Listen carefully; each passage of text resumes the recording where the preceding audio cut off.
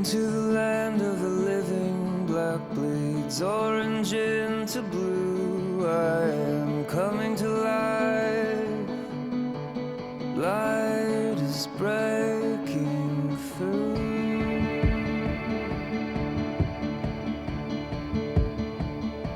I can hear the bells in the city across the ancient shore. I am ready to fight. Let down the scarlet cord.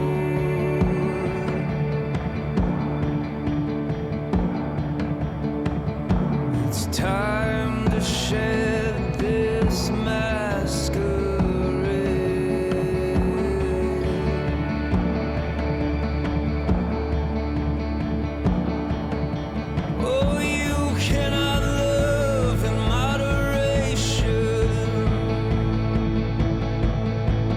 Dancing with the dead man's bones. Lay your soul on the threshing floor.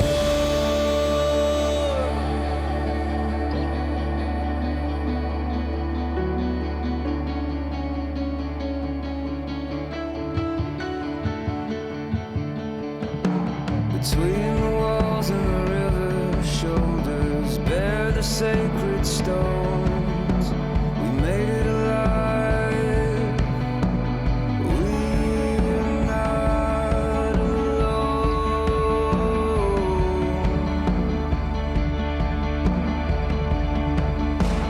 Kiss the ground and change your name.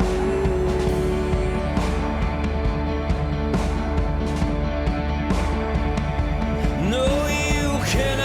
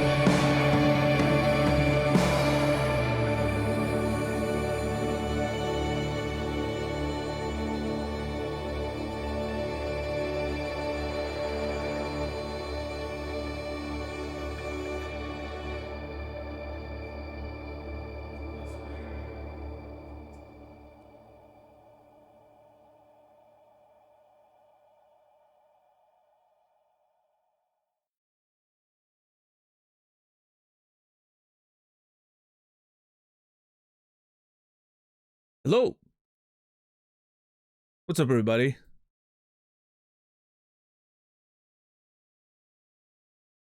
Hope you're having a good day on this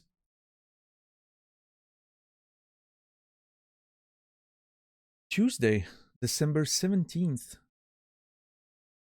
2024. I just realized the date of today. I didn't realize. I'll get back to that in a minute. Chipmunk, Shezar, Redacted, Marble Boot, Archeezy, JC, Unkthar, Cassie, Nibiru, Bambi, Oneromania, White Wolf, Elktail, Colette, Kier, Sokoman, Gallagher, Captain Nax, Forbes, Rian King, Pixel, Squeegee Man, Saladino. Saladino, that lineup of yellow emotes look, yellow icons look great. Love it with the new gift thingy. Suck in a Jar, Marique, Santa, Dirties, Linison, Ash versus Evil Bread. Welcome, everyone. Thank you, Brendan, for the raid. First of all, I really appreciate it. And $10. Thank you for the tier 3, 31 months. That's a huge sub right there. A huge throbbing sub. And I'm welcoming it. Thank you, $10. You will be remembered, of course. No more gifts. Oh, damn it. Hey, you know what, Salino? When it feels right and the color suits you, maybe that's, you know, you probably should be saving money anyway. I don't know what for, but you know, there's probably things going forward in life. But I appreciate it. Thank you. Thank you. Yeah, what's up, everybody? I hope you guys are doing well.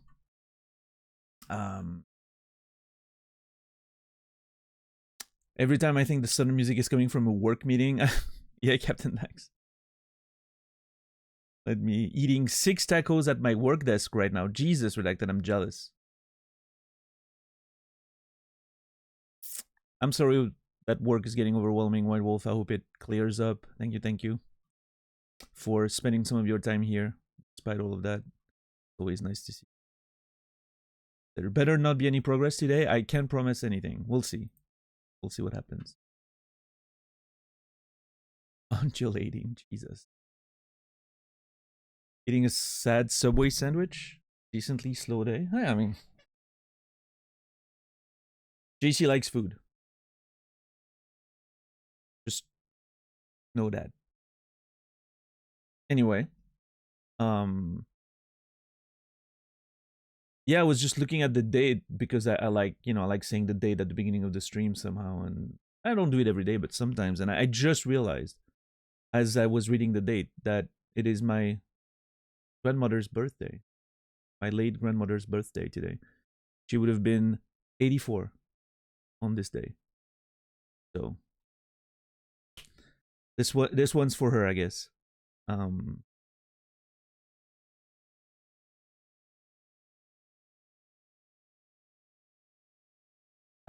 really didn't realize. I didn't, you know, wasn't something I was thinking about. And then I just read the date and I was like, oh shit. Yeah. It goes so fast these days. Like I barely, earlier I was having a conversation and someone mentioned that it was going to be, oh, next Tuesday is like Christmas Eve. And I was like, no, it's not. It can't be. And I'm looking at it and I'm like, oh, fuck, it is. It's already the end of the year. Like 2024 just, I don't know. I think it was the fastest year I've ever experienced. Like that year flew. And I mean, I know it's typical to say like every year as you get older, it becomes the fastest. But that hasn't been true for me. Like I've had fast and slow years. Last year was a slow year. This year was just like a blink. I feel like I barely had time to realize it was 2024 and it's already gone. So,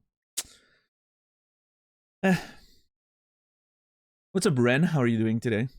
Yeah, thank you for the hearts and the birthday wishes. If she's up there somewhere, I'm sure she's looking down at us right now. And probably shaking her head and thinking we should be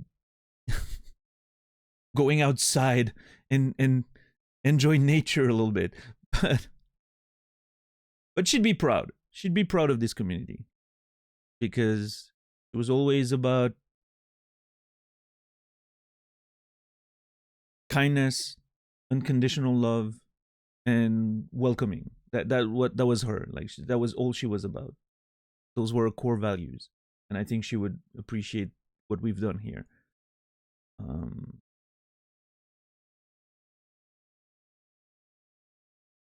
Even in the moments where we're not necessarily welcoming of anything, you have to have boundaries. That's important, right? She would appreciate that as well, I'm sure. What's up, Mopo? What's up, Bed? There are decades where nothing happens and weeks where decades happen. Yeah, I've heard that line before. I think it's very true. Yeah, JC, I'm hoping 2025 is gonna be you know, a turning. I've already mentioned that many times this year, but 2025 was always gonna be a turning point for me because there's a lot of stuff like changing with the,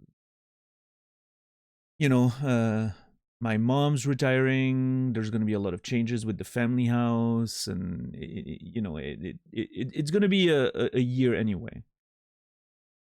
But yeah, I'm really hoping it's going to lead into good things, and whatever happens, that it's going to be a slow, amazing, delicious year, whatever that means.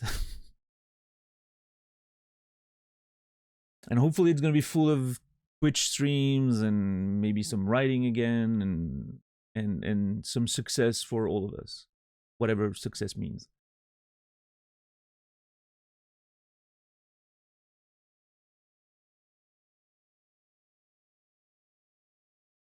Shaking her head like he's always on that computer. Yeah. Hey, she's the one that got me my first NES, my first console. She started all this. Not intentionally, I don't think. She was just, tired of me asking for it, I guess. But she's one of the big reasons why I'm into gaming. She allowed me to enjoy it with her very limited means, and I'll forever be grateful.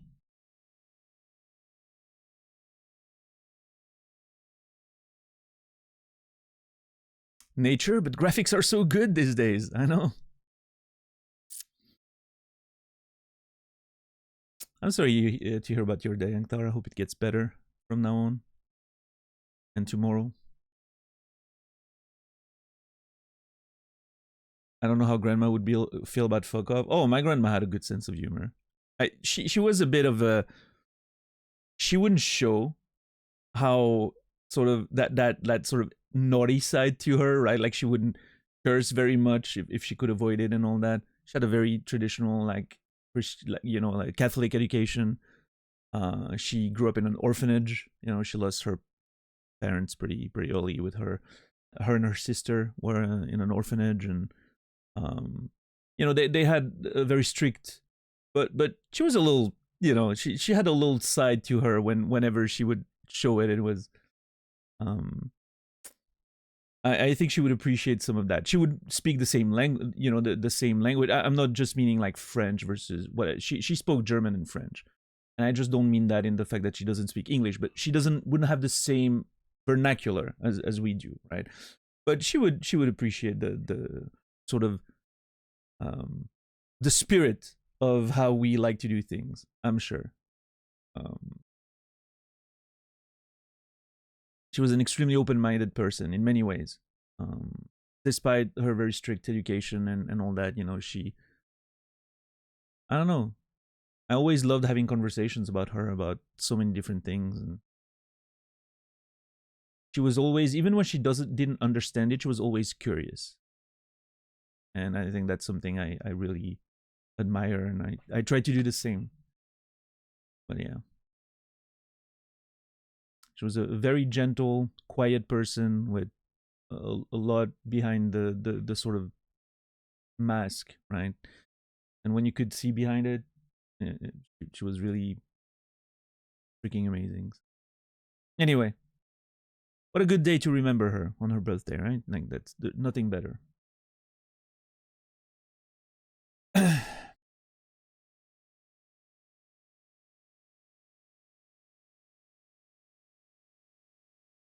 This will shut him up. Oh God, what have I done? You know.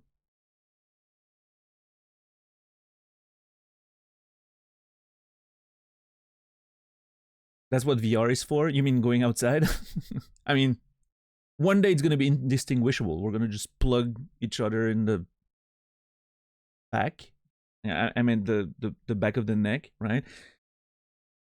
Forget the phrasing there for a second, and we'll just like feel like we're living in those fantasy worlds, right? Like I'm not plugging anyone. Well, I'm you know what? No, I'm not going further in that sentence, White Wolf. Do whatever feels good. Grandmother, you hear this guy? Well, okay.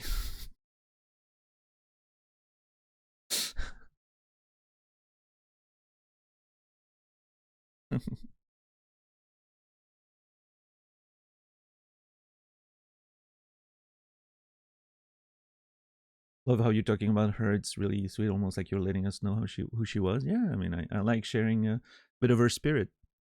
It's a big inspiration in my life. So I grew up with her when my mom couldn't take care of me. So I'm sure it definitely fundamentally defined who I am as a person and some of my core values, right? So.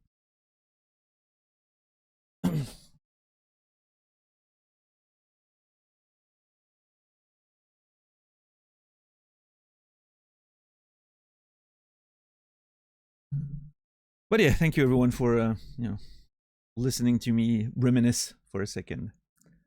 Let's go see if we can find some chill music to get started today. What's up, Infamous? What's up, Rasta?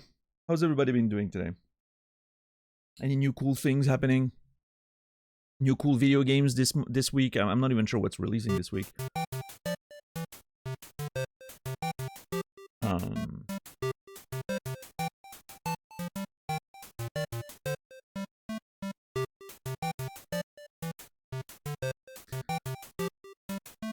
We're gonna enjoy the title screen for a few seconds, but I'm gonna get in game because the music yesterday was amazing, and I feel like it's gonna be freaking great.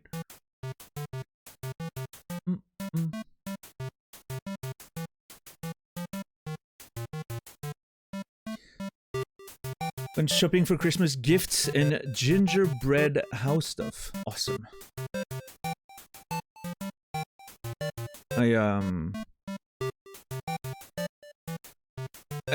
I think it's good to shop like a week in advance. I used to be very bad at making the Christmas shopping, you know, when there were more people around, and I had to think about that, and I would always go way too late when everyone's rushing, and I don't know, those stores, those full stores of panicky people rushing to find something at the last minute. It was always a bit of, you know, not the most comfortable experience for me, so going about a week in advance, probably at a reasonable time over there, it's probably good. I'm hungry. Oh, hungry. Someone grab a bite. Yeah, hell yeah. Bon appetit, as we say. Will we play the game for 5 or 10 minutes today? Hopefully more than that. We'll see. I did get past Toriel, yeah, bed. It was a whole thing. I attacked her and maybe killed her. I don't know. Who knows, right? She's. I'm sure she's there somewhere. But yeah, we met a couple new characters, Sans and Papyrus. And yeah, it was interesting. I'm definitely excited to see what the game has in store, because at this point I'm still quite unsure what the game is really about. and what the whole thing is going to be. So it's very intriguing. How are you today, Shepard? I need to focus. I'm a bit unfocused right now. I haven't slept enough, and just all this reminiscing about my grandmother has just threw me slightly off balance. So I need to, you know, recenter a little bit.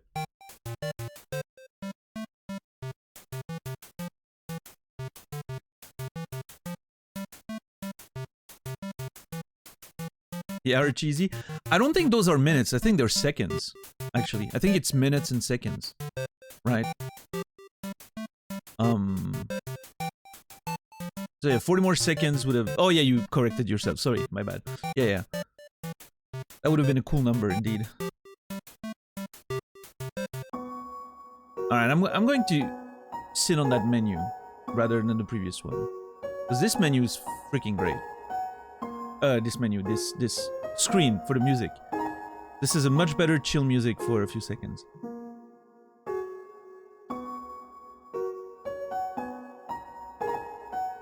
Wait, hold on.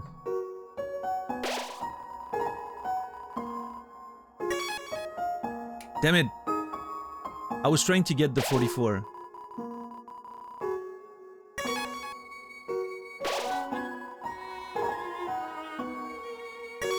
Damn it! I was really trying. The music sort of... Hey. Almost.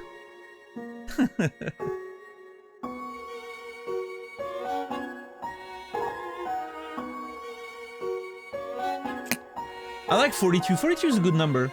Oh, I'm not too mad. Hey, that's my age. 444 42. There we go.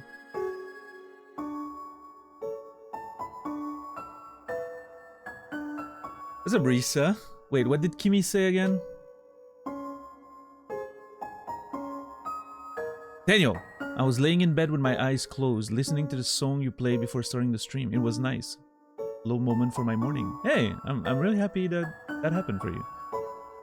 Hope you have a good start to your day, Kimi. I thought Undertale was the rat game? The rat game?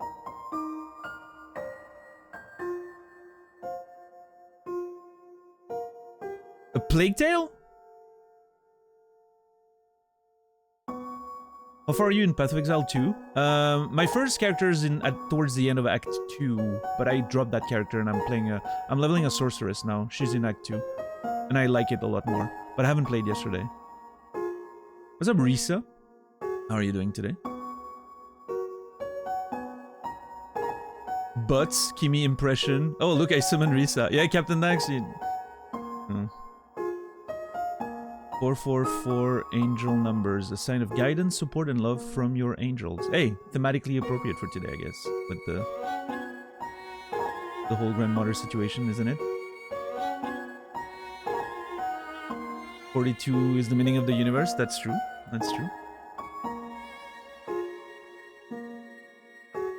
Yeah, Thora, I just...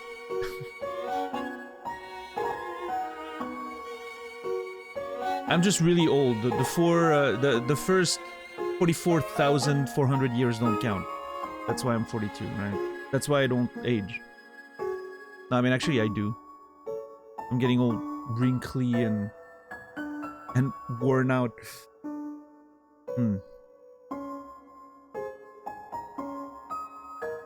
Also, I'm graying out a little bit. I mean, I've been graying out for like a couple of years, but it was just like a few hair here and there, right? Now it's starting to it's starting to come through a little bit more. I'm noticing it a bit more. But it is what it is. Can't change the course of time. That's something we don't have any control over, so better embrace it as soon as possible. Or, you know, do something about it. I personally am, for myself, more on the side of I'm embracing it. I'm not gonna like dye my hair or anything, but you know, if dyeing your hair or whatever is your choice, that's good. What's up, Brainy? I've been going gray since I was 18, yeah? No, I think my first gray hair, I was probably like 35 or something. And it's been going extremely slow since.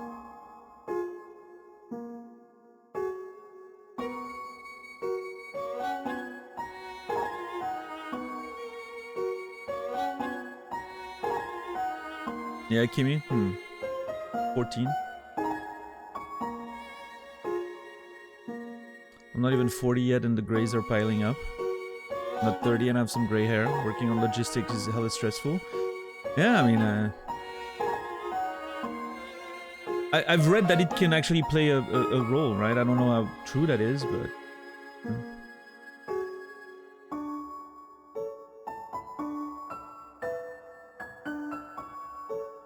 Been losing hair in the male pattern baldness since I was 18. Yeah, Chipmunk, I'm wishing the best for all of that. Sure. I don't know, I think my hairline used to be pretty damn good. It's, you know, it's pulling back a little bit on the sides here, right? Just a bit. It's a bit accentuated because my headphones often like pull my hair back a little bit, so I you know, it shows like some whatever like that here. My hair being pulled by my fucking headphones, but I mean it's definitely grazing a little bit, right? But I don't mind it. I think it's actually pretty okay. I think it's actually pretty okay. I always remember looking like when at some point, I think when I was in my 30s, I was like, oh man, I'm gonna age. What if, you know, I really enjoy having my hair and everything. And I was like, what if I start, you know, balding and everything? And I remember seeing, what's his name? Timothy Oliphant, the actor. And he has like really those, you know, he really has those big, higher hairline on the sides and sort of like the widow's peak or whatever it's called. And I was like, this dude's so handsome. If I get there, I'm okay with it. So, you know, that made me feel okay about potentially having those little things a little bit. So yeah, I'm okay with it. I'm good with it. You know, new age, that's what it is. Just shave your head. I don't know, maybe, I don't know how I would look with my hair shaved. I've had really short hair, and I thought it's okay, so. But like, completely shaved, I'm not sure. No. But yeah, I mean, for now, I'm just, you know, hey, I'm rocking it for as long as I got it. And it you know, in a state that feels good.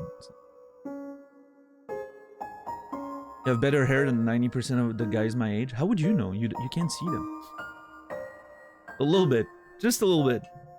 Look at that. It's a bit of a mess today, but...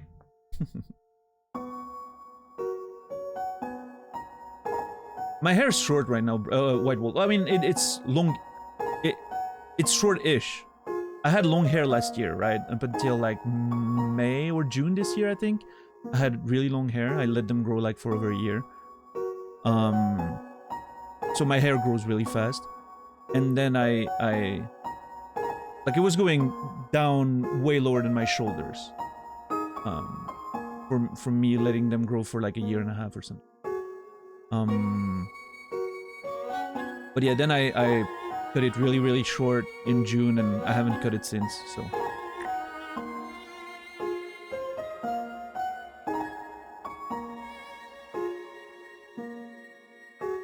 I don't know what I'm gonna do next. If I let it grow a little bit, if I cut it, or whatever.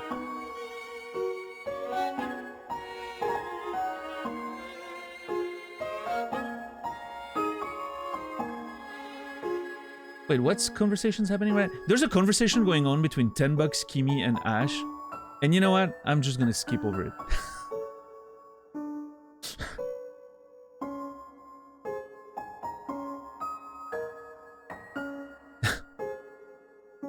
Considering the people involved in that conversation, I'm just skipping over it.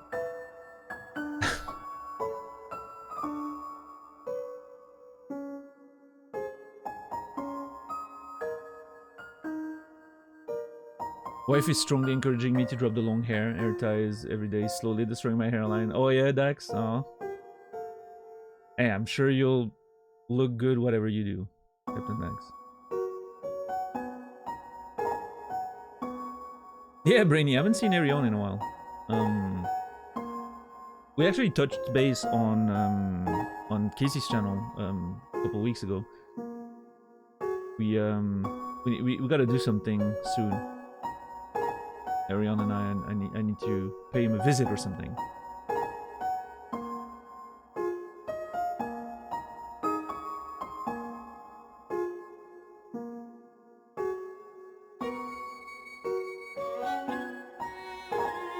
And for the record, we're talking about hair. I think, you know, I'm not, no judgment, whatever your hair is like or baldness is like, right? Like, I think it's all cool.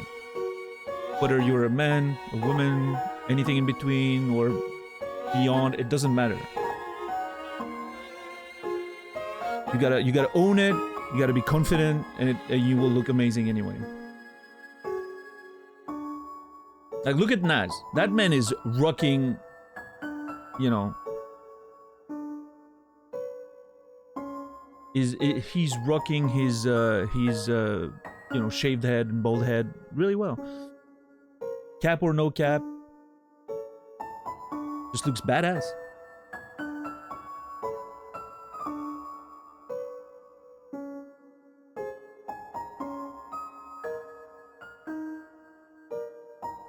I think you could rock one of those circular medieval monk haircuts. You're bald on top. Oh, you think I could pull that off, Mopo? I don't know. Something to consider, I guess. Could be a stream incentive.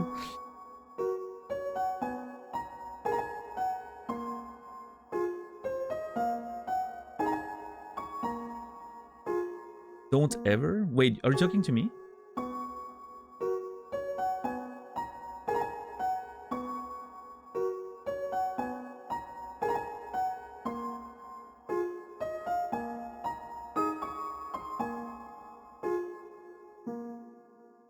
Let me rub your head and tell you your future? Wait.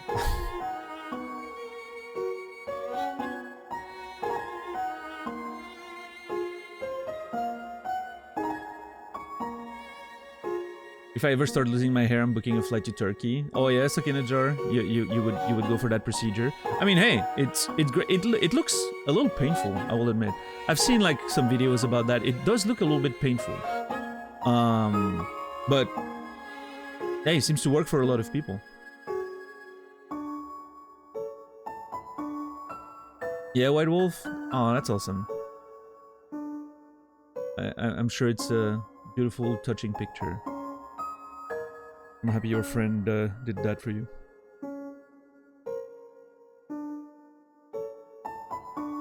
I just shave my head every year because of stress.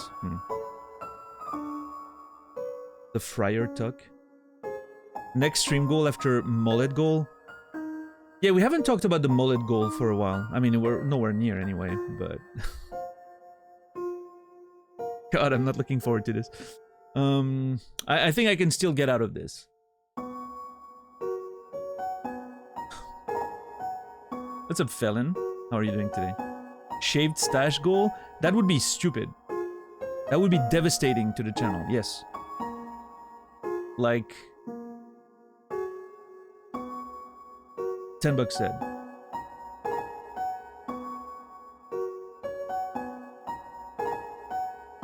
Yeah, I mean, I would lose followers and subscribers if I shaved the stash. No, not kidding.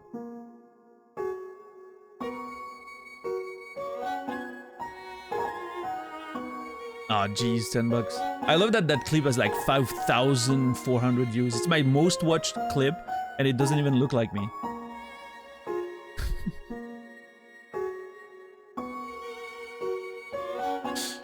Who is that man? I don't know. Oh, jeez.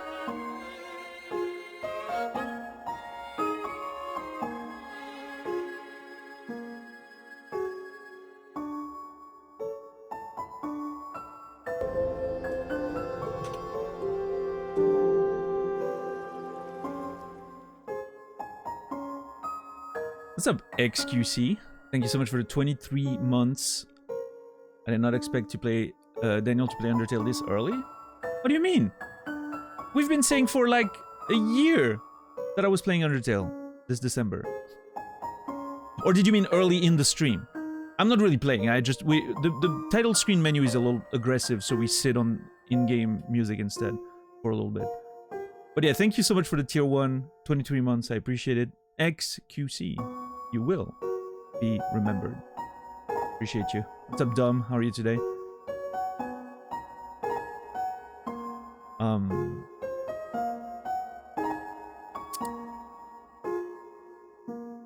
My apartment looks cozy after all the decorations I've bought. Awesome, Risa.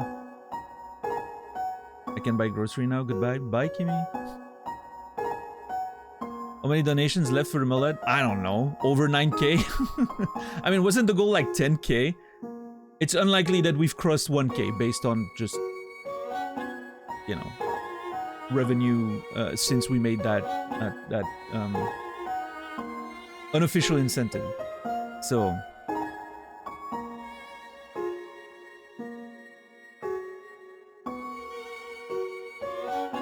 Want to see Daniel shave his stash? Just watch the VODs in reverse.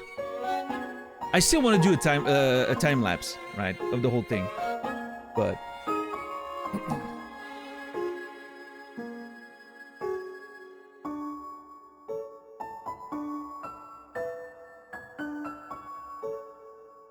I think we're almost halfway. No,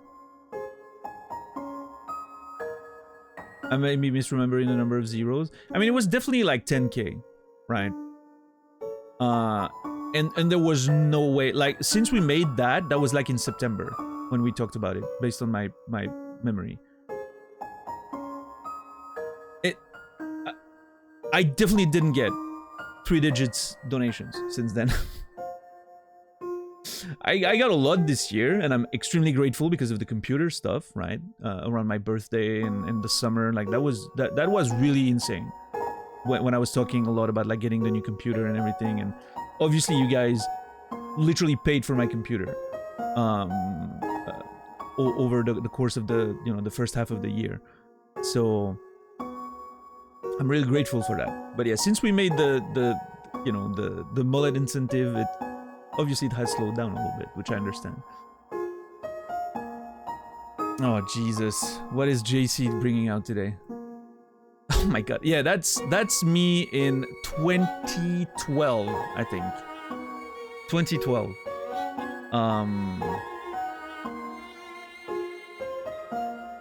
I was 30 on this picture.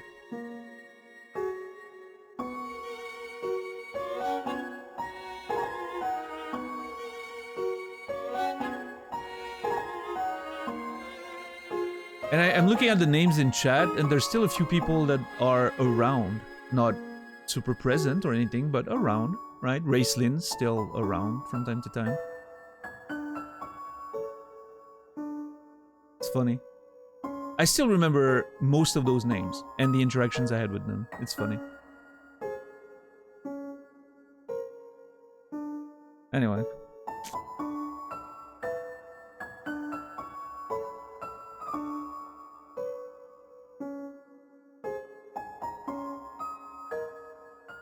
There was also, okay, I shouldn't remind you guys of that because I don't think I'm not sure I want to do it. There was also an incentive for a cross-dressing stream, which was, as far as I remember, I mean, I'm pretty sure it was 1,000 plus points. Which obviously is an insane amount that we're nowhere near and will probably never reach. We're not even, close to 300 at this point. So, if I keep getting the first tier of plus points, I'm gonna be happy for a little bit, right? I mean, hopefully I hope for growth and all that. But yeah, like 1,000 plus point, if we ever reach that. So like not sub points, but plus points, right? Which means individual subs, like for yourself, recurring. Not like gift subs. Yeah. I said I would do a cross-dressing stream, which, I'm a man of my words, but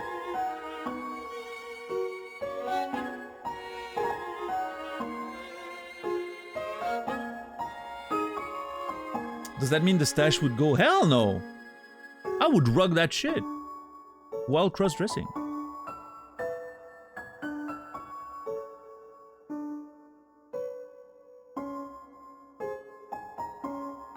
It would just make it look better. Think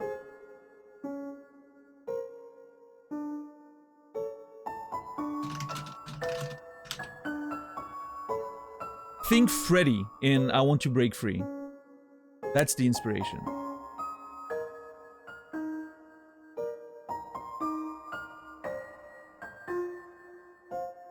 Actually, that could be literally the thing. Do the cosplay of that outfit. Actually, that would be kind of sick. I'm just thinking about it now and I'm like, oh, there's an idea there. Anyway. It's not gonna be for a very, very long time. Maybe ever. Oh yeah, I would do something special for it, Cassie, for sure. So you could actually see it.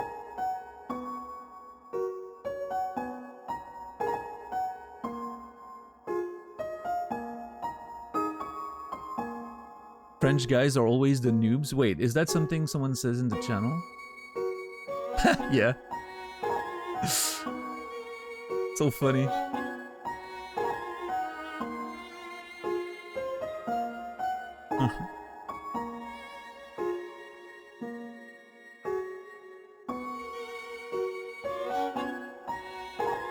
Why are cross-dressing streams of all things? I don't know how it started. It was just a thing. Stupid conversations in chat with people, and it just escalated out of my hands, as always.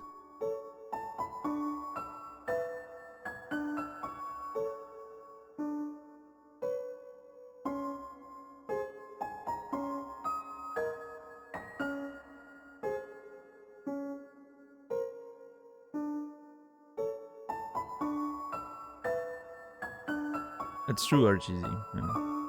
About the gift subs, alright. But it makes sense that they don't count towards that.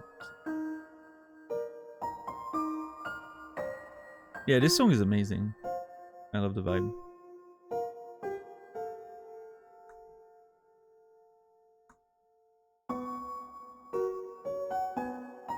Why would you even put that in chat, X? What the fuck?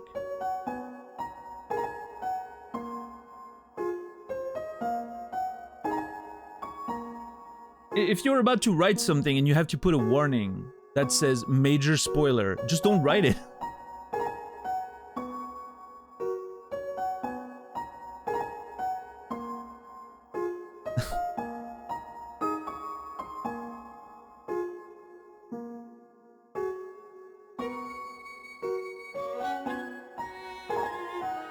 It's alright, we all make mistakes.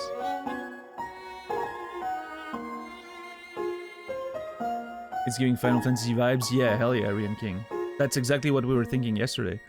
In fact, I think Captain Dax brought up that it sounds like the Thunder Plains in Final Fantasy X.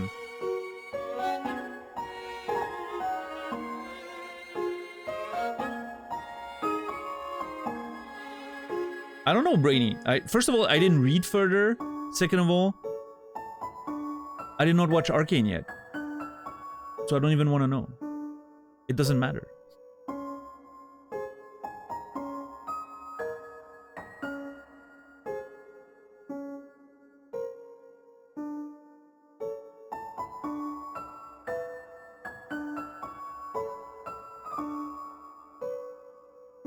If you have to preface something by, here's a major spoiler,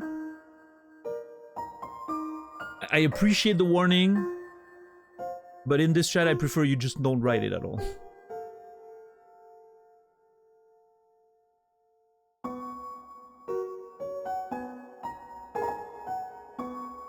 I was kind of banking on mods deleting it.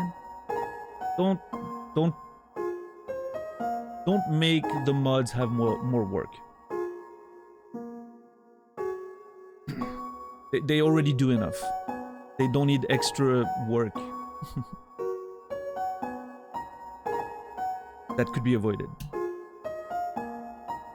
But yeah, anyway, it doesn't matter, X. I'm not mad at you or anything. I'm just, you know, using this as a learning experience for everyone.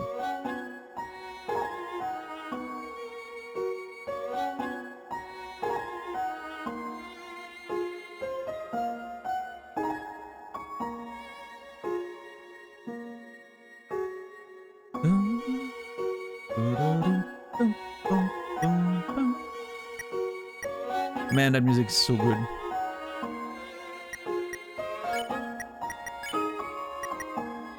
Wait, where's my other... Oh, the fucking box. I literally forgot that I put stuff in the box there yesterday.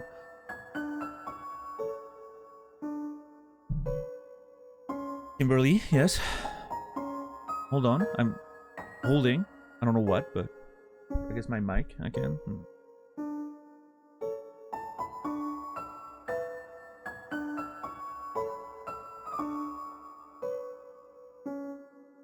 Hold on to these nuts, little bro. If you had any, maybe I would.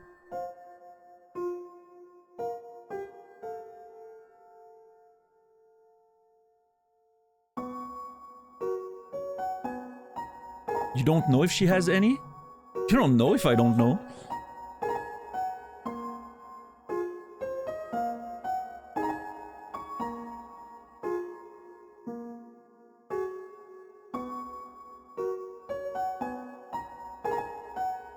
Well, now you're just being silly, Don. Have to lug them around, what do you mean? Such a pain. Yeah, that's something someone with nuts would say. Yeah, I have to lug my nuts around. Yeah, we definitely think about that.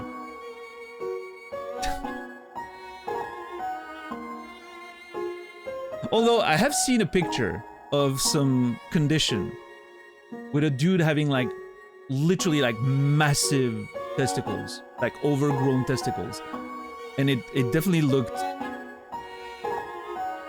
elephantiasis, yes, something like that. It felt very scary. I saw that and I was like, oof.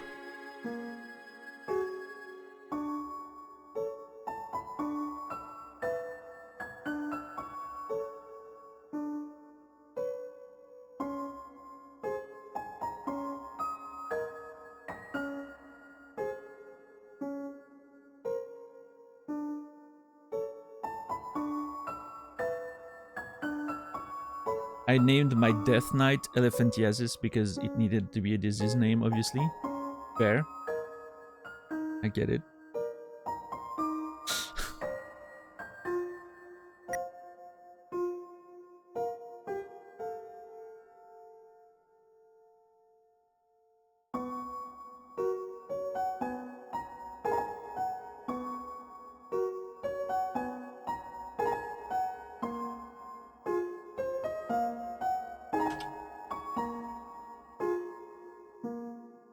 Guys, Balatro is fun. Hell yeah. I loved Balatro. I played quite a bit of the game. I don't remember when that was. I had my little Balatro phase. I think it was in the spring this year, before the summer happened. Yeah, I know spring is before the summer. I'm not, you know, I'm just thinking. And I really enjoyed it. I think I was like super into it for like a week, and then I never played it again. I may revisit it at some point, but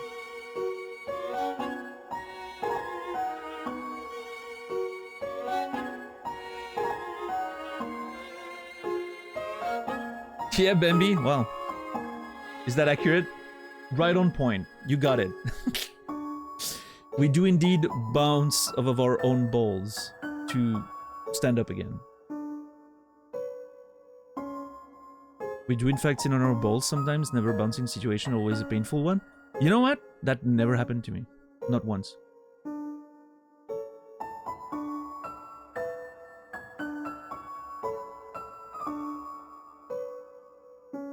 That I can remember. Never sat on your balls? Nope. Not even once.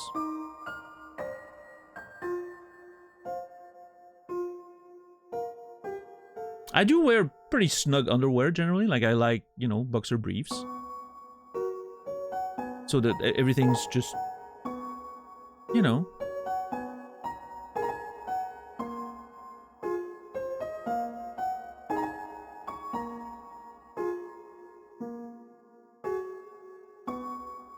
I don't know. I think it depends on genetics maybe a little bit. Some, you know, some some of them are sagging more than others, depending on your genetics and all that. So yeah, no, I never sat on my balls. What's up, DJ? Let's check out the Chill Daniel Knight channel. Good lord. Yeah, what a time to come in. What a time to come in.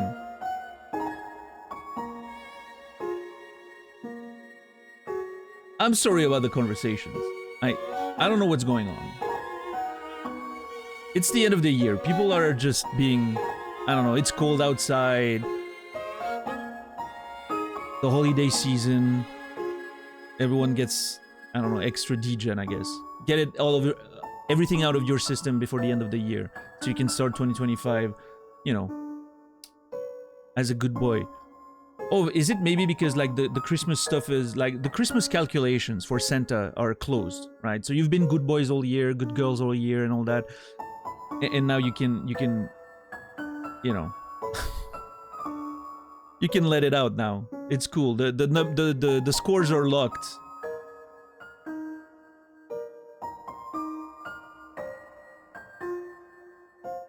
This is what happens when people can't talk about the game. That's fair. I once mounted my bike saddle from behind instead of the front. Balls were saddle. Oh, you know what, Ren? You just unlocked a memory from me from when I was younger, a kid, and I was riding a bike. Yes, I did have a few ball-crushing incidents when I was riding my bike as a young teenager. You're right.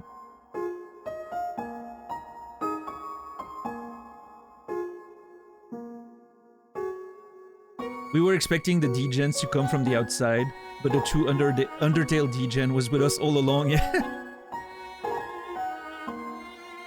It's always an inside job, isn't it?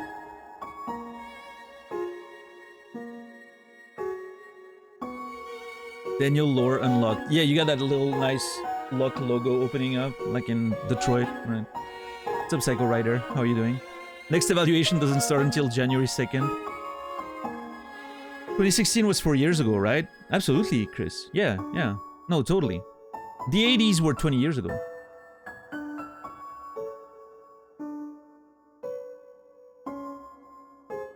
What's up, Crom? How's it hanging? You have no idea how pertinent that question is right now. It's hanging well. How are you?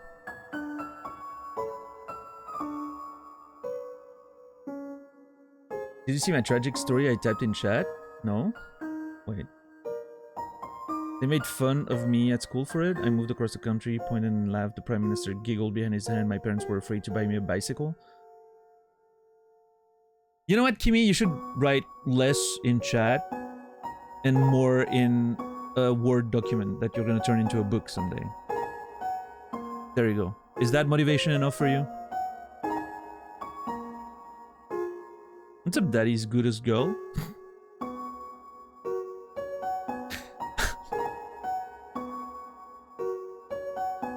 What do we think, 10 bucks? Does it make the list at this point? I mean, I'm giggling every time, so...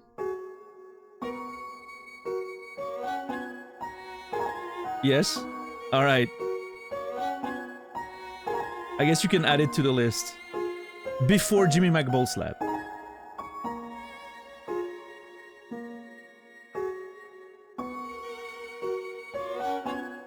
Doing good, Daddy. I hope you're doing good as well.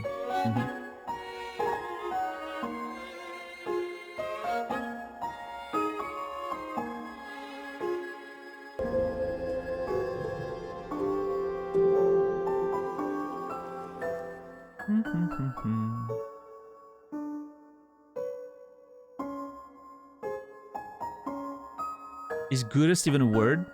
It is now. If the word doesn't exist, just make it up. That's writing 101 right there.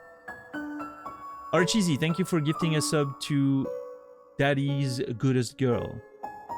25 total gifted subs. Very nice number. Thank you so much. I appreciate the support. And Daddy's goodest girl, you will be remembered.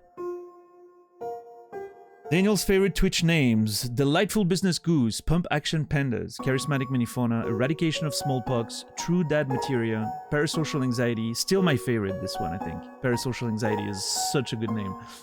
Thunder Milflin, Magnesium Based Wizard, Daddy's Goodest Girl, and Jimmy McBall Slap.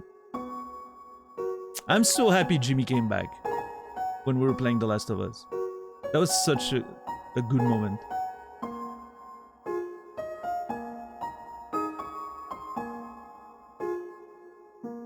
My favorite Twitch name remains, I always mention it, but it's still International Space Satan.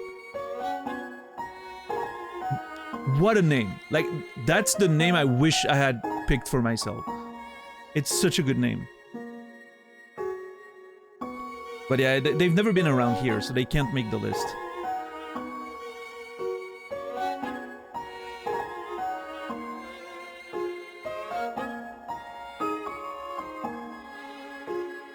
They are 3 months sub? Wait, who? International Space Satan?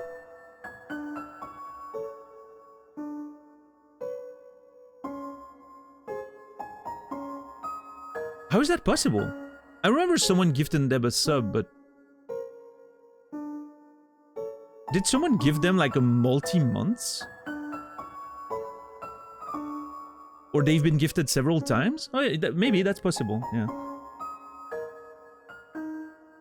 We gifted them a sub 3 times already, but they never showed up. Hey, we tried. That's... You know, we tried. We did our best. Thank you, everyone. But, hey, maybe one day. Imagine, though, if International Space Satan ever shows up, like, randomly. The freak out it's going to be. Yeah, DJ? Well, thank you for that. What's up, Rico?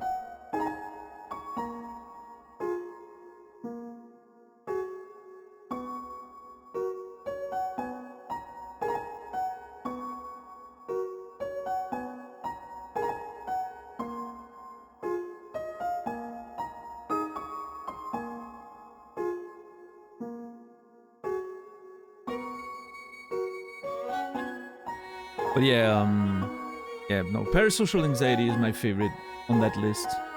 I think it's the perfect Twitch name, based on, you know, theme and everything. I feel the parasocial anxiety is a feeling that I can relate to, even though it doesn't actually, like, it's not a thing that exists. Well, I mean, that's been documented at least. But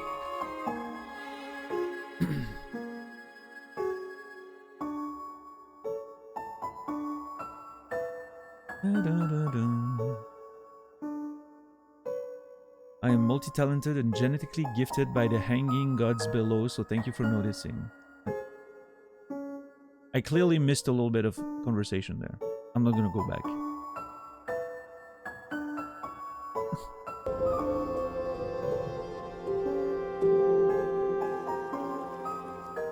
Clumsy Gael.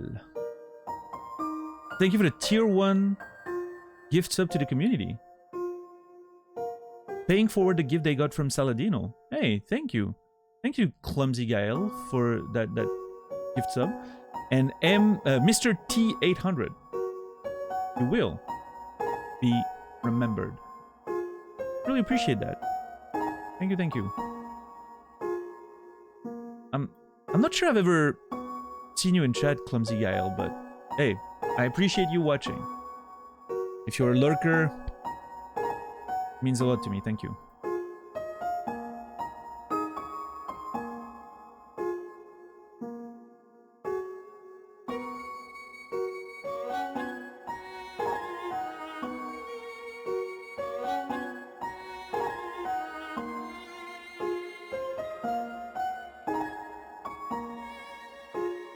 Combining parasocial relationships and social anxiety is kind of genius. I know! It is! Like, social anxiety exists, right? In, like, social situations. So parasocial anxiety could exist when someone is feeling that social anxiety, but with people that don't even know they exist. Like, if you have that anxiety of being on a chat and just watching a streamer that doesn't even really know you exist, right? That would be parasocial anxiety, right? I guess. Because... And I'm not talking about like the actual social anxiety that can come from participating in a chat where everyone interacts with one another. I'm talking about someone who like is outside of the community, so to speak, right? Someone who's not really even engaging, but would be feeling that anxiety of that sort of, you know, asymmetrical relationship or whatever. I think there's something interesting there. I would not be surprised if a few years in the future that is actually a studied and recognized term.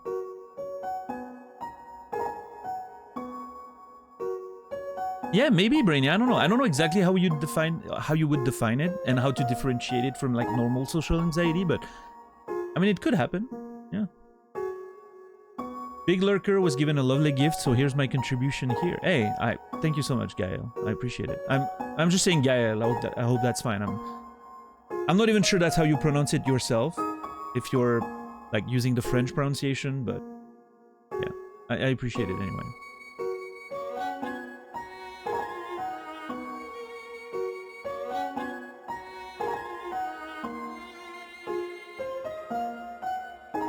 Alright, let's see. What is up with this world? Now that we're outside. Oh! Well. Ice Cap. Pretty literal name right there. Struts into view. Let's check. Ice Cap, attack 11, defense 4. Destine wonders why it isn't named Ice Hat. You know what? That's fair. Snow. No. It's a hat. Something. I don't. Didn't read all of it. Ice Cap is thinking about a certain article of clothing. I wonder which one. Yo, Ryboot, thank you for the Prime Gaming subscription. 25 months. That's a lot of months. Thank you so much. Less money for Jeff. More money for me. I appreciate your Prime. Ryboot, you will be remembered. No cap, for real, for real. I'm gonna compliment Ice Cap on his cap. You inform Ice Cap that it has a great hat. Duh! Who doesn't know? Okay, well, bitch. Learn to take a compliment, asshole. It's snowing dandruff. Okay? I'm gonna ignore him. Oh, I'm gonna steal his cap. You tried to steal Ice Cap's hat. But it's not weakened enough. Damn it! Help! Fashion police! Okay, that was pretty amazing.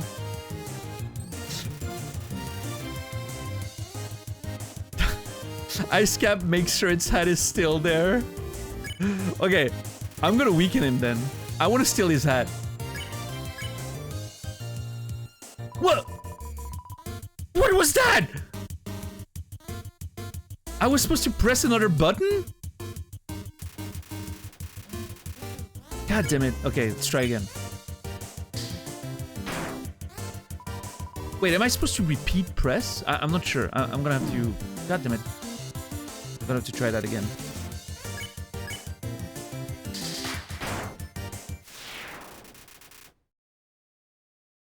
You know, sometimes in life, you finally understand what you need to do to make progress.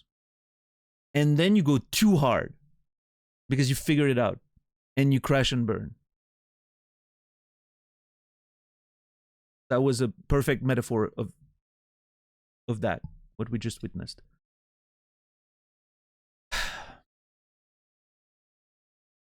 $17 XP, 17 gold. No, I don't think I got the hat. I don't think. No, I'm supposed. I think I should steal it if I want it, right? But it just, yeah, no, it just broke. We'll get it. We'll get it. I'm gonna try again.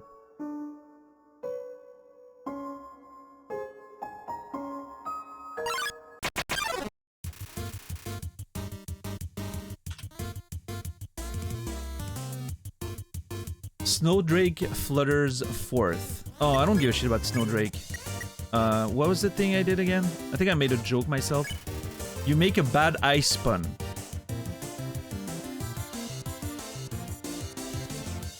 Probably something like Arnold in the Batman movie. Ah, ah, ah, nice try.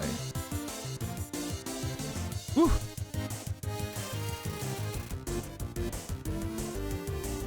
Snowdrake is assessing the crowd. It's joke again. You make a bad ice pun. Nice try. Okay. So it wasn't joking. I don't remember how I got him last time. Laugh? You laugh at Snowdrake before it says anything funny.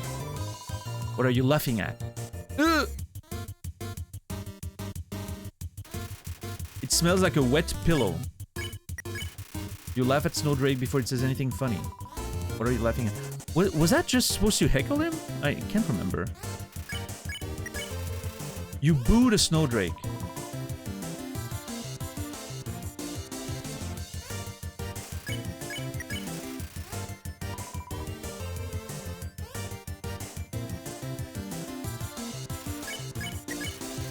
You tell the Snowdrake that they aren't funny. Insults towards humans. Okay. Nothing's really happening there.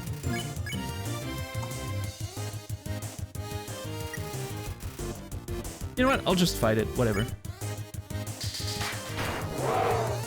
Oh! I understand! The glove is what allows me to punch, I think, because that's the only thing I changed. Snowdrake is smiling at its own bad joke. Okay, so the... Oh, dude, the punch thing is amazing! I didn't realize the glove item was what allowed me to punch now. That is so cool.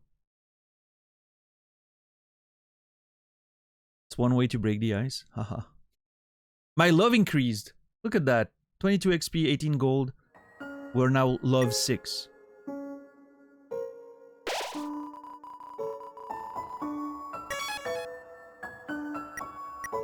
Let's see.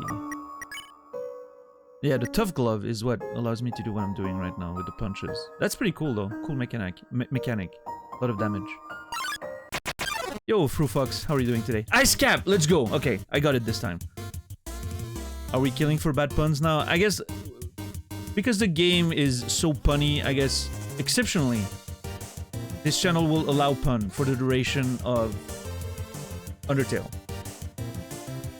But after that, we're going back to the strict no pun policy.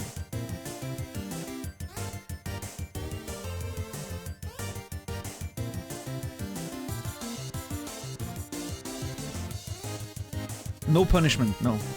I guess I'll leave. Yeah, I guess you have a few weeks left with Undertale, right, Ash? And then, I don't know, maybe it's time for a rebrand. 2025, you know?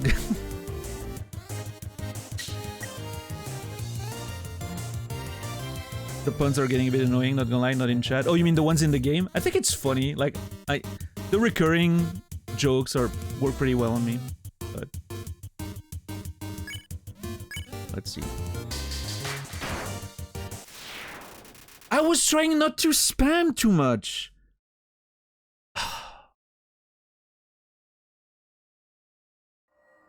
I was literally trying to be slow enough that it wouldn't kill. I'm not leaving that screen until I get that fucking ice cap. They pushed it with the skeleton puns yesterday? I thought it was funny. Because the game was like, sort of self-aware about it, right? Suffering from success, yeah. Alright, let's... How does that make sense?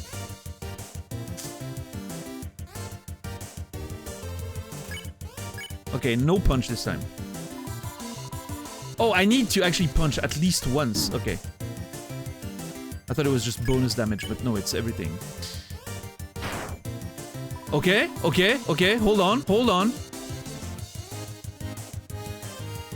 This is kind of like Pokemon, right? Like you weaken them and then you steal from them. You tried to steal Ice Cap's hat and succeeded. It melts in your hands.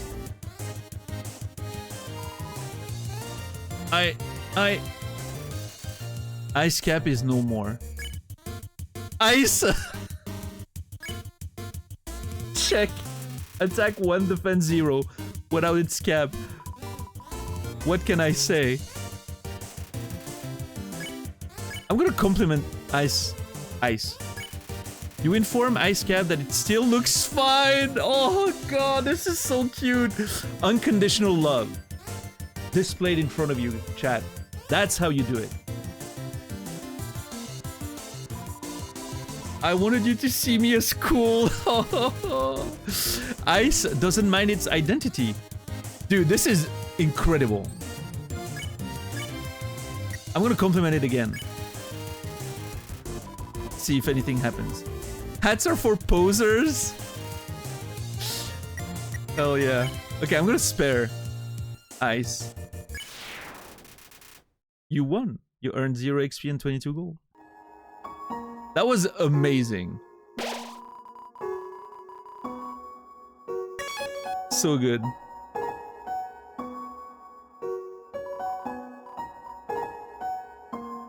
I didn't get a hat. I was hoping to get a hat maybe like as a protection item, but it's okay. So good. Alright, let's see. Oh, those two nerds are here. Hold on. What's up there then?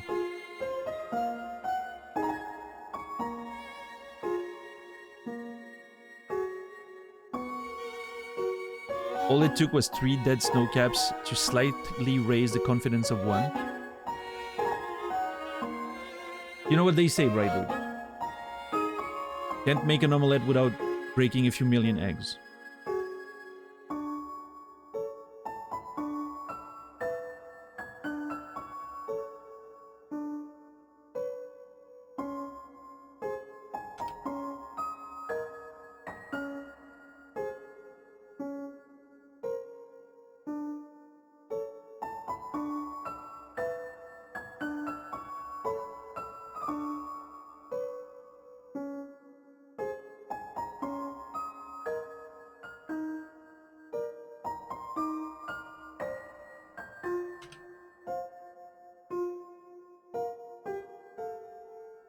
This color palette is mesmerizing. It's pretty cool. The music and all. I like it. What's up, Cohen? Yeah, no, this game's music is freaking incredible. It's definitely one of my favorite part about it yet.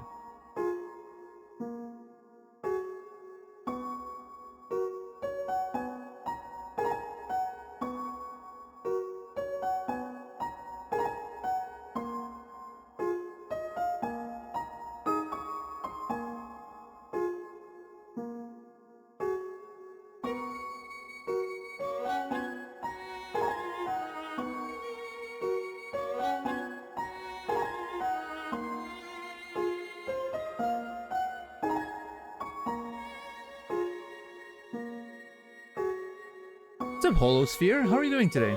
Just got here from the VODs? Hell yeah. How have you enjoyed it so far? It must have been a pretty quick viewing experience if you skipped the conversations. There hasn't been that much gameplay progress. So, quick to catch up.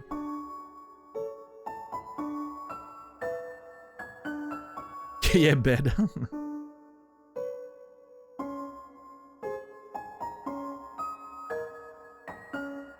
For sure, a goodie. The sort of like Earthbound, Final Fantasy influences are very obvious, of course. It's a fishing rod affixed to the ground. Please tell me there's a fishing minigame. Reel it in? Yes. All that's attached to the end is a photo of a weird-looking monster. Call me, here's my number?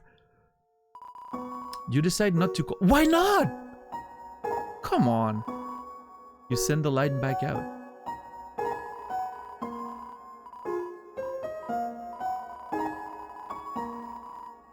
Same thing. Okay.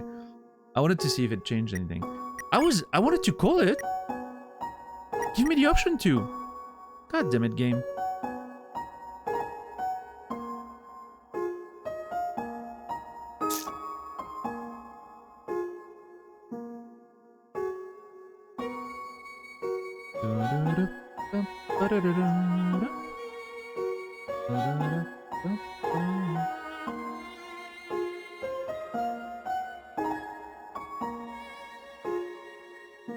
Pretty sure nobody on the VOD mentioned, but the creator's main fame before Undertale was making music for the webcomic Homestuck. No, I didn't know that. Interesting. Huh. Maybe someone was fishing for compliments? I already regret my decision to allow puns.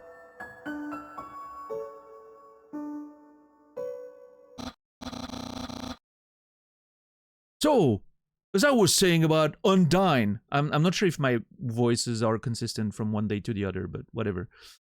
Undyne? What's Undyne?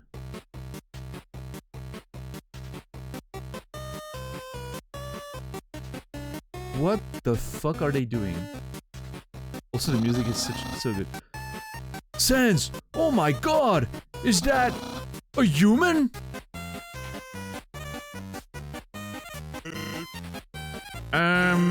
Actually, I think that's a rock. Oh. Hey, what's that in front of the rock? Oh my god! Is that a human? Yes. Oh my god! Sans! I finally did it! Undyne will... I'll be so... Popular! Hold on. I'm sorry, I'm very loud. I need to drink some water.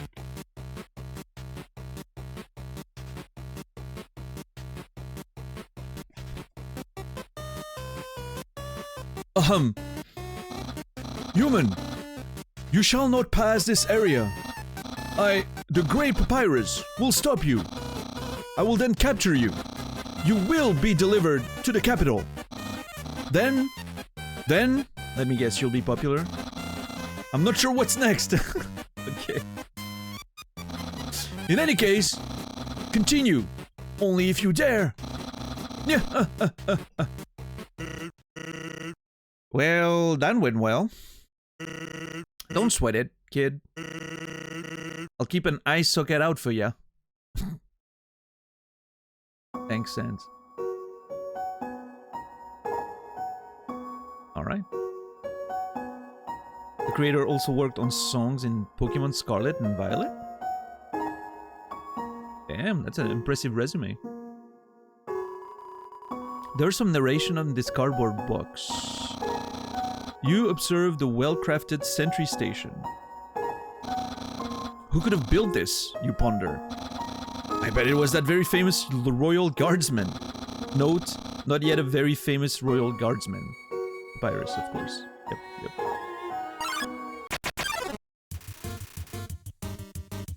Childrake saunters up.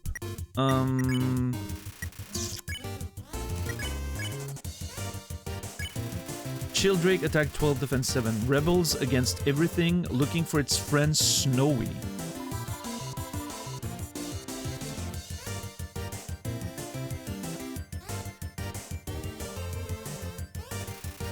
Childrake is chanting an anarchist spell.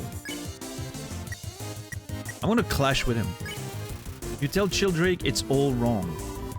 Actually, death? Ow.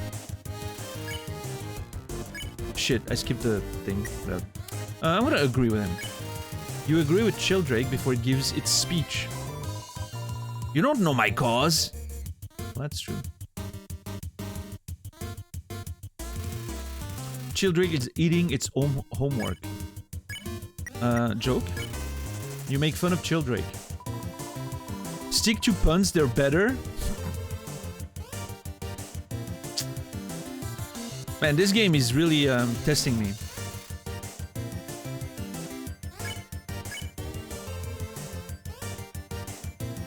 Chanting an anarchist. Okay, now what if I agree now? You agree with Childrake before it gives its speech? No, okay. I was wondering if maybe the stuff is saying informs what decision I need to make, but smells like ice scented body spray. I guess I'll fight him, whatever. Never do your homework. Hear that, kids? Good life lesson there for you.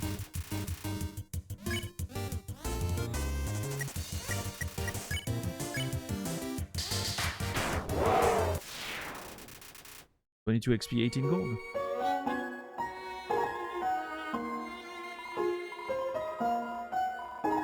Huh?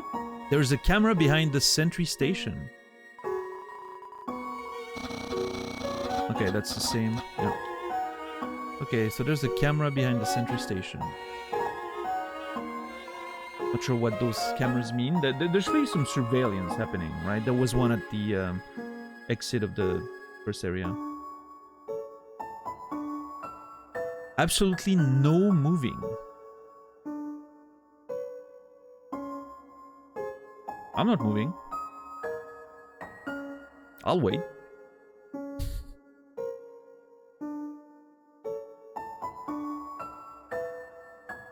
It's an interesting... This game is doing something weird for me where I feel like I don't really know what it's trying to accomplish yet. It's a bit of that mysterious... I don't understand the world very well. I don't understand the characters very well. I don't... You know, I have an idea of what my goal is as I'm trying to get back home because I got lost in this world. But like... Yeah, it's... I feel like a lot of my mental energy is trying to figure out this game's identity as a gaming experience. Because it looks like an old school RPG, but it's not really playing as one. It has some narrative elements, but at the same time, I don't know. There's a lot of interesting things happening, for sure.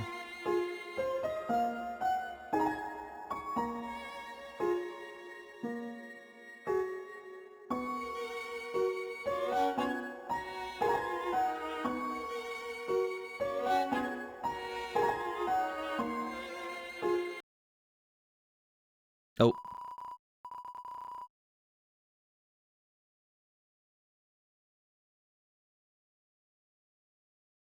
I don't know what kind of voice this guy will have. Did something move? Was it my imagination? Or if that's supposed to be me thinking. I can only see moving things.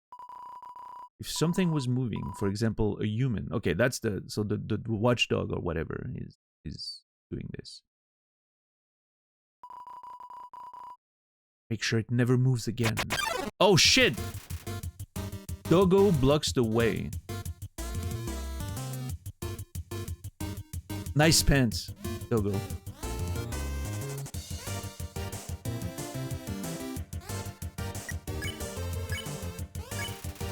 Attack 13, defense 7. Easily excited by movement.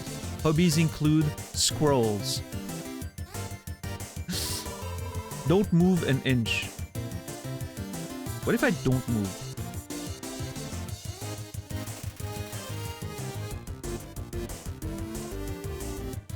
Okay, that's incredible. What a mechanic. That is actually rad.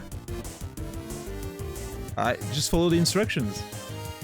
Pro gaming? I know. Look at that, first try. What's a finish? Yeah, that's a really cool little thing. It works well with someone like me who's really good at following instructions, right? I'm a good boy. You tell me to do something and I'll do it. Okay, you can pet the doggo. So I think I'm gonna try. Of course. You pet doggo. What? I've been pet! It's freaking out! Doggo has been pet, indeed. And now it's ready to be mercified. Spared. Mercified.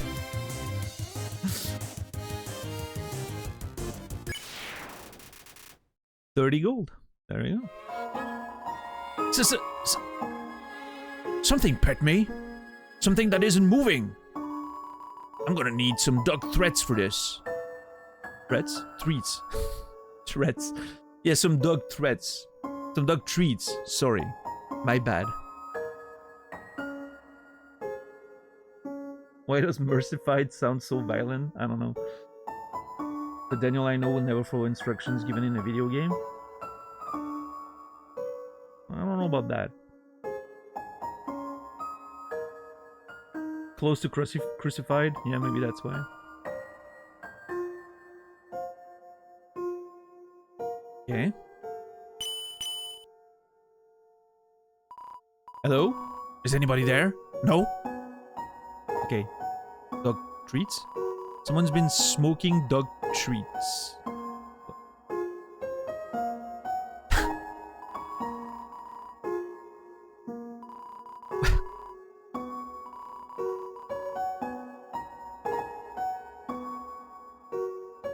Okay, game.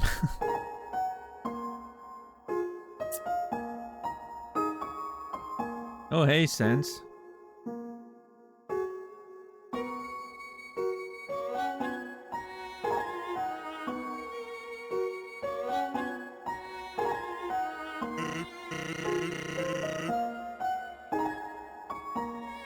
What's up, Zai? How are you doing today? Gets high on dog treats, yeah. I just fucked up a bag of Sour Patch Kids. Now I'm mad at myself. Why? I mean, Sour Patch Kids are pretty good. Do you like Warheads, White Wolf? None of those things are sour enough for me. Like, when I want something really sour, I need something that really, you know, makes my face purse up and everything, right?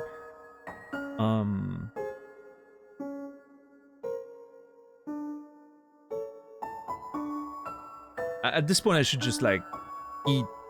What is it, like, ascorbic acid or whatever? Bite, like, the spoonful.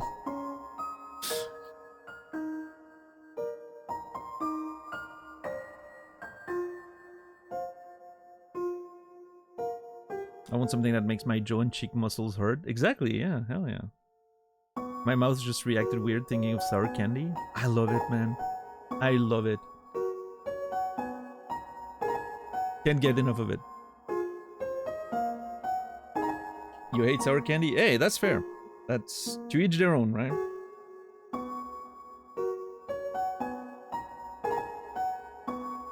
Am I the only one seeing a humongous lemon in chat? I mean, I see a lemon in chat. It's pretty small, though. Was I supposed to see it big? I see it at a normal size. Here.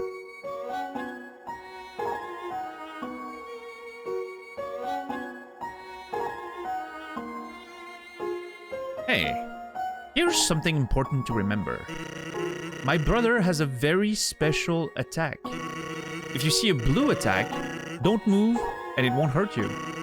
Here's an easy way to keep it in mind. Imagine a stop sign. When you see a stop sign, you stop, right? Yeah, but a stop sign is red. So stop signs are red. So imagine a blue stop sign instead.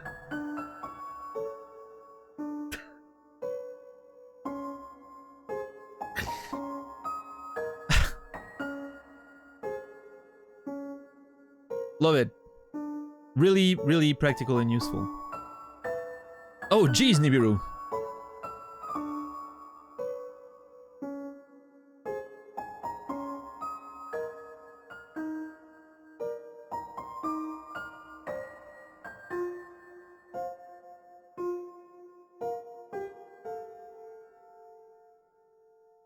Blue stop signs, it's fine, yeah.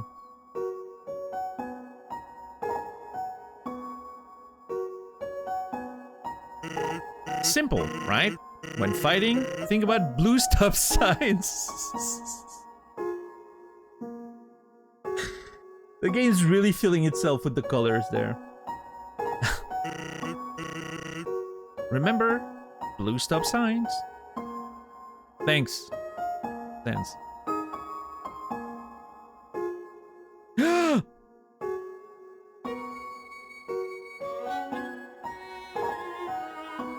North ice, south ice, west ice, east snowed in town. Hell yeah. Okay. And ice.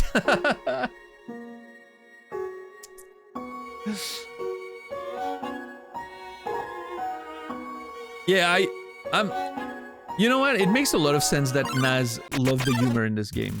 It really feels like his kind of humor.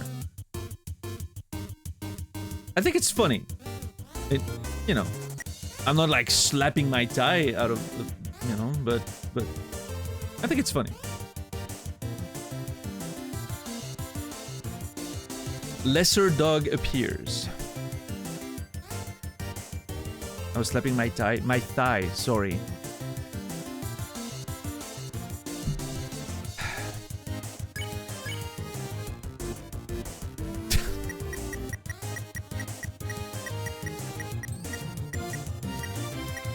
Pet. Lesser dog, attack 12, defense 2. Wields a stone dagger made of pomegranate. Pomegranate? How'd you pronounce that? Pomegranate? Pomegranate, normally? So pomegranate, I guess? Imagine being a lesser dog, yeah? I don't know.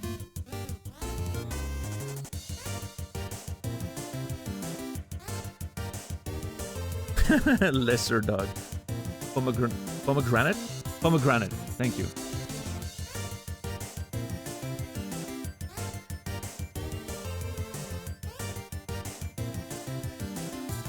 Yes, Sal. Nice playing Cyberpunk is really funny. I really enjoy it. Nice and open world games in general is always a riot. He's just so chaotic in it. Always testing the limits. Pant.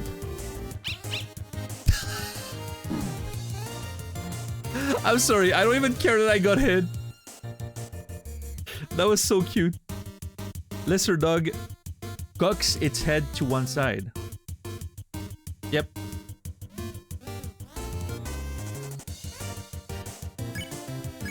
Alright, pet. You barely lifted your hand and lesser dog got excited. Tiny bark. Oh, I moved. That's on me. Lesser dog is barking excitedly. I'm gonna pet him again. You lightly touched the dog. It's already overexcited.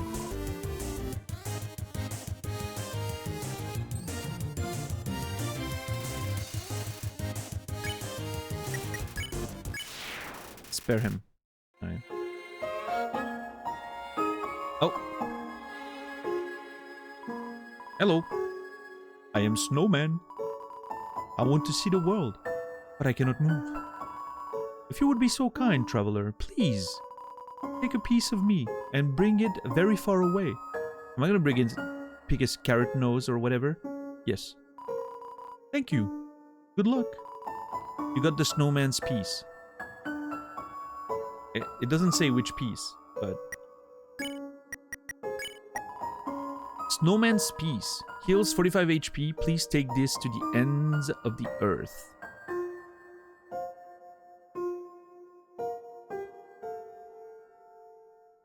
Alright, I'm invested. I will never let it go. It's staying with us forever.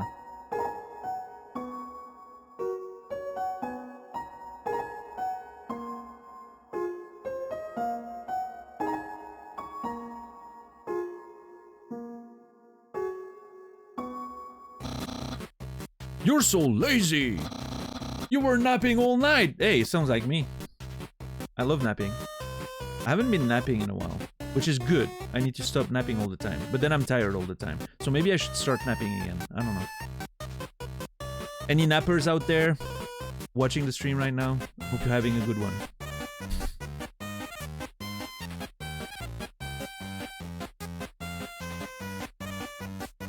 Napping at night is just sleeping? No, because I live at night, right, White Wolf, so... Whatever, White Wolf.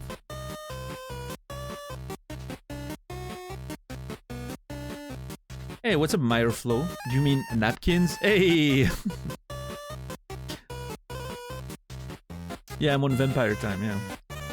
Basically, AM, PM reversed is my schedule, and then, you know, it's a normal schedule with that in mind. So yeah, like, I would nap after the stream, right? Which is probably what I'm gonna do tonight. Take a little hour nap after the stream, because I'm very tired. And, but it's like, it's as if I was napping after noon, right? Just in the, right at the beginning of the afternoon.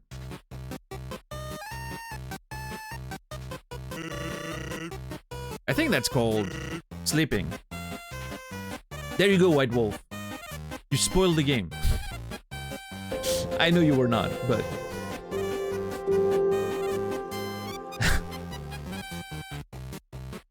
Yo, Glegor, thank you for the tier 1 sub to Meyerflow. I appreciate that. Thank you very much, Glegor. So much support. Thank you, thank you. And Meyerflow, you will be remembered, as we say around here. No, I know, White Wolf. It just makes sense. Excuses, excuses. Oh, the human arrives. In order to stop you, my brother and I have created some puzzles. I think you'll find this one quite shocking. Okay, electricity involved. For you see, this is the invisible electricity maze. When you touch the walls of this maze, this orb will administer a hearty zap. Sounds like fun? Because the amount of fun you will probably have is actually rather small, I think. Okay, you can go ahead now.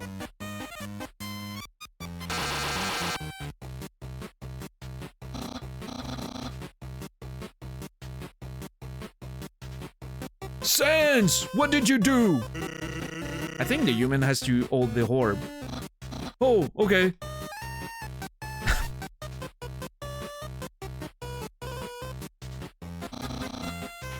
Hold this, please.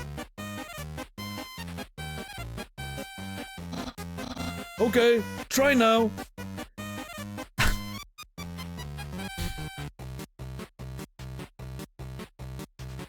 I kind of want to step out of it just...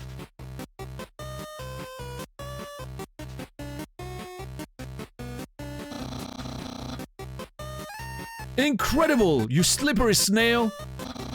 You solved it so easily! Too easily! However, the next puzzle will not be easy. It is designed by my brother, Sans. You will surely be confounded. I know I am. Yeah. He's really feeling himself. Alright, Sans. What's up now? What's up, HS? How are you doing today? Welcome in.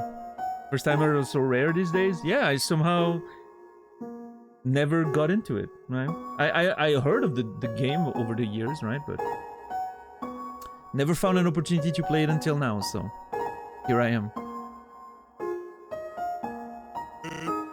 Hey, thanks. My brother seems like he's having fun. By the way, did you see that weird outfit he's wearing? We made that a few weeks ago for a costume party. He hasn't worn anything else since. Keeps calling it his battle buddy. Man, isn't my brother cool? Aw, that's kind of cute actually. Hey, thanks. Oh, okay. Same dialogue. Yep. Doop, doop, doop. I know the yup should inspire me for the voice a bit more, but the first time I saw him, I went with that sort of nasally voice, and now I'm kind of stuck on it. Whatever.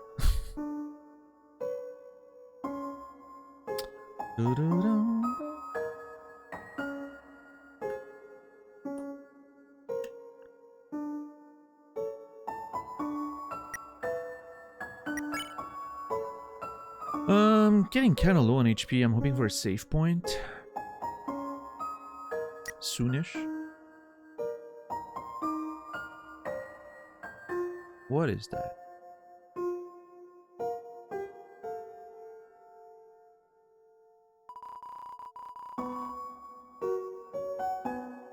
I don't understand why these aren't selling. It's the perfect weather for something cold. Oh, a customer. Hello. Would you like some nice cream? It's the frozen treat that warms your heart. Now just 15G. Sure. Here you go. Have a super duper day. You got the nice cream.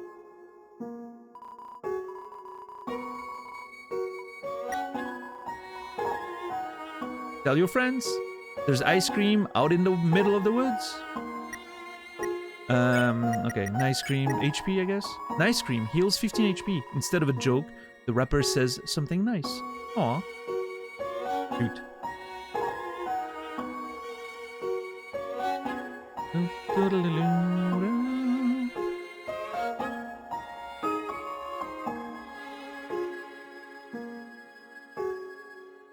Oh. Sense is there.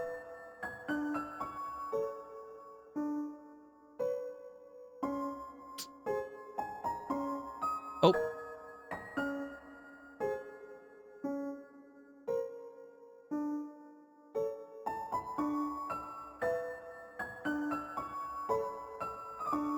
Oh, jeez. Okay, hold on. I got this. No, wait, the ball's getting smaller. That's what... No. It's actually...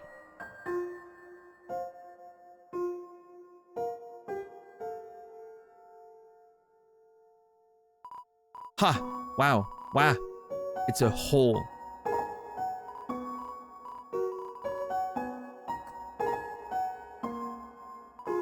It looks like a snowball. Actually, it's a snow dodecahedron.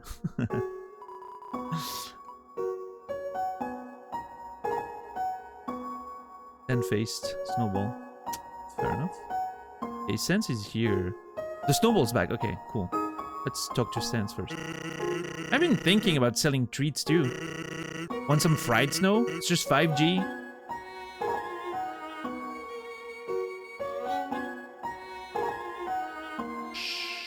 Sure. Did I say 5G? I mean 50G. No. You're right. That's still too low. I don't wanna... I don't know. Yeah, it's a decahedron in that case, yeah. Not dodecahedron. Dodecahedron hedron is like 12 sides, right? Decahedron is 10.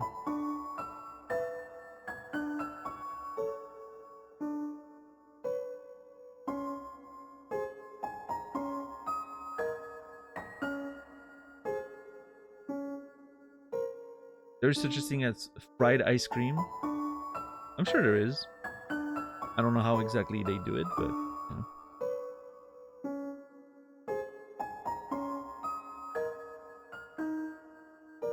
It's a snow decahedron, which is the joke. That's not how I read it personally. Like it was a snowball or a snow decahedron. It's still like 10 sides, right?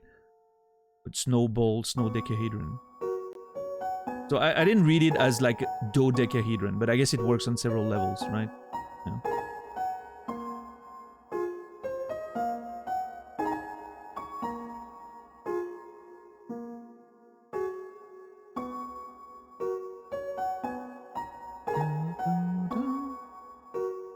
Do you think this game is objectively good or based in nostalgia? I never liked games like Pokemon, but I see the appeal. I mean, it's way too early for me to tell. I probably won't be able to tell how I feel about the game until possibly when the game's over. Unless, I don't know. Unless for some reason I really start disliking it, in which case I can probably tell before the end. But if I'm enjoying it, it's gonna take me until the end to really have an opinion on it.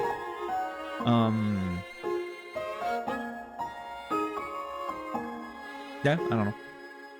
Also, I don't think objectively good really means anything.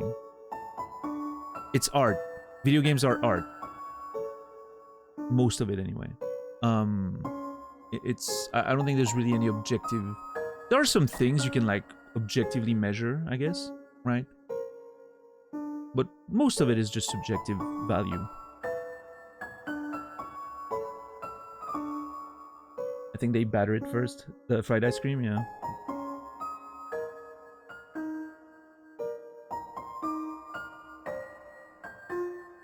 I think the way I like to look at it, and I think that maybe is the spirit of your question. When I look at a game, I think I can look at a game in two ways. I can look at it critically, and I can look at it personally, right? Personally, just how much fun I've had with it.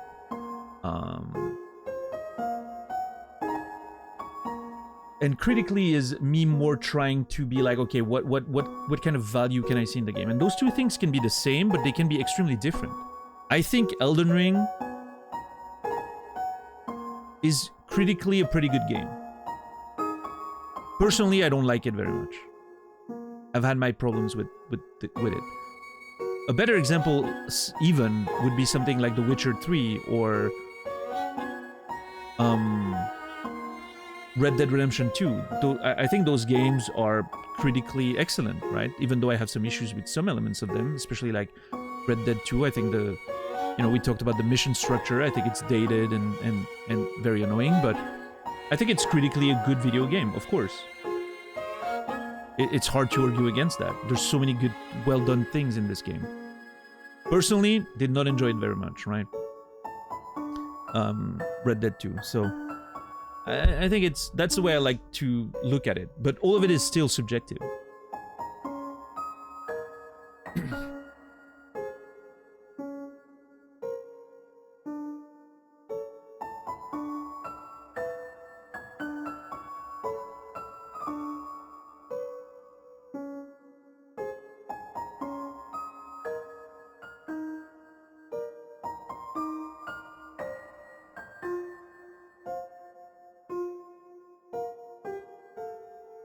Nostalgia couldn't explain the success of a single indie game with an obscure background. I'm not sure if that's true.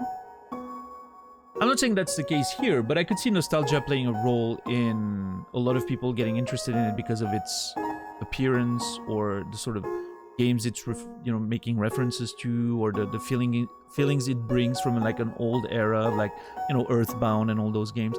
I think it could play a role in making it popular to a certain extent, right? But obviously, success for a video game is a very multifaceted thing, right? It's not just one thing. But yeah, a game can evoke nostalgia even if it's new, right? Depending on what it's doing. Nostalgia can only get you so far. That is also very subjective. Personally, nostalgia can get me very far.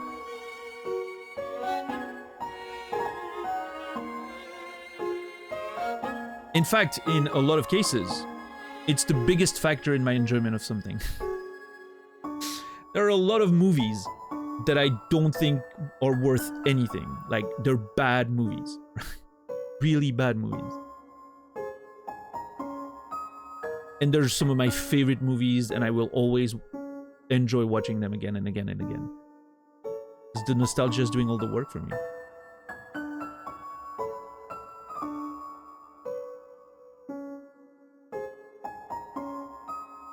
I just don't see nostalgia being a factor in the first playthrough convo. Nostalgia is what brings you back, not what brings you in the first time. Well, how do you explain that I'm feeling nostalgia for it right now? I'm not for the game itself, but the game is bringing feelings of nostalgia that make my experience better right now. Some of my enjoyment of playing this right now is because of that nostalgia it's evoking. Of games of an era that I played when I was a kid and that I haven't found really anymore in this day and age, right?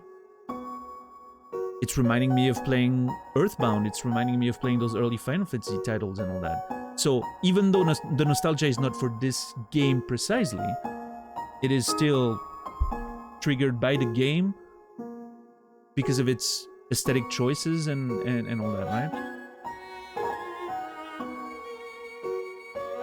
I don't think it's going to be the same for everyone, right? But I guess that's ultimately my point. All of it is subjective, right?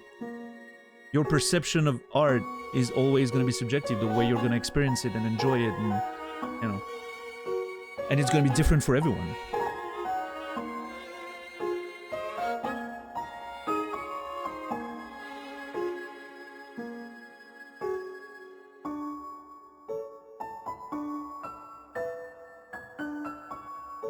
Yeah, HS. I haven't seen any of those movies.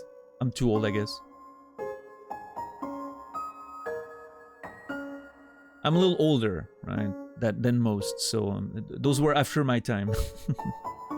My biggest nostalgia movie of all time, I think, well, one of but the one that comes to mind immediately when I think nostalgia is Neverending Story. That's a big one. Neverending Story is one of the first movies that broke my heart when I was a kid, so it had a big impact on me. I didn't know you could feel so many emotions watching TV. When I watched Neverending Story and that one scene that I'm sure you all know about, Um, that had a huge impact on young Daniel.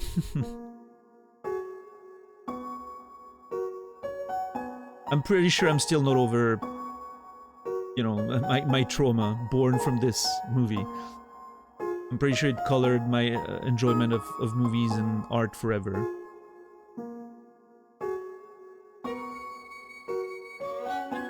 I agree, Quasi, yeah. A game successfully evoking nostalgia is itself a good quality that shouldn't be dismissed as just nostalgia. Yeah, I agree with that.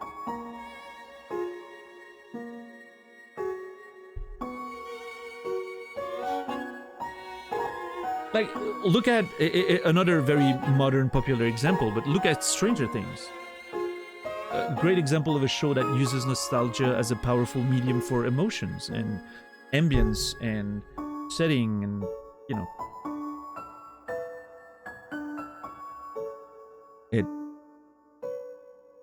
it's doing it very purposefully and to great effect, I think.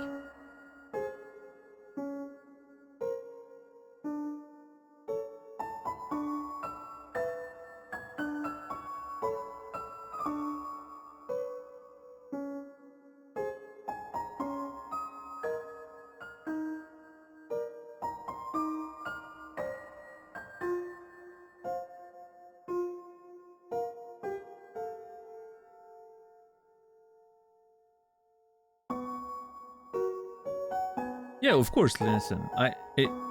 And nobody's asking anyone to do that, right? We're still very early. At some point, I will either get it or not.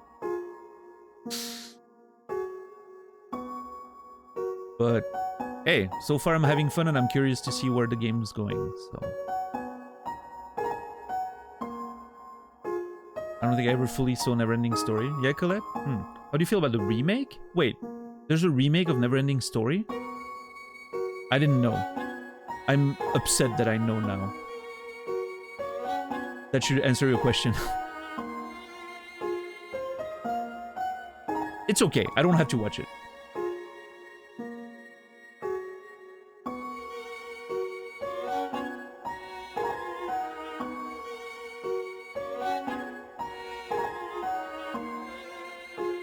I get nostalgia per se from some films about the 80s. I wasn't even born then. Yeah, I mean, I there's definitely things that can evoke nostalgia even of something you haven't experienced. I think that's it requires quite a bit of work to make it happen, but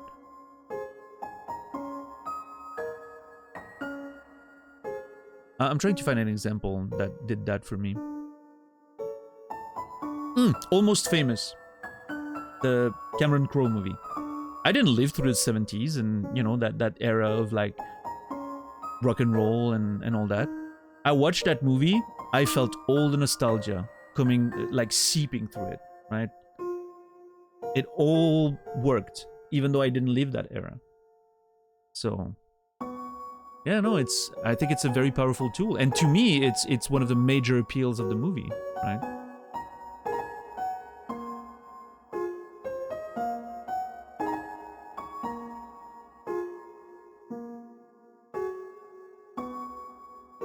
I think that the trick is that it's showing you an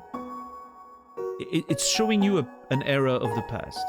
It's bringing back aesthetics or stories of an era of the past. Now, whether you lived it or not, of course, if you lived it, it becomes a bit more personal.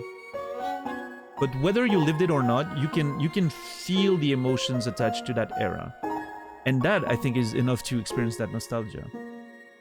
That sort of yearning of a time past that you can't live through again, whether you actually lived it or not, right? You can't live through that time again. I mean, nostalgia is a complex thing, but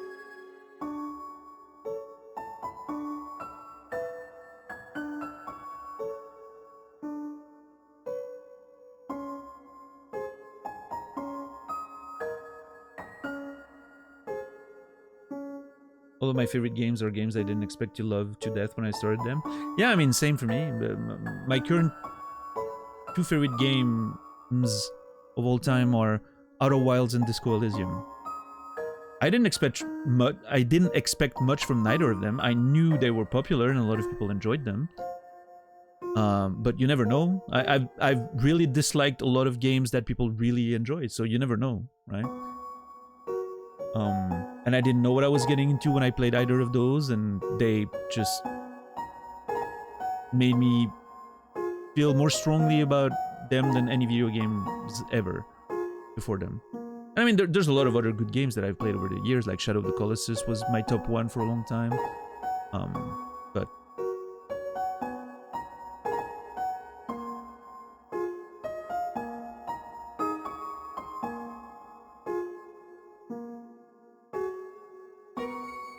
yeah, HS, that is true. Never look up anything about Outer Wilds. Just go in as blind as you can and see what happens. If it clicks for you, it's gonna be an experience you'll never forget.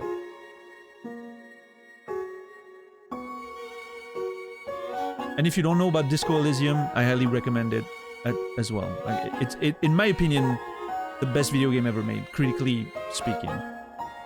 Best writing I've ever seen. The art is incredible. The music is incredible. Everything is just as close to perfect as can be, I think.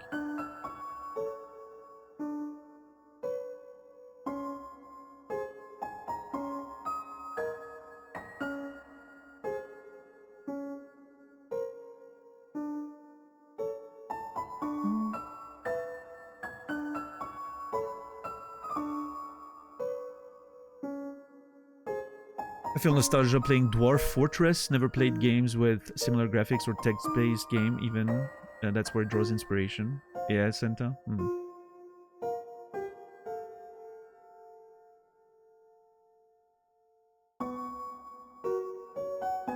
I can't feel nostalgia. You can't really feel nostalgia for something way older than that?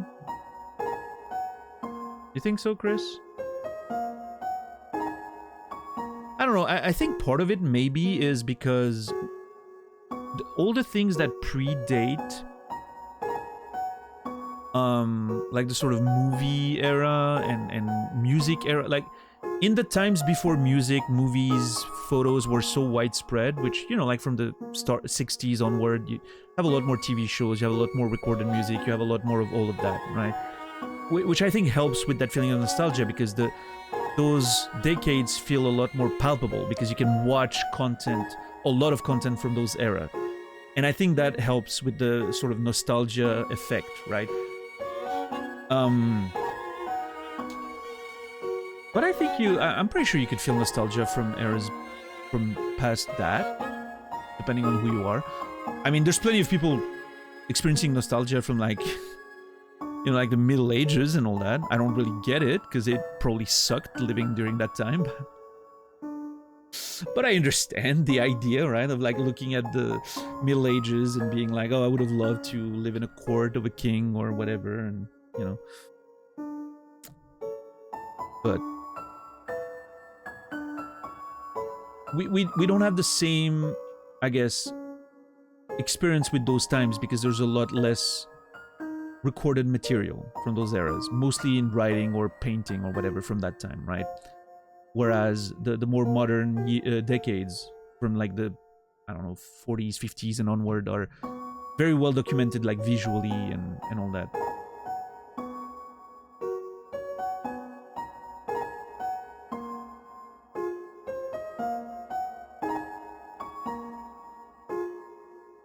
Again, I'm not sure, you know, if my assessment is correct there. I'm just thinking out loud, pretty much. That's not a topic that I've thought about very much, in fact. I'm experiencing nostalgia, it's a big thing for me, but I've never really thought about how it worked. So this is an interesting thought.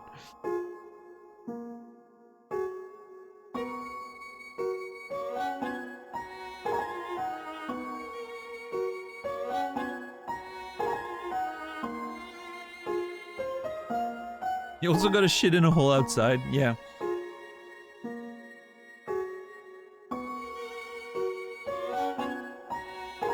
What's up, Stoner? How are you doing today? Returned to Moria the past few days? Hope you're having fun.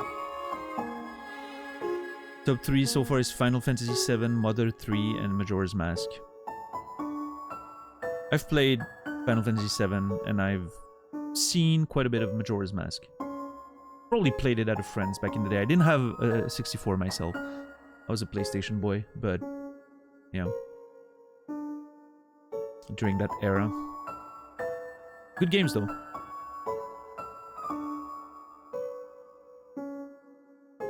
I very much like Final Fantasy VII. What did he say again? Oh yeah, the treats. Oh, I have to pay for the raw materials somehow. I didn't realize that I was a choice at the end there. Thankfully, I didn't do anything. Moria is still free on Epic Games? Oh, yeah, Mappa. Good to know. More cynical way to see it is that things evoking nostalgia is often evoking an era, and in doing so they pick out which aspect of the era they wish to emphasize, thereby in essence giving time period the best remembered part. Oh, absolutely. I mean, a lot of people, you know, I feel like a lot of people these days, I've seen that a lot, especially with like the state of, you know, the sort of society, political landscape, economy, all those issues that people are feeling very upset about. I feel like there's a lot of, I see and I hear a lot of stuff about, oh, I wish we could go back to the 90s when everything was better and all that.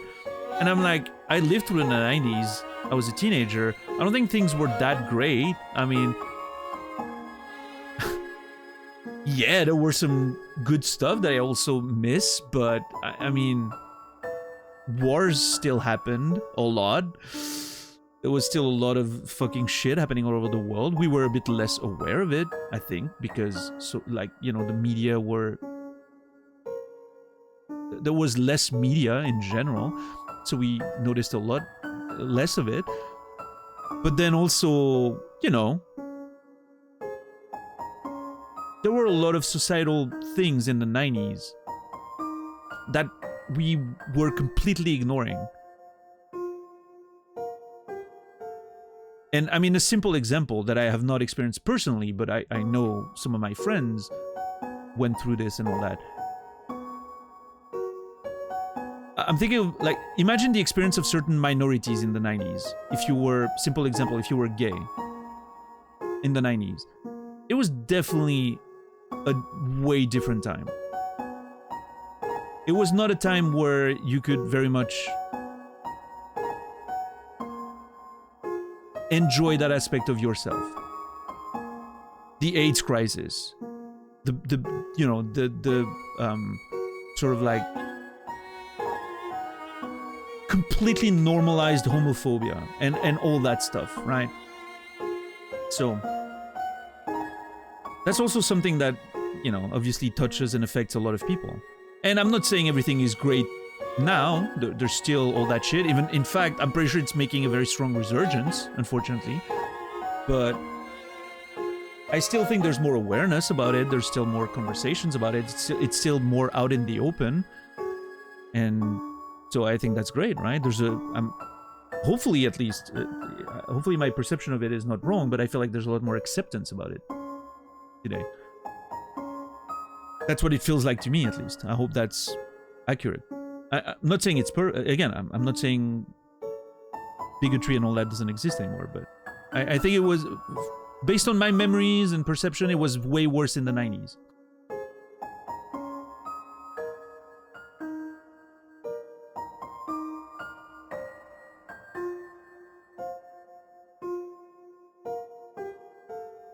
Yeah, Thor.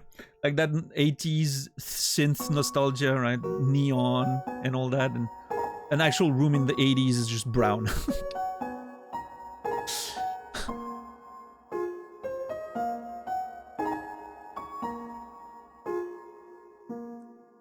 Yeah, Bambi, I think it's worsening in the past few years for sure. I think it went down a lot, and, you know, with awareness, and I think the internet's sort of bringing more things, more minorities into light, and more things, making more things like more common and normalized. And now it's like rising up again, because people are upset about shit and they need someone to blame, and it feels easier to blame those minorities because, I don't know,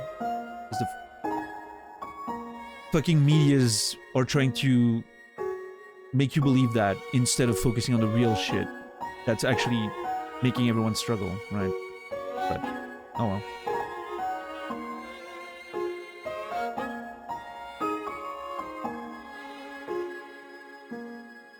Stupidity feels massively on the rise, yeah. Yep. Peaks and valleys at the end of the day, right? It's just...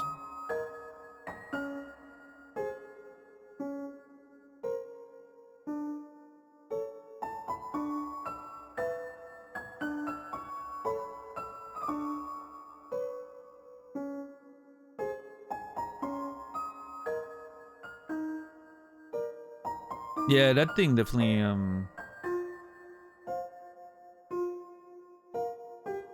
it definitely feels like something we shouldn't be seeing in 2024, but...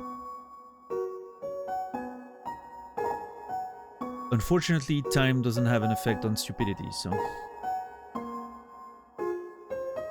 Hey, yeah, we'll see. We'll see what happens going forward. Hopefully, I don't know, hopefully there's gonna be strong reactions to this kind of hostility and everything, and... I don't know. We'll see. It could be the throes of a dying system. Maybe. I don't think we're so lucky, though, Anktar. Yeah, I'm with Wolfer there. I'm unfortunately not that optimistic, but... Hey, who knows?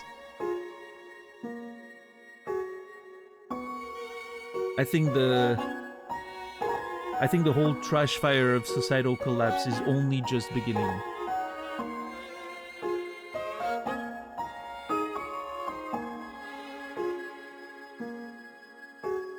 Yeah, Bambi, that's true. They're getting very efficient at using media and social media for propaganda, right?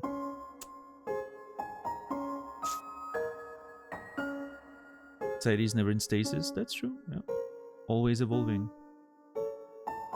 It just sucks when you're, you know, going through a period where it seems to be getting more difficult for everyone, for a lot of people, rather than brief moments of you know, upward movement and thriving and all that, but we'll see.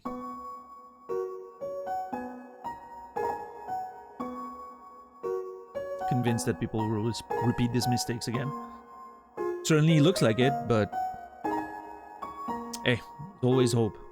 Ultimately, at the end of the day, the way I like to look at it myself, and I know it's a privileged position to be able to do that, I'm trying to care for the people close to me, and I don't mean close necessarily like, you know, physically speaking, but like my people, right? Friends, people on the internet that I'm close to, community, the sense of community that I can get, even on Twitch. Those are the people I'm trying to care for and focus on, right? Make those spaces at least as good as they can. And then, I don't know, because that's all the power I have. I can't do much more. So at least I can do that. But what's up, Volpin? Hope you're doing well. Alright, let's try to get that snowball and... Good start. Oh my god, this is... Okay. Alright. Little touches, nice and easy. That's what I need to do. No, not too hard. Little touches, nice and easy. What does that even mean? Oh, look at this. Freaking Cristiano Ronaldo over there.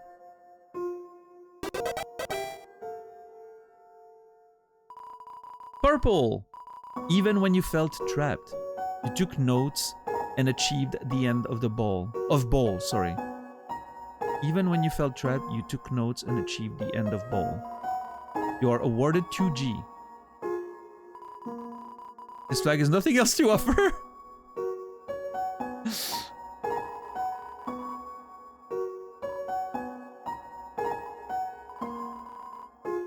Okay. How are you, Kyo? Welcome in.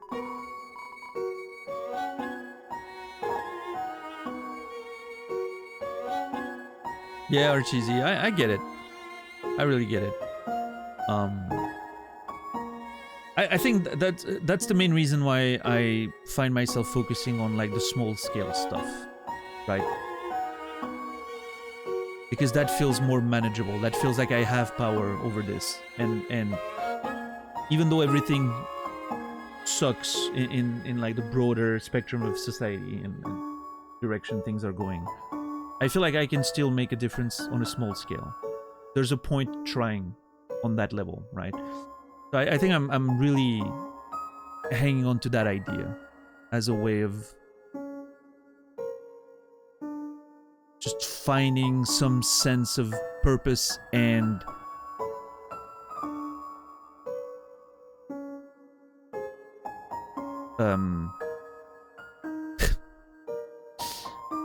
God damn it. And optimism, I guess. What was the word I was looking for? Yeah. There's a camera hidden inside this lump of snow. There's really... I wonder what the camera deal is all about. Can't change the world, but you can make someone's day. Yeah, Colette. And in doing so, maybe cascading effects, you know, who knows? How far that can reach, right? That's the idea of... What movie was that again? Paid Forward, I think? It was kind of a movie, a story on those themes, I think.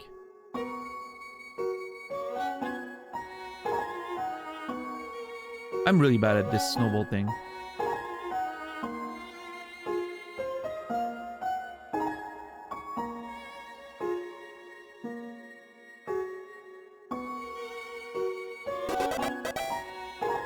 Do I get more? No, 2G. I wondered if I get the bigger ball gives you more G, but no.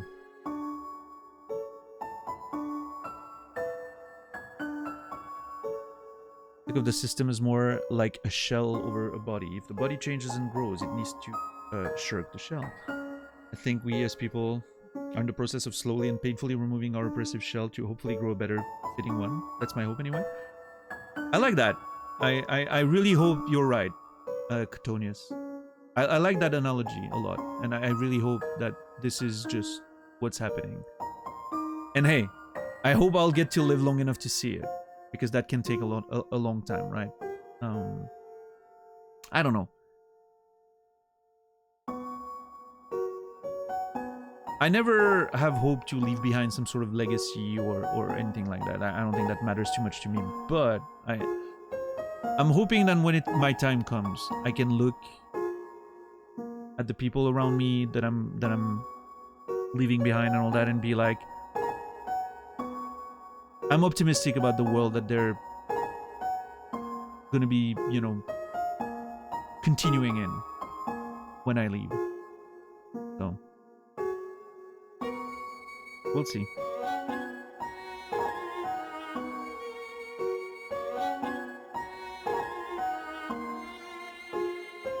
But there's still a lot of good things, right?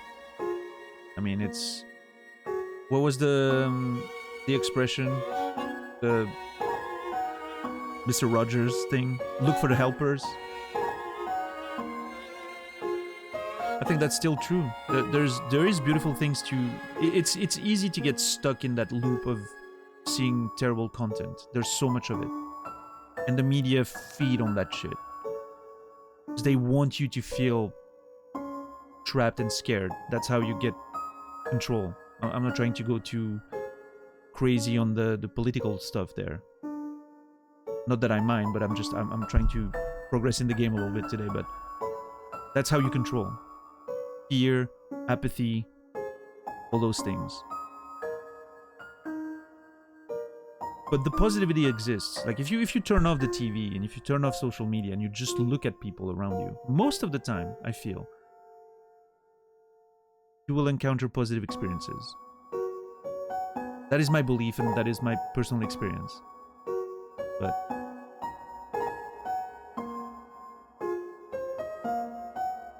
I like to focus on that as much as I can. Because just like everyone else, when I start getting in that loop of, you know, sort of feeding the negative energy and the negative thoughts and the pessimism,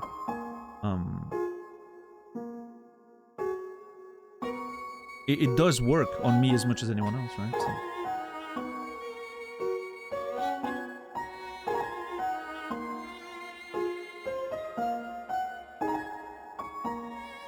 Yeah, Holosphere. I'm just reading your message now. I agree with that for sure.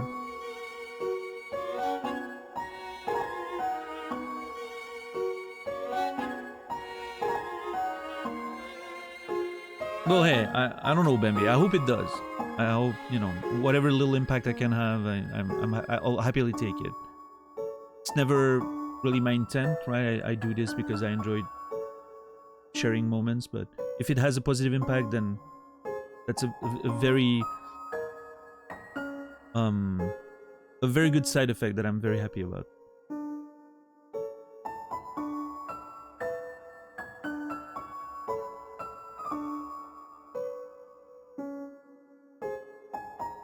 Yeah, Chris, I agree with that as well. Detached compassion is what I'm aiming for. That's true, White Wolf. No.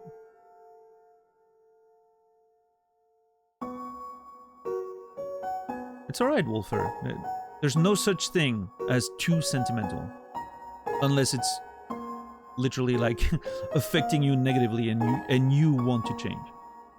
Other than that, there's nothing as too sentimental. Feeling things is great. Feeling things strongly is a gift. I truly believe that.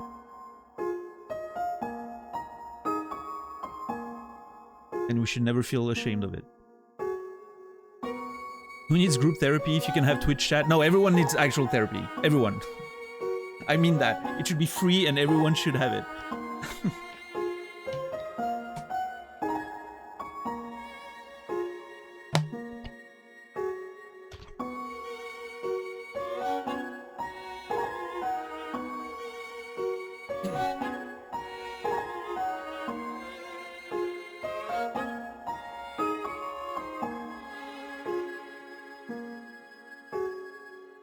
Yeah, that's the idea, Nkthar, right?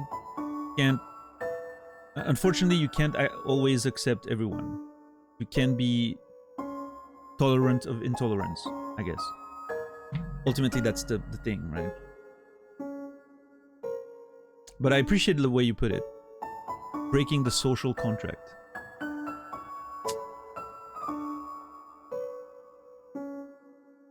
Oh.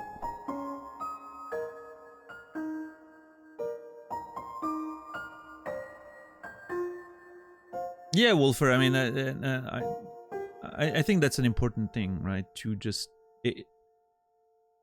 I would hate for the chats and the conversations to be just this uniform thing of everyone agreeing and, you know, saying yeah because they all want to. Like, that sort of fake, inauthentic sort of, oh yeah, everything is, we're all in agreement, we're perfect, like, monolith of whatever we feel about or whatever. No, I mean, it's part of the interest of conversation is disagreement. It's what's interesting to talk about. It's like sharing different opinions and therefore broadening your understanding of the world and of people in general. If everyone agrees, it's very, you very quickly get to the end of any conversation and then you're like,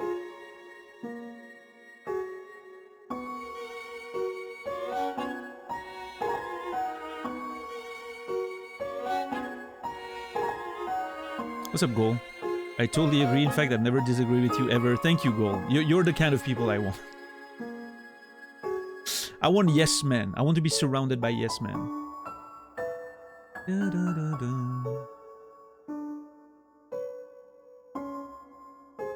Respectful disagreement barely exists anymore. Yeah, I mean, I wonder... Yeah, no, I mean, people in real life also just yell at each other at the slightest sign of disagreement. And I think social media makes that even worse. Because extreme conflict breeds engagement, right? That's unfortunate, but...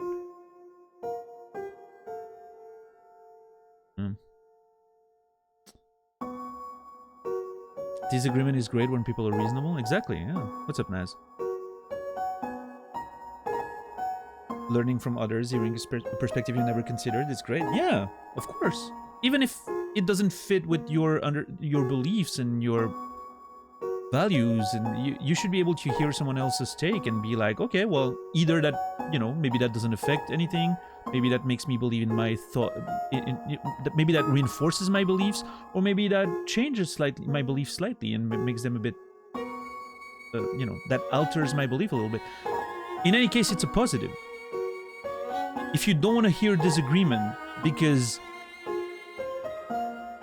you are in fear of your beliefs being confronted, you don't really have beliefs.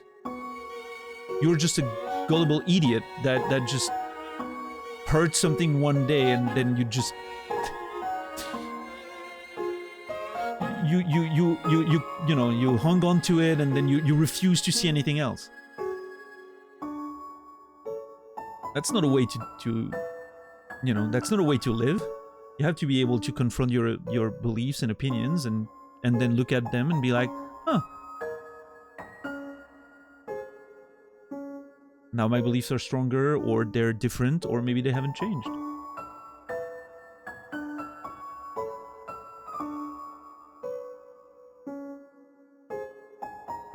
You have preconceived notions that you've mistaken for beliefs. Yes, thank you for putting it exactly how I was trying to, but I couldn't.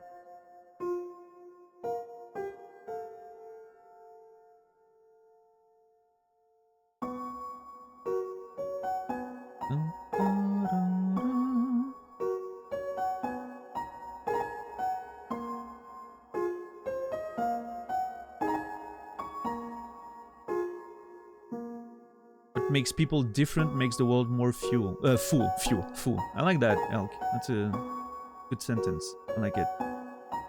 Ever considered a career in politics then? No.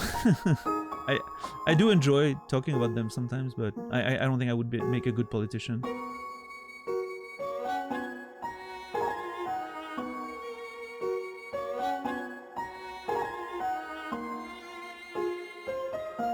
Conflict avoidance is not healthy for any relationship. True. Very true.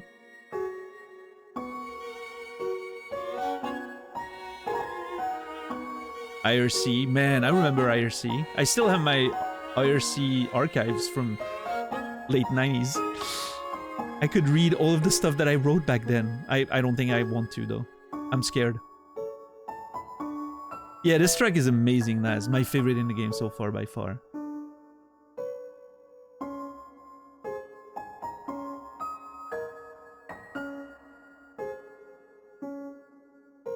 I would hate being a politician. Same.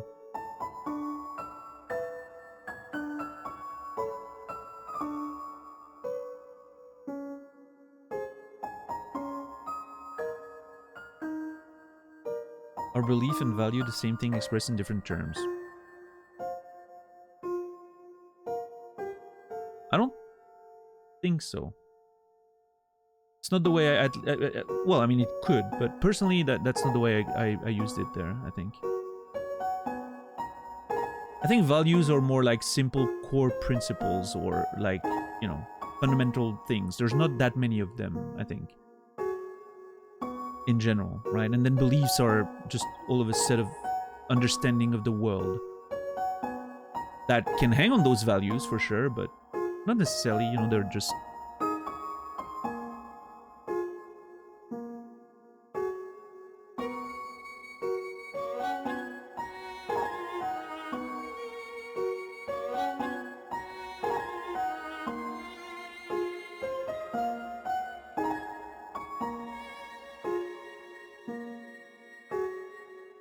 Like, I don't know how to put it, but... kindness is a very strong value for me, right?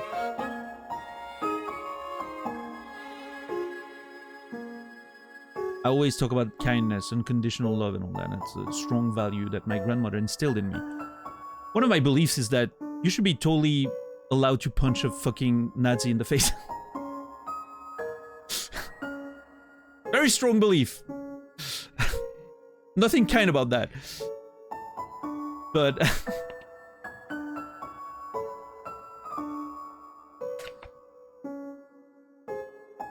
I don't know which value of mine it relates to. There's probably one, like maybe justice. I don't know. Because justice is a very strong value for me. I like, you know, when I feel like, you know, I feel like justice is a strong thing I want to see happening, but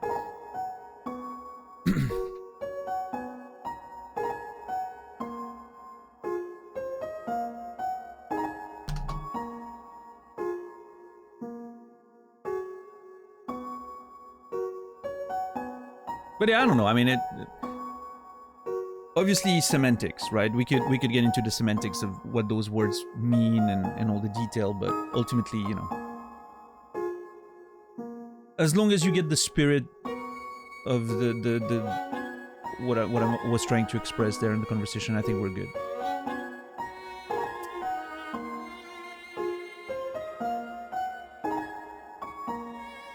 Yeah, Wolfer. Yeah, I get it. I understand.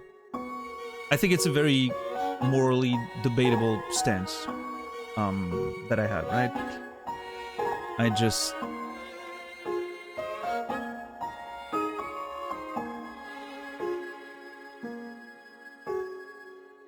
I don't know. I don't think you're naive, you're optimistic, which I think is a beautiful thing. Maybe I'm a bit more cynical. And so I get to the point where I think if you're trying to educate and you know, win people over, you're gonna lose the fight against people who have no qualms backstabbing you as soon as they can, right? And that will use whatever they can to win, unlike you, because you're a kind person, right? It's not a fight you can win. That's why sometimes, you know, the paradox of intolerance, right, goes back to that.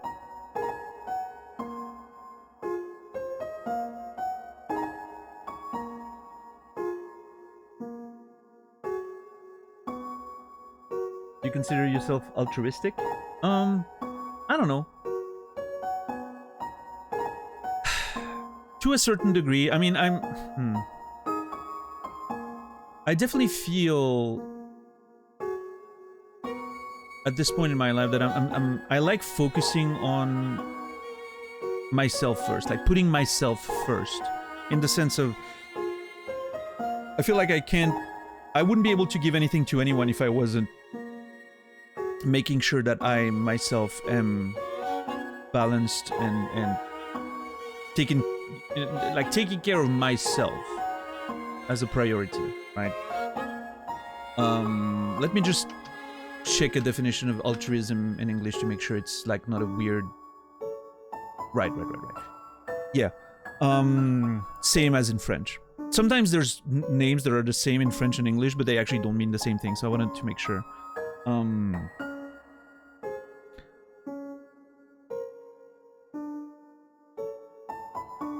It's a complicated thing, because altruism implies, by definition, the selfless and uninterested aspect of caring for others. And I don't know if I fundamentally believe that this is possible. I think even in our most altruistic, there's always some sort of self-interested motivation, even subconsciously. It could be as simple as it makes me feel good to help people, even if I don't know them and I'm not getting anything in return. Just that, you know, it makes me feel good thing. From a philosophical standpoint, I feel is already like a benefit to yourself. Like it's not a completely selfless act, if that means anything. The amount of cynicism on display, I know, it's terrible.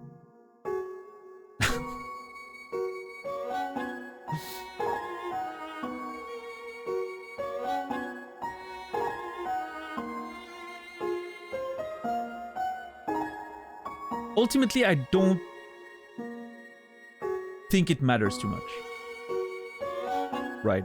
I don't think it changes the sort of result.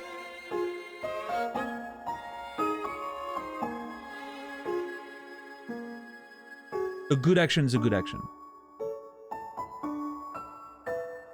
If someone enjoys being good, they can be altruistic. No, I think that's a way too extreme way of putting what I tried to put in a nuanced way.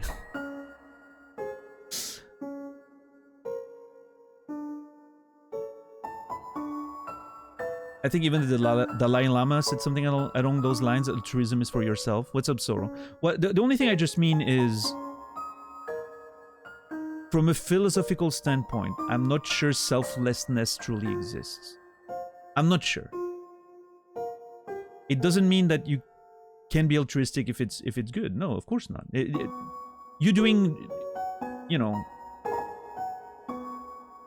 acts and putting others before yourself and helping others without any expectations of return, you know. I think that's, most people would agree that this is altruistic. Even like, I'm just thinking about it from a more, again, like philosophical standpoint, which has no practical application.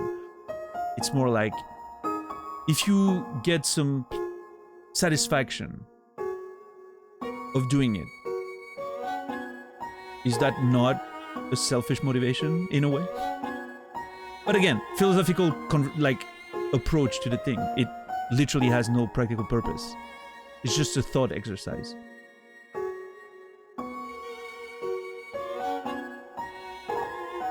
What about doing a good thing even if you know it will impact you negatively? Is that altruistic? I think so. I would agree there. Does anyone ever do that though?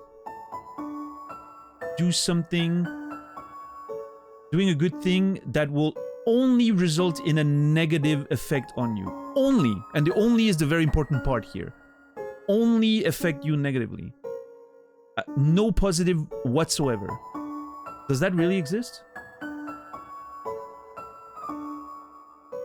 Or is the negative aspect you're thinking of a trade-off for something positive somewhere? Could be just because you believe in karma.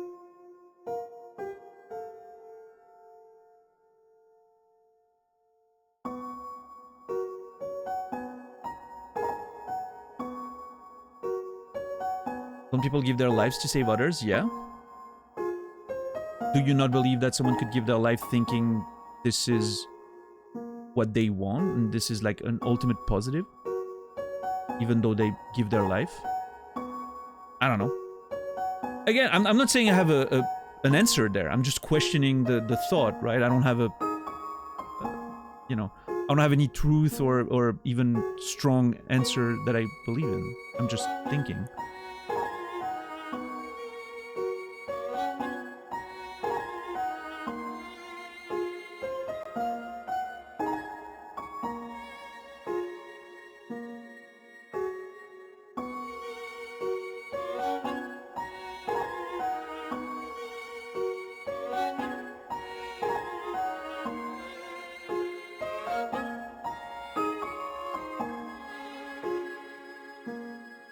Ultimately, it doesn't matter if you do it out of pure love for someone. You still do it because it feels good to you.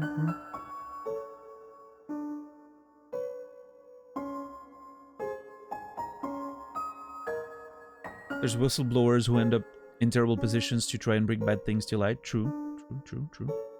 I'm just wondering, and again, like I'm not saying I have an answer there or that every case is the same, but I'm assuming maybe even if they know they're putting themselves in terrible position, they're risking it, they ultimately still believe they're doing the right thing.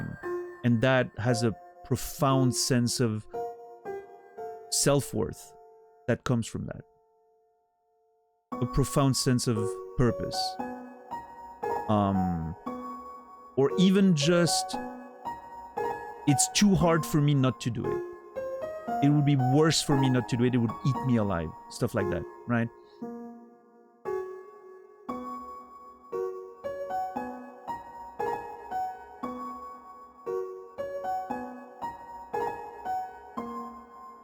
But hey, I'm absolutely willing to accept that maybe I'm just too cynical. Maybe I can't feel this, like I can see it this way, but other people can. That I'm totally willing to accept that.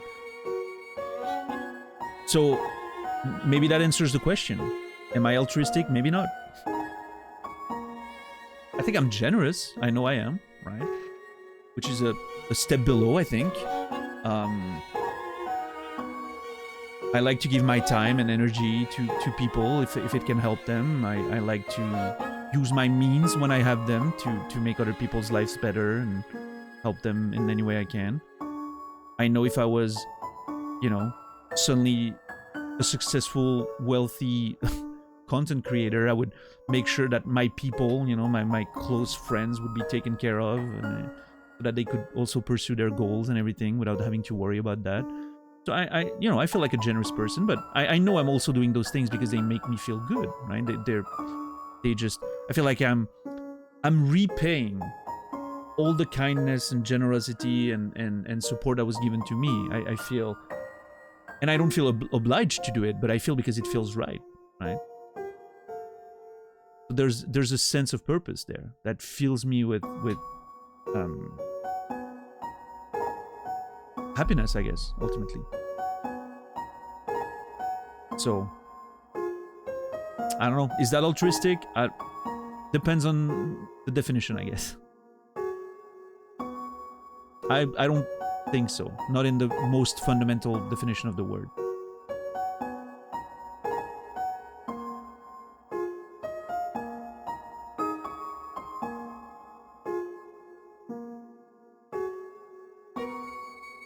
Yeah, Nibiru, of course.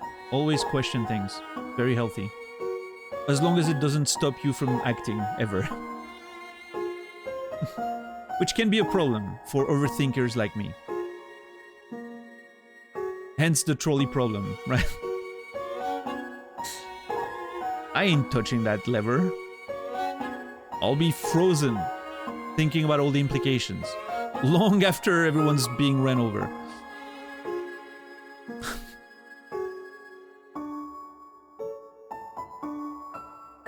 When a human makes an altruistic choice, especially in moments of high adrenaline when they're not thinking and they just act, I'd say that's more altruism. That's an interesting take. Yeah, like a completely instinctive reaction almost. In like a dangerous situation, right? I wonder if that's what I would consider like selfless act. Or if it's just... Does altruism involve having to consciously and intentionally do it? Because that would change things in regards of like that sort of emergency reaction you've been talking about, right? I don't know. It's a complex conversation. We're not going to solve that problem today. Philosophers have been, breaking their brains on this for millennia.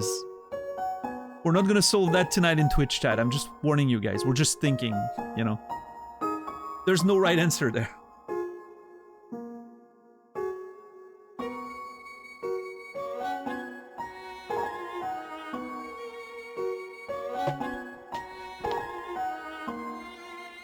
Tomorrow maybe? I don't know.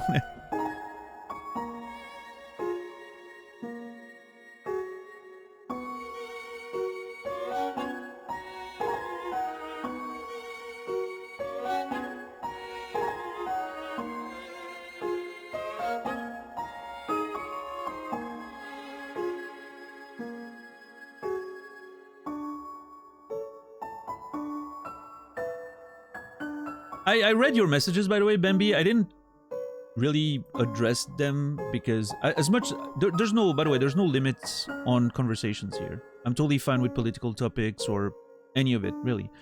There's just some days I feel more inclined to engage in it, and some days I feel a bit more tired, and because it's, it requires a good amount of work on the part of the streamer, I feel, to moderate such a conversation and make sure like it's done in a meaningful and positive way, I guess. But I've read your messages, and I think you make some solid points for sure. I just Sometimes you don't have time for strategic opposition. And sometimes a punch can solve a short-term situation, and that's all you need. I'm just saying.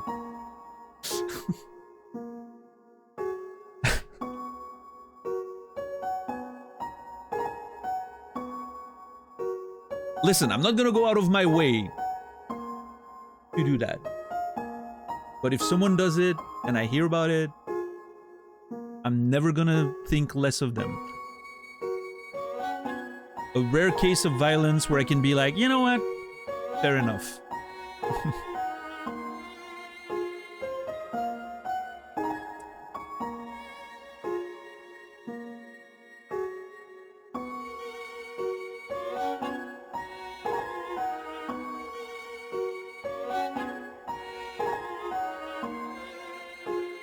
Exactly, Chipmunk. Otherwise, it becomes a Nazi bar, right? Yeah. Eventually.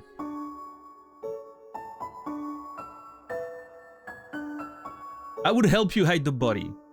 Yes.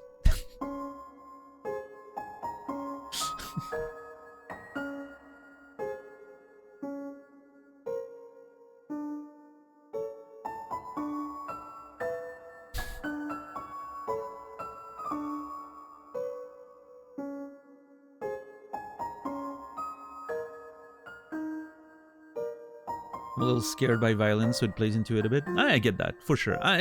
Listen, so am I. No matter how much, you know,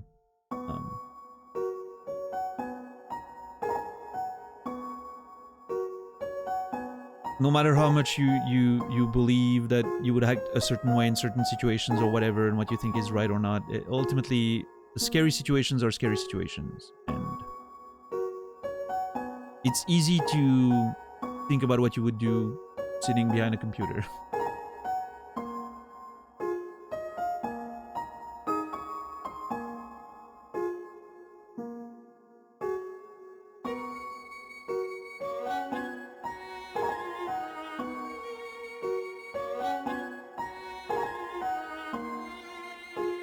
Yeah, Archeesy.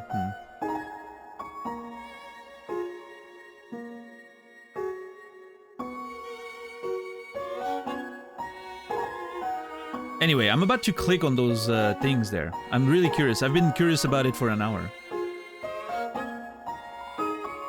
His. Is the other one gonna be hers? Hers? Hold on, what's going on here? Smell danger rating?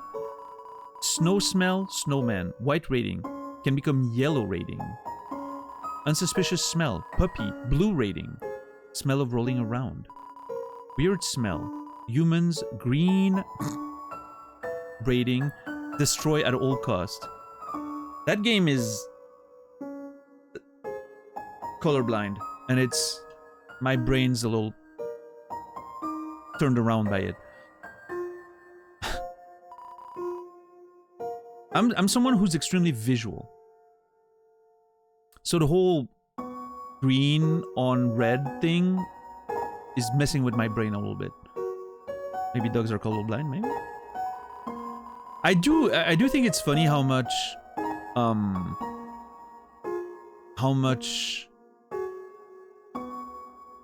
smell is mentioned in this game all the time.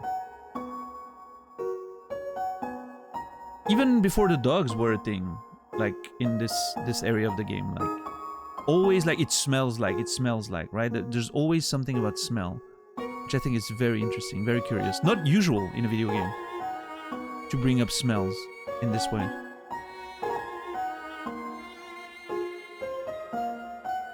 Yeah, olfactory narration. Puppy, blue rating, smell of rolling around. Thank you, Timber. Appreciate it.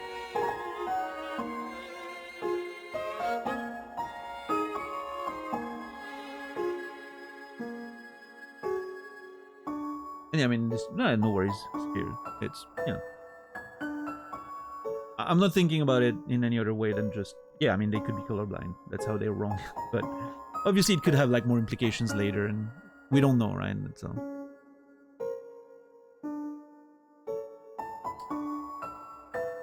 Green rating, destroy at all costs. So, okay, so green rating. So does that mean that the what was his name? Asgore.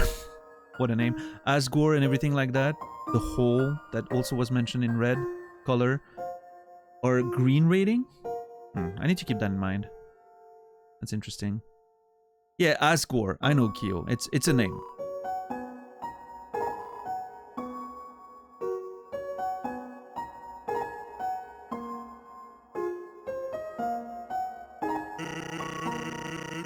Same thing? Okay. Oh. Yeah, no, I don't want to buy anything for 50G. Although, I mean, I do have the money. You know what? I will. Really? How about 5,000 Gs? Well, no. I have to pay for the raw materials somehow.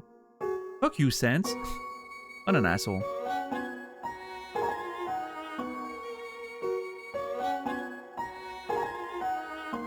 Yeah, hello. Oh, jeez. Human, I hope you're ready for, let me guess, a puzzle. Sans, where's the puzzle? It's right there on the ground. Trust me, there's no way they can get past this one.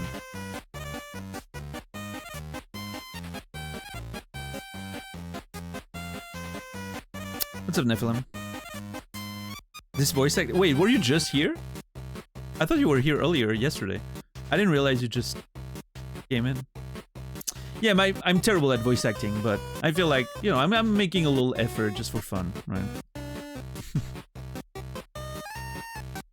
I'm also terrible at remembering the voices and finding new voices and all that. So it's could probably be very one tone, and some characters are going to change voices or whatever. Well, you know, it doesn't matter though.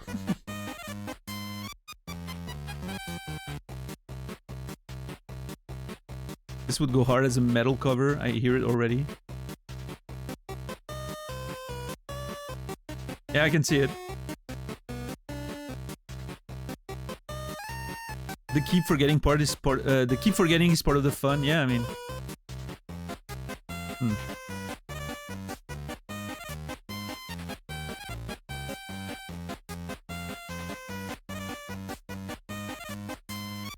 What the hell? Ice E. Hey kids, can you help me solve this puzzle? Monster Kids word search. Fall, monster, cigars, winter, skeleton, sig, spring, mermaid, gas, Berber? Gas, Berber. Rolls right off the tongue, yeah. Feels like I'm having a stroke or something when I read it. Summer, robot, and hot. Okay. Am I supposed to do anything? I don't think so. What's up, Simmons? How are you doing today? Sans! That didn't do anything! Whoops. I knew I should have used today's crossword instead. What? Crossword? I can't believe you said that! In my opinion, Junior Jumble is easily the hardest. What? Really, dude? That easy peasy word scramble? That's for baby bones. Unbelievable. Human, solve this dispute. Which is harder, jumble or crossword? I don't know what jumble is. Is that what it just did?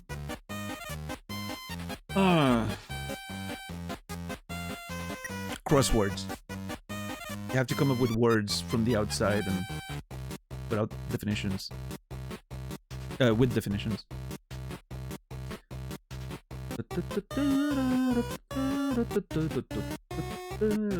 Okay, I'm getting the sort of melody, but I'm not quite there yet.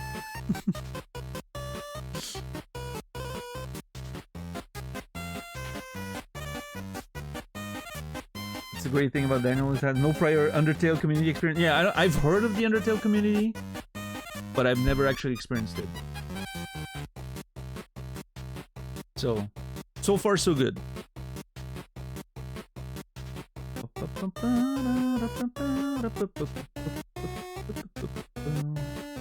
remember Weatherman pronouncing that place. Oh!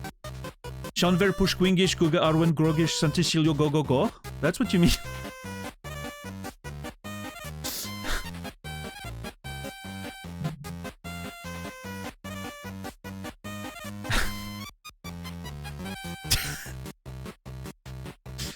Okay, there's a story there.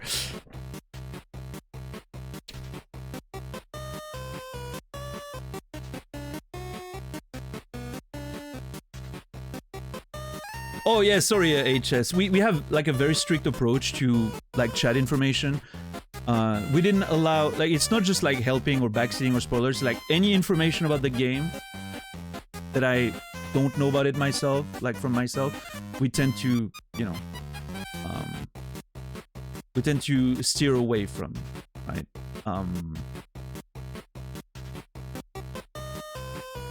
And like all my questions are always rhetorical. Like there's never any, you know, exceptions to the rule outside of like purely language stuff. Like if there's an English word, for instance, that I don't know, those can be an exception. But But yeah, exactly. Like the idea is I'm playing as if I was not on Twitch, basically. I'm just playing by myself. But again, it's just a deletion, nothing personal, just protecting my experience. Never any hard feelings. So it's gonna happen to everyone. So no worries. Pretty decent. I don't think I did it very well, actually. There's a few things that you have to do with the tongue and everything that I'm not great at, but yeah, Jean-Ver, Pushkwingish, Guge, Arwen, Drovrish, Santicilio, go, go, go. Like, but there's a few little things.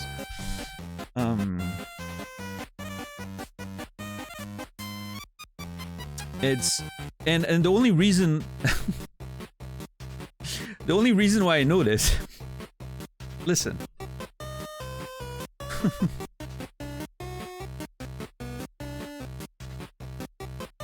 So at some point, like about 10 years ago, I think. Oh god, I hate that this is a clip. I saw the name of that town, right? And I was like, I saw that video of the weatherman doing it. And I was like, you know what? Could be a nice party trick to learn the name.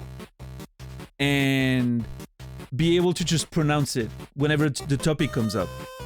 And so I spent like 3 days watching the video, you know, just 10 minutes every day, right? Like watching the video and then repeating it, and doing it like in little parts and trying to do my best with it. But obviously, you know, it's been a long time since I said it. I used to be really good at it, but now I'm, you know, just a vague memory. And so, yeah, I learned it as a party trick. Turns out that name never comes up. That town never comes up. This is the first time I actually was able to do it and use that as the party trick I was hoping for. So I'm very happy I shared that moment with you all. Thank you.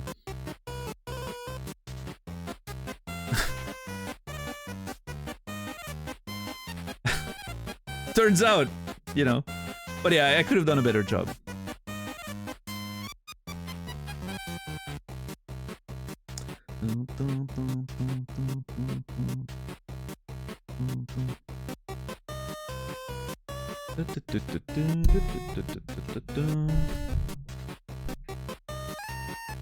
But yeah, and again, I want to make it clear, HS, no hard feelings, everyone's cool. I think an important aspect that I always mention when it comes to like the rules is sometimes some stuff is gonna get deleted that probably didn't need to because it was like very insignificant or like just, you know, nothing that really matters. But the mods don't always know. And I think having like this better like strict line makes it easier for everyone. Like there's no line that you can be unsure if you cross it or not, right? There's no line. And so this way it makes it easier for the mods and for the community to just, you know.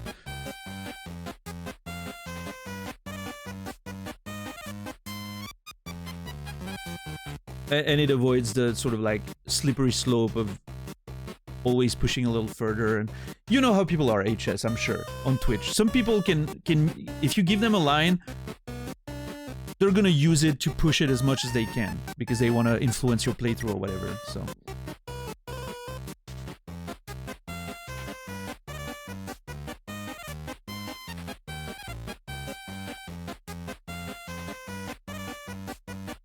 $10 should be granted a purple sword, so he's a Twitch white mod. Isn't that like a... aren't there like admins that can do that? Is that a thing? I know you can find staff members, but there are platform-wide admins, right? Or is that not a thing? What's that other weird checkmark thing that's like a rainbow? Yeah, staff is a wrench. Yeah.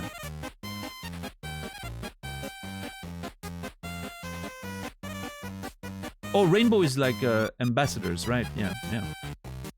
Which I, frankly, don't really know what they do. I never looked into it.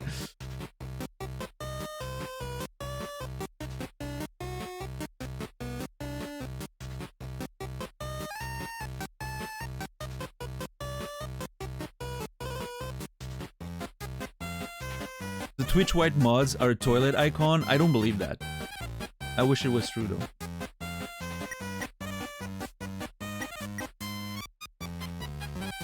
Okay, I'm gonna go with crosswords. Regardless of what jumble is exactly, I'm thinking it's the thing I maybe just did. Crosswords are definitely harder. And crosswords can be brutal. Brutally hard. Definitely, in my opinion, the hardest of word games. Obviously, it's scalable, right? It can be super easy, but it can also be, like, nigh impossible. I'm so glad I got to use the word nigh.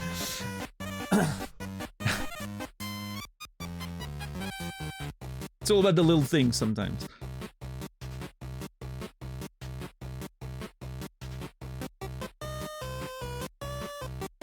Yep, that's it, Rin King.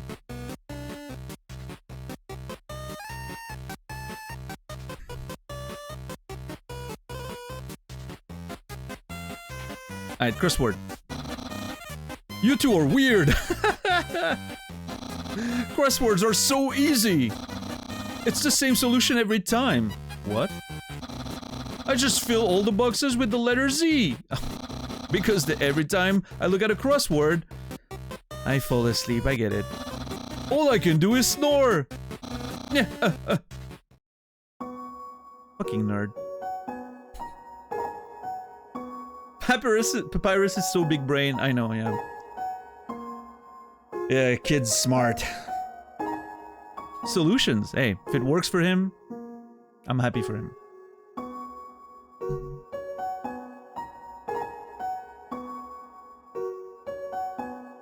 My sleep schedule makes watching folks I follow so difficult these days. I'm sorry to hear that, Simmons. I hope everything's going well, though, with, like, work or whatever. Papyrus finds difficulty in interesting places. Yesterday, he got stumped trying to solve the horoscope. How do you even try to solve a horoscope? Hold on.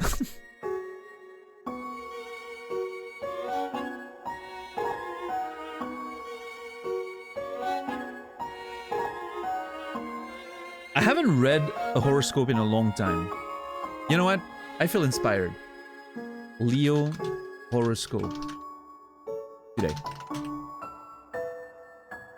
Vogue India. Times of India. Why is everything about India? L? Are horoscope a big thing in India? Like, what's the deal today?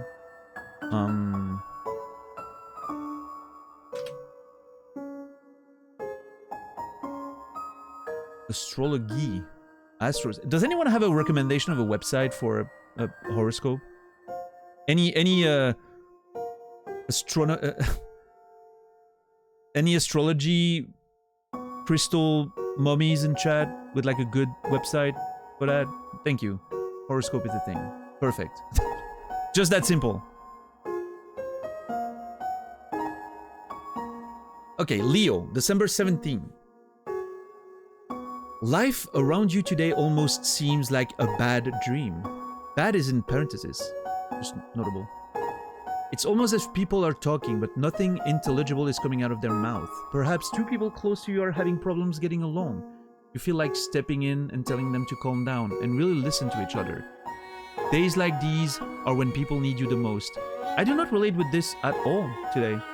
Today's been a great day so far, in fact. meaningful conversations. Nothing like what this is saying. A miss, I guess. It happens.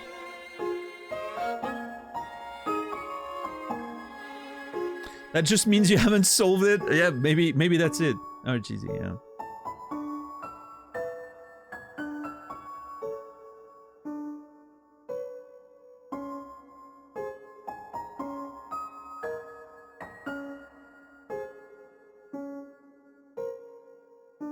Reminds me of the time a classmate found his star sign and compared to his friend and a relationship compatibility chart. Apparently I like you, but not as much as you like me. Nice.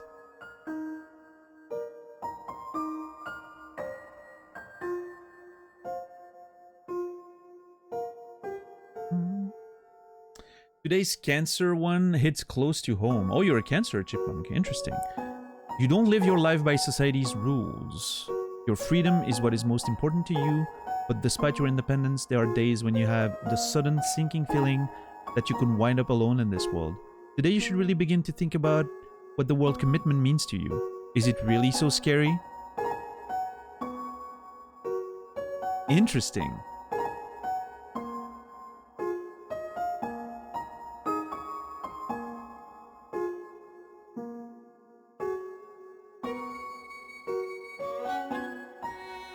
I hate the fact that I read Cancer as a disease and not the zodiac sign. I mean, one of them's a lot scarier than the other, so I get it.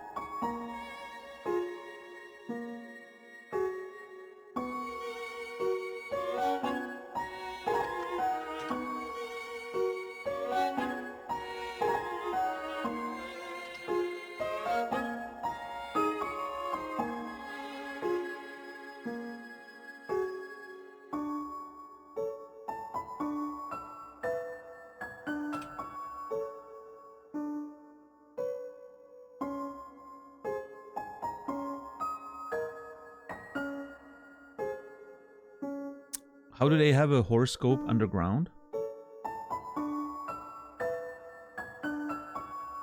I don't know. I mean, there's a lot of stuff that doesn't really make sense in this world, right? Maybe we'll figure it out later. Maybe it's just part of the fantasy that you have to accept.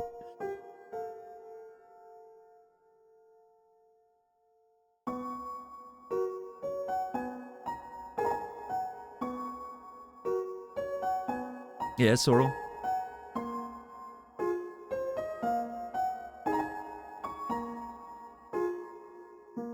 Cheesy. It doesn't... Sometimes it's just gonna be a miss, right?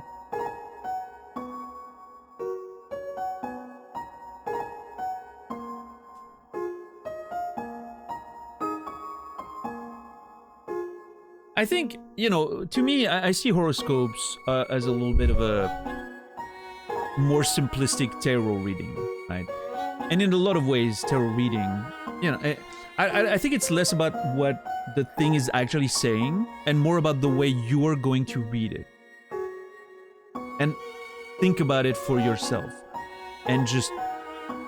Obviously, a tarot reading is not going to tell you your future, or it's not going to answer the question by some magic means or whatever, right? What it's going to do is it's going to make you think about the things you heard. And maybe you're going to tell yourself something you needed to hear. And maybe it's just going to unlock a little interesting thought in you that's going to help you move forward. It doesn't have any, you know, there's no like supernatural effect at play there. Right? And obviously you're very free to just ignore it and not think that it has any value, which I totally understand. I just think it's interesting to look at it from the perspective of, you know, how can I think about it for myself and see if there's any, if it unlocks anything I maybe need to be thinking about for myself, right? Yeah, exactly. The meaning is self-created, but it doesn't mean that's significant. In fact, very much the opposite. Most important things in the way you progress through life is self-created. It's a thought that you suddenly have and it helps you move forward.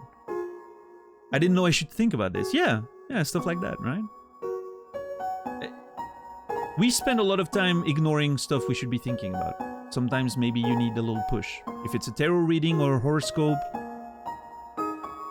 doesn't matter, right?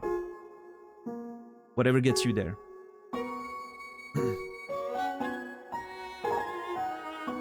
It's like wrestling. We all know it's fake. It doesn't matter. The emotions can be real.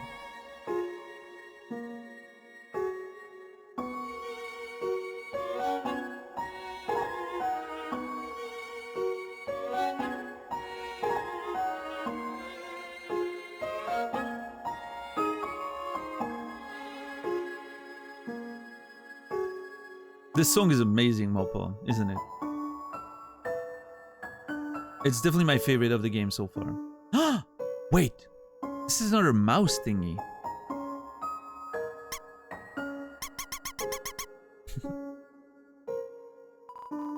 It's a note from Papyrus.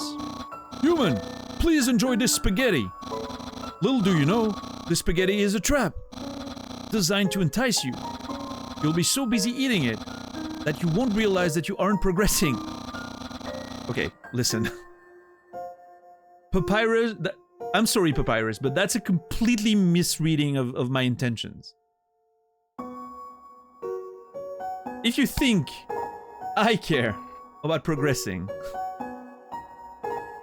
I would be sitting there eating that spaghetti for hours. This is great. Thoroughly japed again by the great Papyrus. Papyrus. Joke's on him, yeah, really. Knowing the mouse might one day find a way to heat up the spaghetti. It fills you with determination. Everything fills me with determination in this game.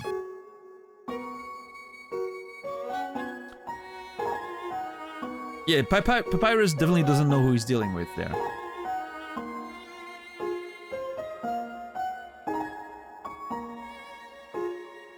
The character's theme music in wrestling. Yeah, it used to be great, Rian King. I feel like it's a lot more about just making either like licensed tracks to sell discs, or I mean, nobody sells records anymore, to you know, streaming and revenue and all that, or it's somewhat generic stuff that the fucking like studio behind the current songs is making. Like the wrestling music has definitely gone down since like the 90s and early 2000s. It's very sad. There's a few like rare bangers, but yeah. It's not as great as it used to be. The great Jim Johnston is irreplaceable. What's up, Jakin? How are you doing today? It's a plate of frozen spaghetti. It's so cold, it's stuck to the table. Oh. It's an unplugged microwave. All of the settings say spaghetti. Perfect. I love spaghetti. God, I'm so hungry. I don't know what I'm gonna eat after stream.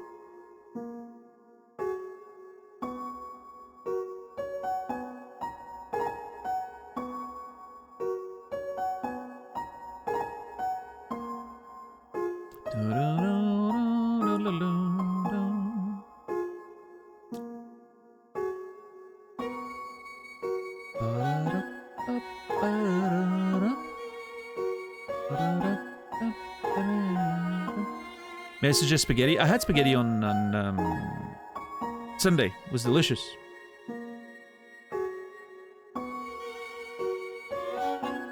Is one spaghetto called a spaghetto? It should be, right? A ravioli, a raviolo.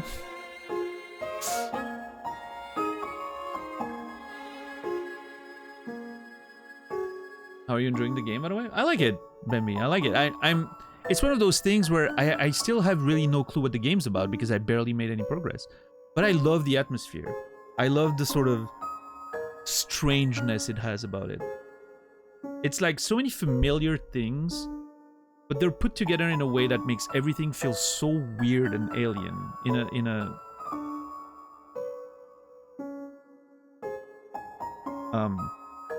endearing way, right? It makes you want to explore it more.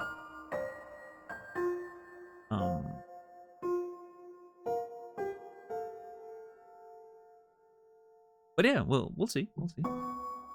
I'm taking it at my pace, right? Slowly but surely.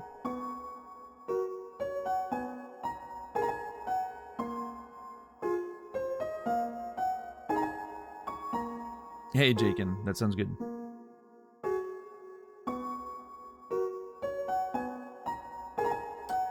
I is the masculine plural.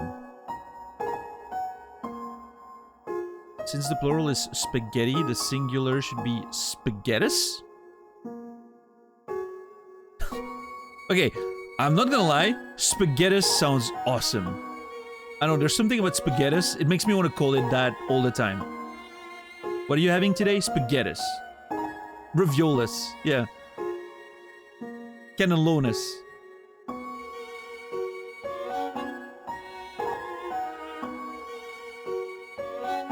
Macaronis. Tortellinis. Wait, no.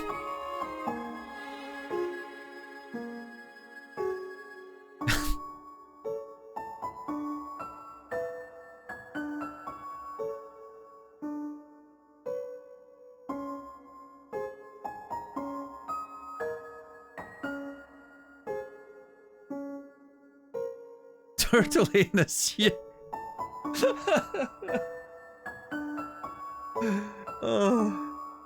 Tortellinis. Let me pronounce that more precisely. Al dente, por favor. List of people involved in the Battle of Troy. God, that's so funny.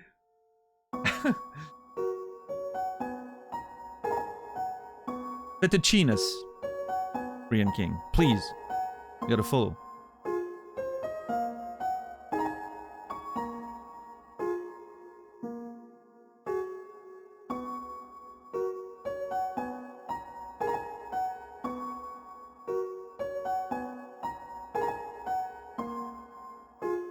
Yeah, I would like, something I haven't had in a long time is lasagna.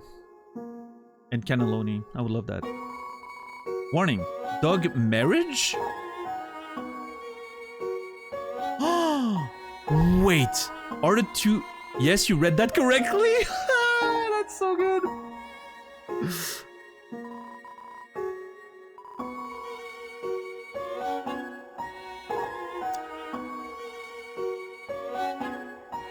I wonder if that's the his and hers couple, right?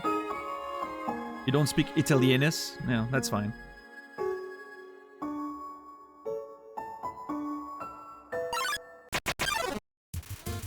Oh shit, that's a lot of things. Ice Cap and Childrake confront you, sighing. Jerry. What about Jerry? Check Jerry. Jerry, attack 0, 30 defense. Everyone knows Jerry. Makes attacks 2 seconds longer.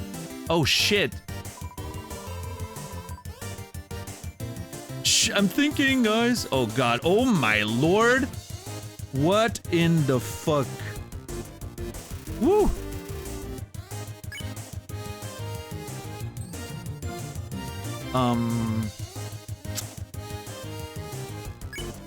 Let's ditch Jerry, guys.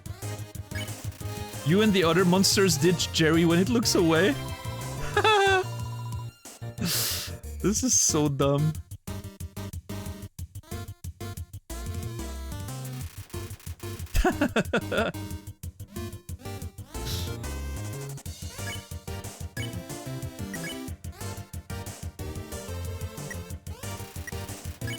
Let's see. I'm gonna attack Childrake.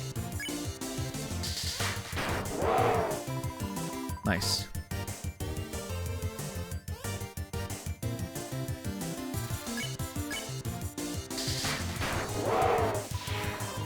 Jerry ditched. Hell yeah. Oh, Jerry's back!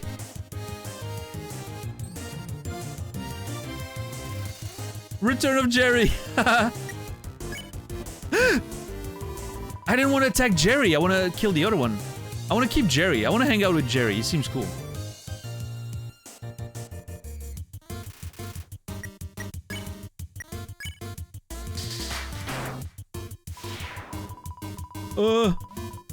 Did they ditch me? Some friends. Hey, Jerry. What's up, man?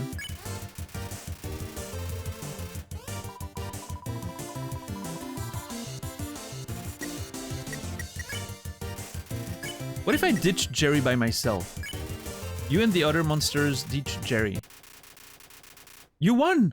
39 XP and 35 gold. Okay. Get ditched, Jerry. There's a switch hidden in the snow. Click. The switch is stuck now. What? See, that's what I mean. This game is so mysterious. I don't understand it.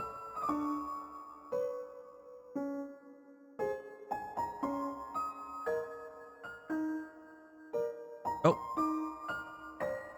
Wait a minute.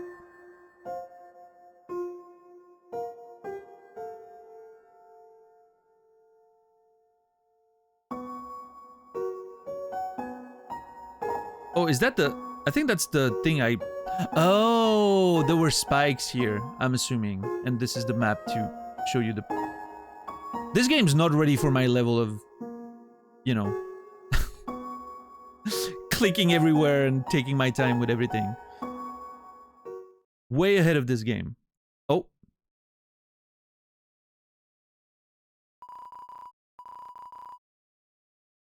It's that smell. Where's that smell? If you're a smell, identify your smell.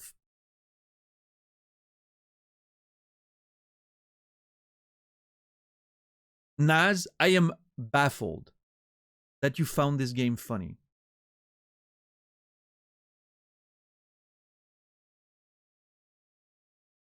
You hate puns. Half of the humor in this game is puns.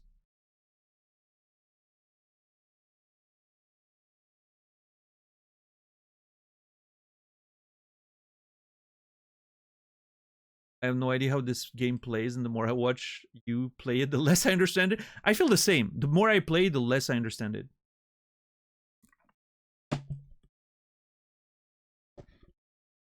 How are you today, Scratch? I bet Nas smiled pretty hard here. I'm sure he did.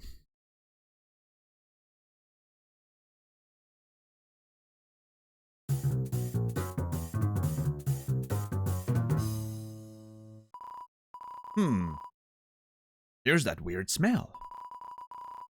Makes me want to eliminate. Eliminate you. Oh shit. Doggy assaults you. Doggy, plural? Oh, they're the couple. I didn't get it.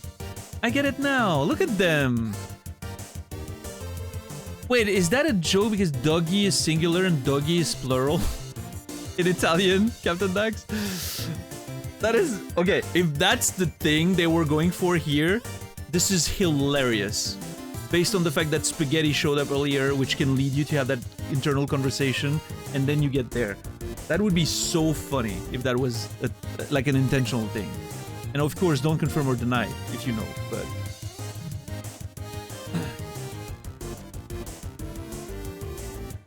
How are you, Holo? Dogami Dogaressa. Dogami Dogaressa. Pet resniff roll around. Dogaressa pet resniff roll around. Okay, let's see. Check them first. Dogami, attack 15, defense 5. Husband of Dogaressa knows only what he smells. Take my wife's fleas? Don't actually... I don't want to take anyone's fleas. Oh my god, this is... Oh jeez, okay, that's hard. I'm not sure what I need to do there. The dogs are saying sickly sweet things to each other. Dogaressa. This puppy finds her hubby lovely. Smells only? Don't touch my hot dog. He means me.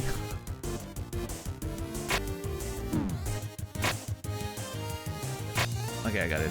Oh, it makes a heart at the end, did you see? That's so cute. The dogs keep shifting their axes to protect each other. They're so disgustingly cute. I'm gonna pet Dogami. The dogs are too suspicious of your smell. Paws off you, smelly human. That's not your husband, okay?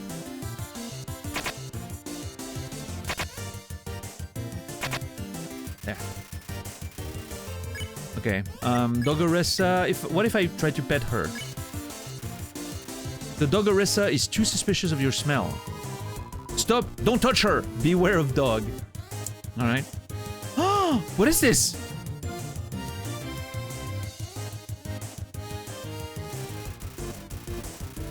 The dogs are saying sickly sweet things to each other. What's up? I don't know just a name.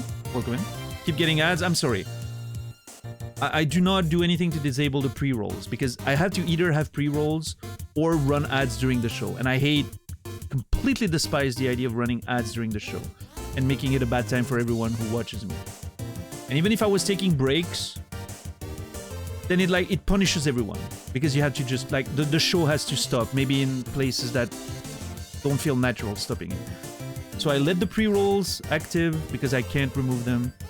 But at least you know that once you've gone through those few pre-roll ads, then you can just watch. There's not going to be any interruptions anymore. I think that's better. But that's just my perspective. And then you get subbed because someone's generous or you want to sub yourself, and then you don't have to ever watch ads ever again. So, you know.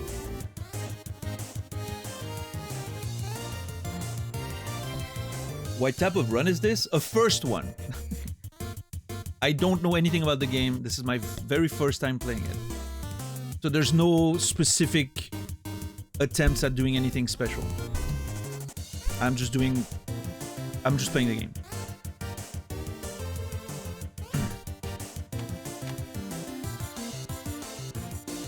Let's see. I'm going to re-sniff Dogami, see what happens. The dogs sniff you again, but you smell just as weird as before. What's that smell? Smell mystery.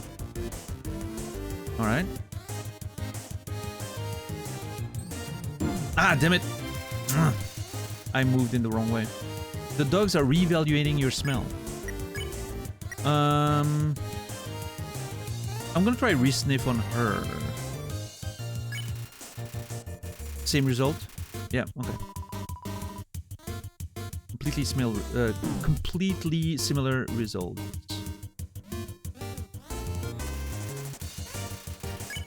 Okay, roll around. You roll around in the dirt and snow. You smell like a weird puppy. Oh, interesting. Number 2, Nuzzle Champs 98. Of course, we were second.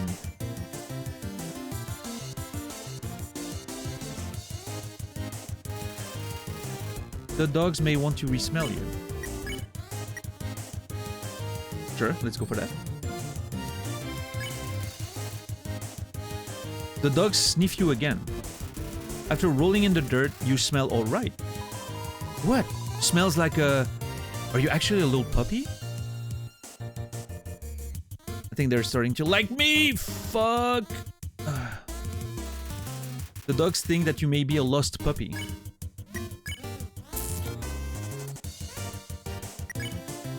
What if I tried petting them now? You pet Dogami. Wow! Pet by another pup! Well, don't leave me out! Okay, so I'm gonna have to pet her as well. This would be way easier if I just swung and killed them, but... We're doing things around here.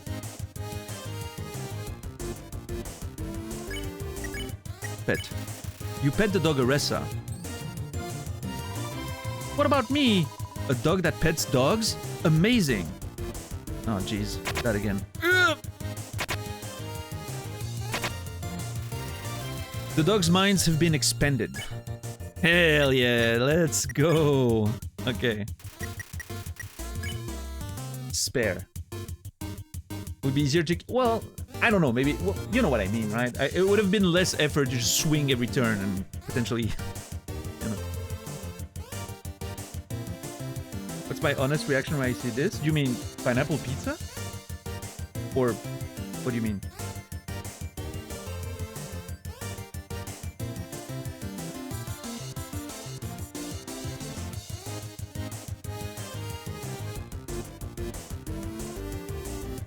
If you're asking me about pineapple pizza, I have a... Oh boy, do I have a take about pineapple pizza. I actually talk about it quite regularly. If finds it easier to kill his friends. No, that is not true. I have never killed anyone in a game that I didn't have to. It's just sometimes there are reasons. That is not true. I dare you to prove that I did. Pineapple pizza, love it, just a name. Here's the thing, it's rarely gonna be my first choice. But as I've told the story before, so some of you are gonna hear it for the 100th time and you're gonna be like, ah, again. It was my grandmother's favorite. My late grandmother's favorite pizza. So every time we would get pizza together, she would get pineapple pizza, Hawaiian pizza, as we call it here. And she would never finish it because she was a tiny little lady. And so I was always finishing her pizza. And so it has a very strong nostalgic value for me. Every time I have pineapple pizza, I think about my grandma. In fact, last weekend, I ordered a pizza and I felt strongly about ordering one of them. I didn't know why. I suddenly had the feeling that I really wanted to have a pineapple pizza to remember my grandma. And today I realized, because I didn't realize how deep we were, I realized today that it's her birthday. It would have been her birthday today. Maybe that was linked. Maybe I was thinking about her a bit more because of the, Christmas coming up and all that. But yeah. So pineapple pizza, thumbs up for me. I miss Frogget. Frogget's fine. And also, it wasn't for no reason. The reason was understanding what, happens when you attack someone. Knowledge. Knowledge is important, guys. It has value.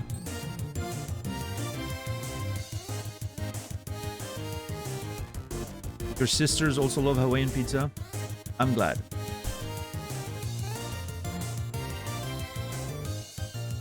You didn't have to. Whatever. You won. 0 XP, 40 gold. Dogs can pet other dogs? A new world has opened for us. Thanks, weird puppy. You're welcome.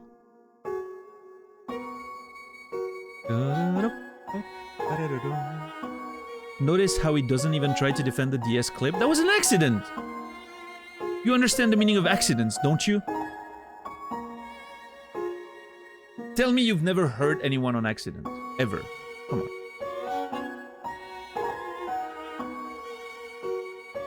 My grandpa makes peanut butter and pickle sandwiches. I had one for lunch.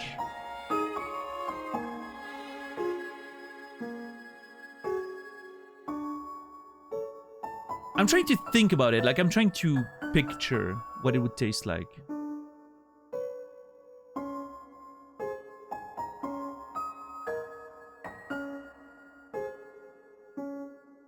I do like pickles. I like peanut butter. I mean, peanut butter is relatively salty, so I can... Why not, right? I don't know. Yeah, maybe.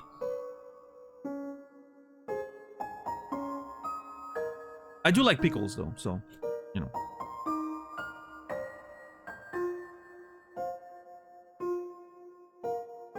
Not with Zweihander? Well, I mean... You need more Zweihanders, I guess. This clip is amazing. Yeah, that was... It's my most viewed clip. Also, it contains the baby stash, so it's kind of a historical, significant, piece of media, I guess.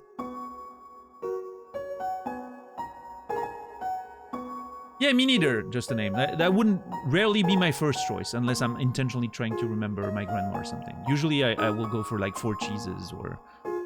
I don't know, pepperoni or something. I love anchovies on pizza. I love olives on pizza. All that really savory, salty.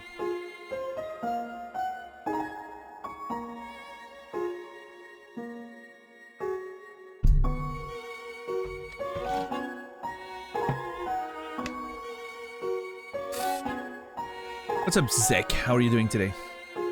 Oh man, I would go for some sharp cheddar on a cracker right now. Nice little cracker, like a Ritz, right?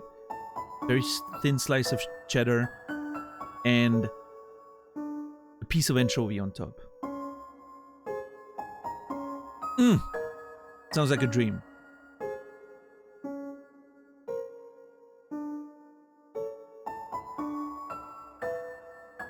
How are you today, Zach? Good to see you. Thoughts on artichokes on pizza? Yeah, they're good. I'm again, it's one of those things where I wouldn't necessarily. It would rarely be my first choice, but yeah, I like them. I like artichokes.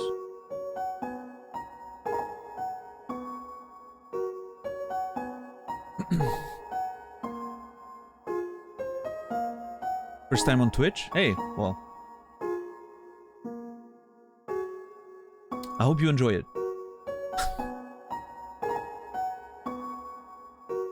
It can be a nice place sometimes.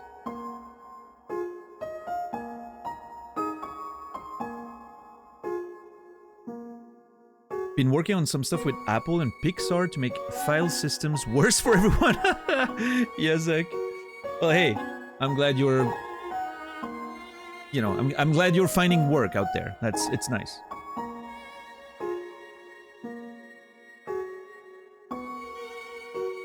Yeah, my first time on Twitch was before it was called Twitch. I still remember the Justin TV days.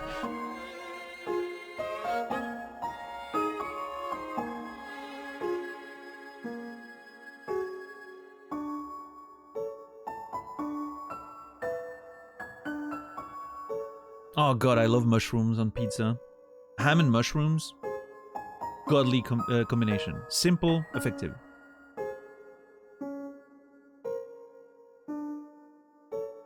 Blue cheese with walnuts. Oh, that's delicious too.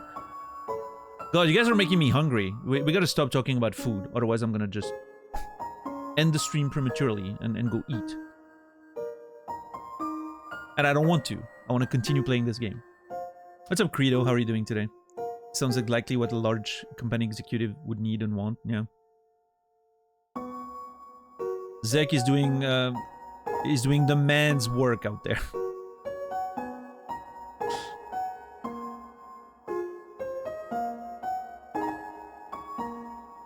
Walnuts, honey, and blue cheese, heavenly combination. Agreed. Love it.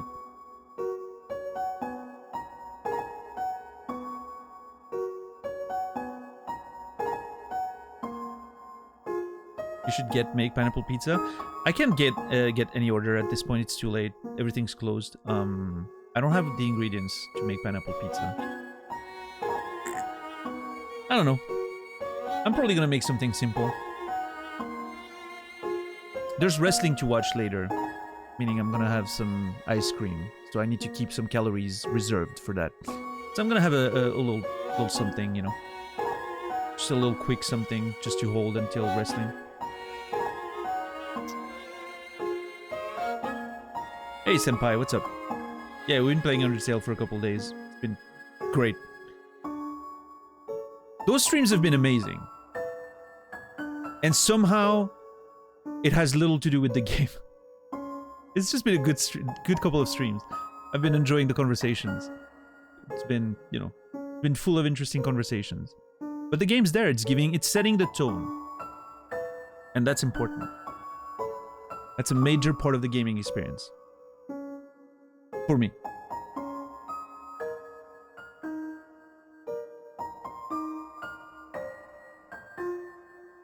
When he's alone, he just asks the pizzeria to pick for him. That's actually cool, Bambi. I could see myself do that.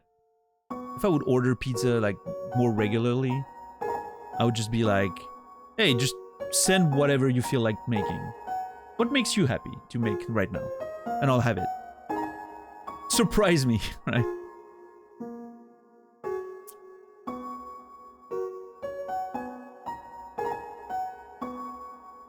Hey, no worries, Credo. Hope you're having a good day. Nutella and Gruyere pizza? Low key? Pretty sure that would be delicious. Turn every X into an O, then press the switch.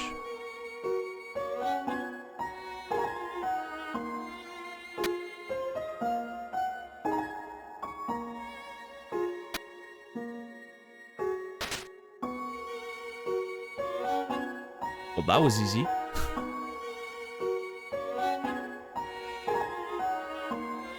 Starting tangents is almost a rite of passage here. Oh yeah, I mean, everyone has done it. Has anyone ever put raclette on a pizza? Yeah, it's a thing here in Switzerland. You can You can find raclette cheese on pizza. It's a big thing, in fact. Listen, raclette is everywhere here. If you go to McDonald's right now, they have the Mac raclette, in fact, which is raclette cheese with, you know, replacing the normal cheese in a cheeseburger.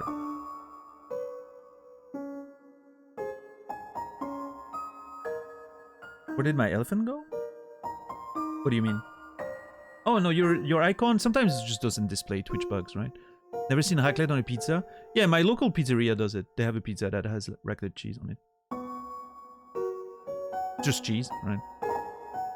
Dessert pizza? It's not really a big thing here, JR, but I've heard of them, right? Like, strawberry and chocolate pizza, I think is a thing.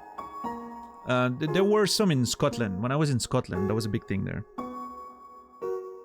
I'm not a huge fan, but I generally prefer savory things.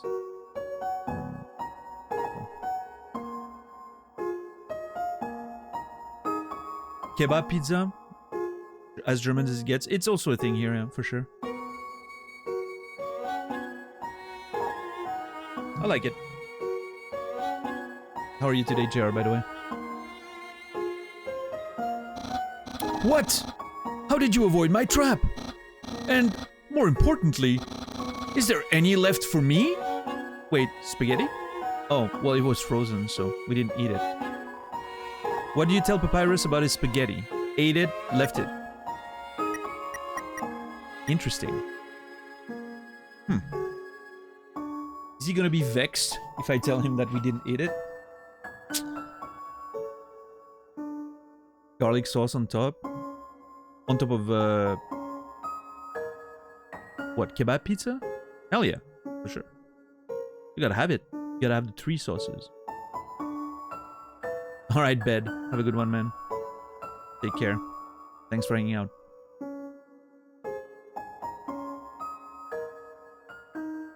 All those pizza kebab places. Yeah, it's a big thing right now, right? Nice combo, though. I get why they do that. Alright, Kyo, have a good night. Thanks for hanging.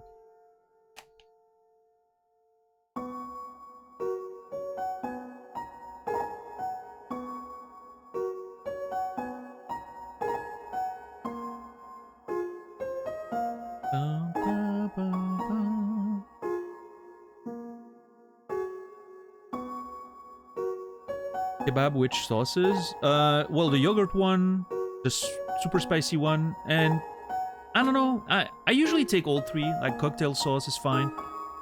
I don't mind it. I like my kebab quite, you know, saucy.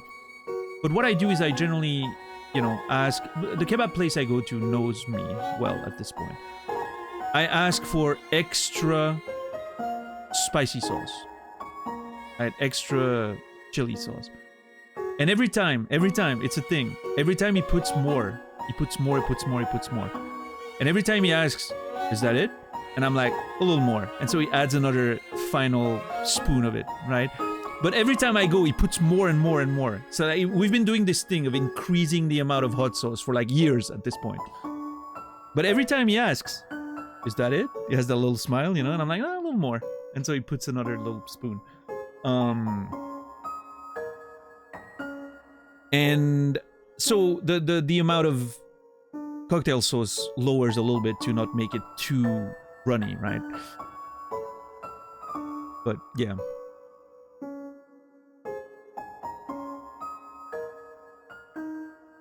It's like a little tradition I have with my kebab guy.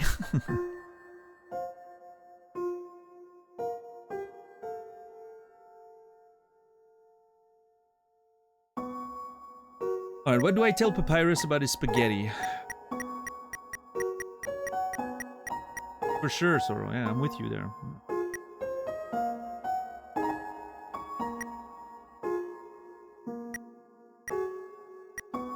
My butt always punishes me in the morning, but you know, you gotta have the super spicy sauce. Favorite pizza? Yeah, 4 cheeses for me. Yeah. If I'm feeling fancy, 4 cheeses with extra olives and anchovies. That's like my perfect combination.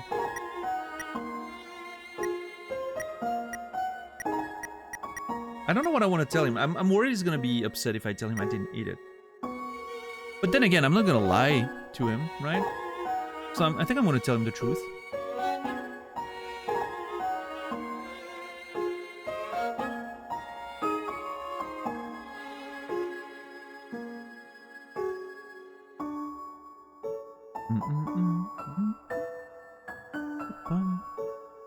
Left it. Really? Wowee! You resisted the flavor of my home-cooked pasta. Oh no, he's sad about it. Look at his eyebrows. Just so you could share it with me. Oh no, he's actually emotionally pleased. Like he's you know, he's like, "Aw, okay." Fret not, human. I, Master Chef Papyrus, will make you all the pasta you could ever want. Okay, this is the start of a great relationship between me and Papyrus. If you want to, you know, if you want to seduce me, my stomach is a great way to start. Great place to start.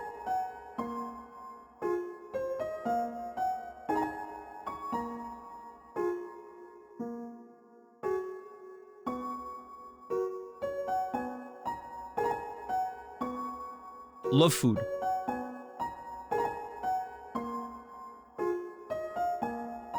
Papyrus is gaslighting himself. Yes. Is one pasta a pasto? A pastis, according to what we established earlier. What's up, Plushie? How are you doing today? You did a cosplay of Papyrus for Halloween? That's awesome. Love it.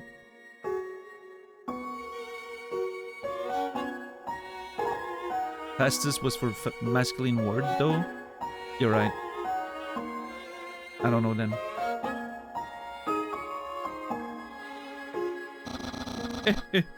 Yeah. I think we're slowly building a rapport with Papyrus.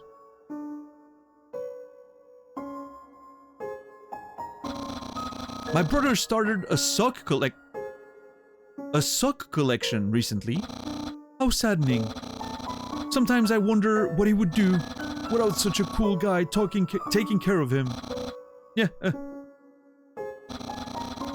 A sock collection. How saddening? What's sad about it? Oh. There's a switch on the trunk of this tree. Press it?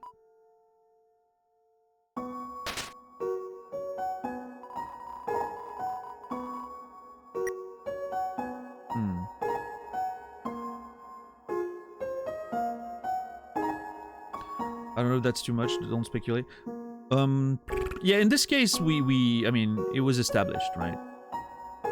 That it was his first time. He had never seen a human before. Now, that being said, it could be Sense lying to us, or, you know, there could be more to it, so yeah. We would prefer not mentioning that kind of stuff.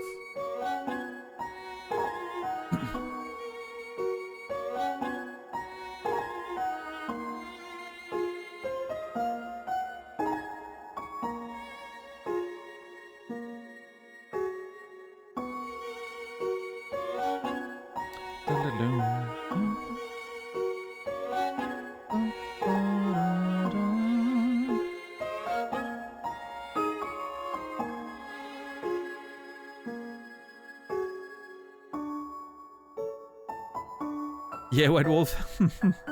Bulldog went flying. Nice. How do you like the music so far? Probably my favorite part of the game, actually. Senpai. I think the music's been great. This song is my favorite so far. But the first area's music was incredibly catchy.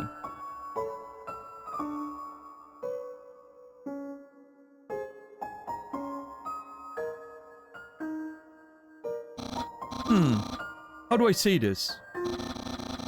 You were taking a long time to arrive, so... well, fair enough. I decided to improve this puzzle by arranging the snow to look more like my face. Unfortunately, the snow froze to the ground. Now the solution is different. And, as usual, my lazy brother is nowhere around. I suppose what I'm saying is...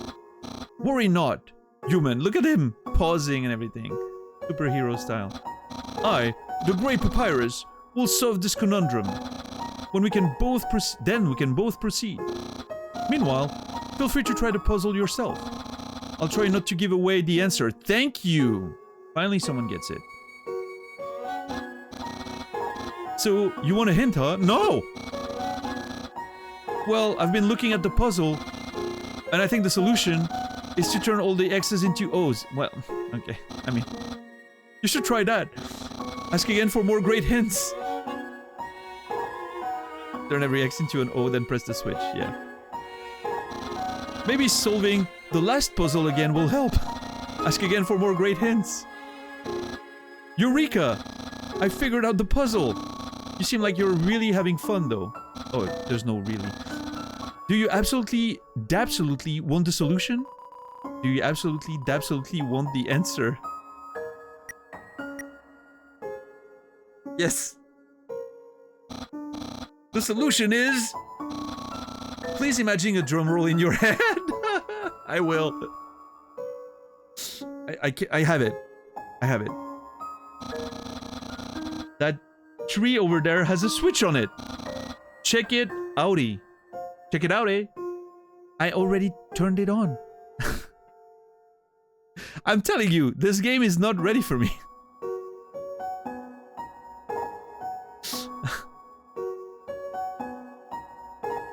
I already clicked the button earlier. Press it? Yes. Oh yeah, I need to turn the EXs first, of course.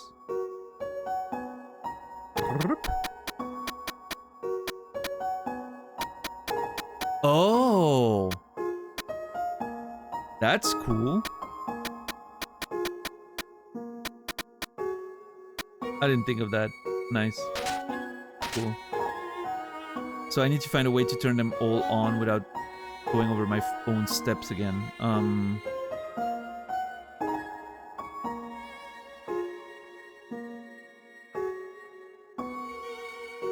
Okay, hold on.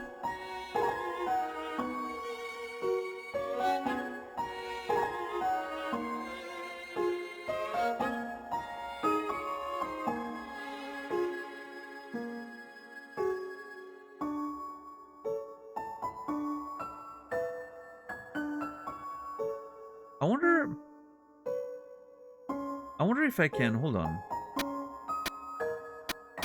No. It immediately turns it back. Okay.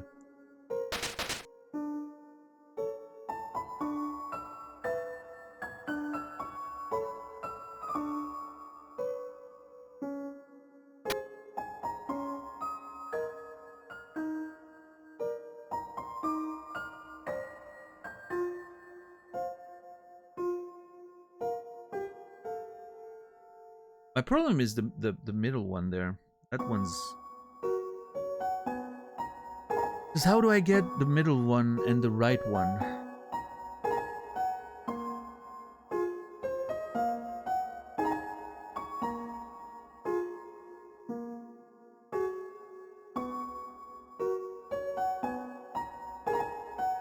I got it.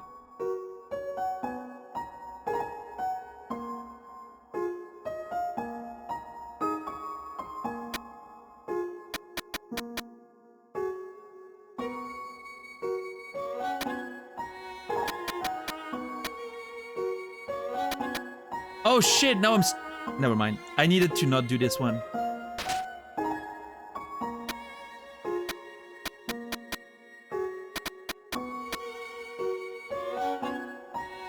Oh, fuck.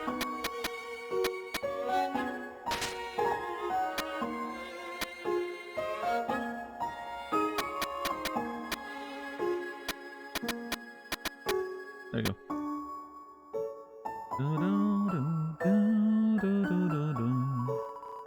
There's a switch on the trunk of this tree.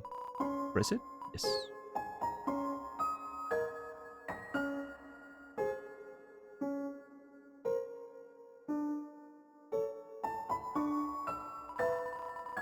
Did I not press it? Yes.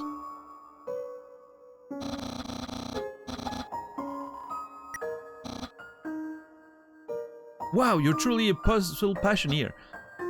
I'm so enthused by your enthusiasm. You can do it, human.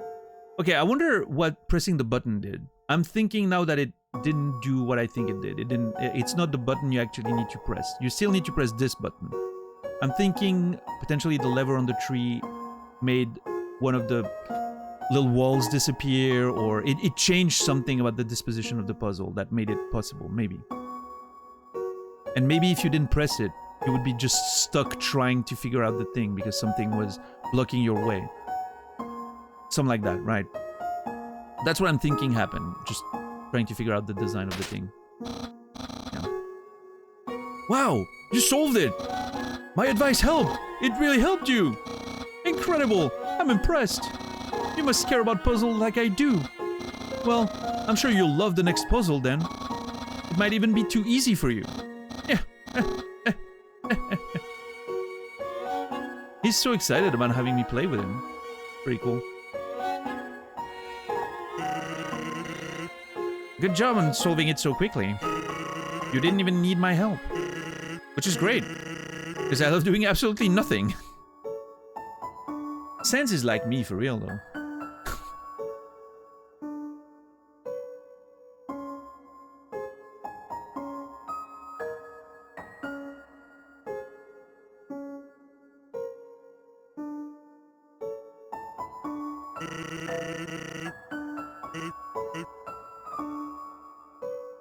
For real, I am. Oh.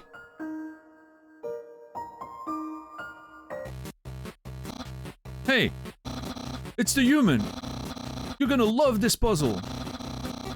It was made by the great Dr. Alphys. What? You see, these tiles?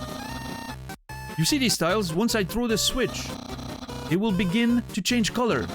Each color has a different function. Red tiles are impassable. You cannot walk on them. Yellow tiles are electric. They will electrocute you. Green tiles are alarm tiles. If you step on them, you will have to fight a monster. Orange tiles are orange scented. They will make you smell delicious. Blue tiles are water tiles. Swim through if you like, but if you smell like oranges, the piranhas will bite you. Also, if a blue tile is next to a yellow tile, the water will also zap you. Purple tiles are slippery. Oh my lord. Okay, hold on. I should have taken notes. What's up, Dew on the grass? How are you doing today, Noger? Good to see you.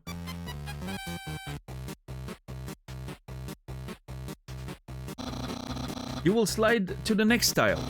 However, the slippery soap smells like lemons, which piranhas do not like. Purple and blue are okay. Finally, pink tiles. They don't do anything. Step on them all you like. Okay, I'm calling it now. It's all this sort of freaking gigantic amount of rules. And the puzzle's literally gonna do like, be nothing. You can just walk through. That's what I'm expecting. How was that? Understand? Understand the explanation? Of course, no. Okay, I guess I'll repeat myself. Okay, I'm gonna actually take notes. Just in case. But again, I am fully and completely expecting the puzzle to be so simple you don't need any of that. Red, impassable. Yellow, electric. Blue, monster. Green, water. Which makes no sense, by the way. Orange, smells good. If you... Wait! The rules are different! That's not what he said earlier!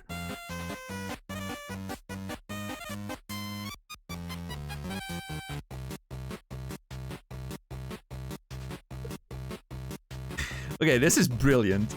This is really fucking brilliant.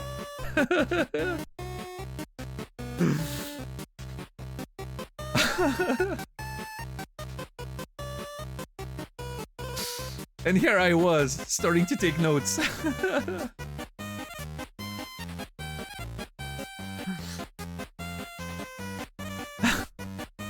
If you step on orange, don't step on green. Brown tiles are... Wait!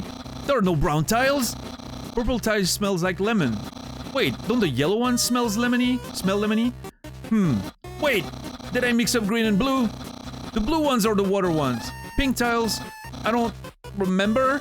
Wait, those ones don't do anything. Okay, do you understand better now? Even less.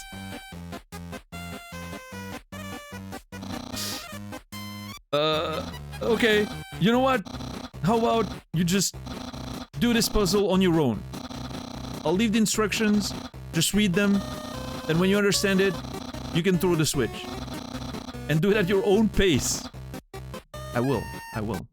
Good luck!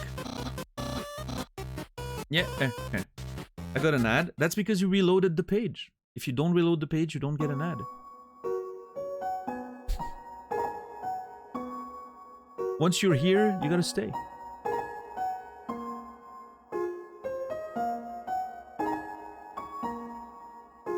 Undertale is on Steam for 2.5 euros. There's no reason not to play it, yeah? I accidentally left. Well, there are consequences to our actions and accidents. But it's okay, you're back.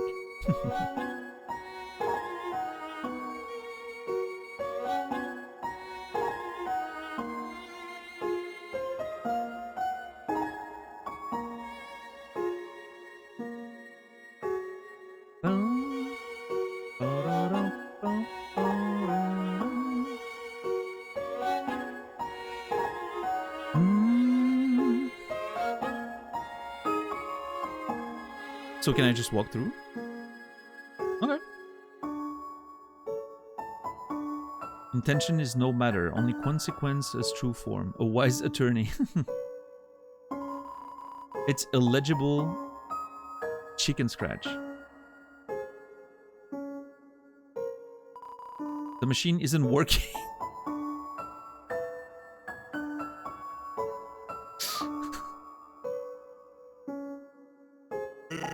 Actually, that spaghetti from earlier, it wasn't too bad for my brother. Since he started cooking lessons, he's been improving a lot. I bet if he keeps it up, next year he'll even make something edible. Alright. Good enough.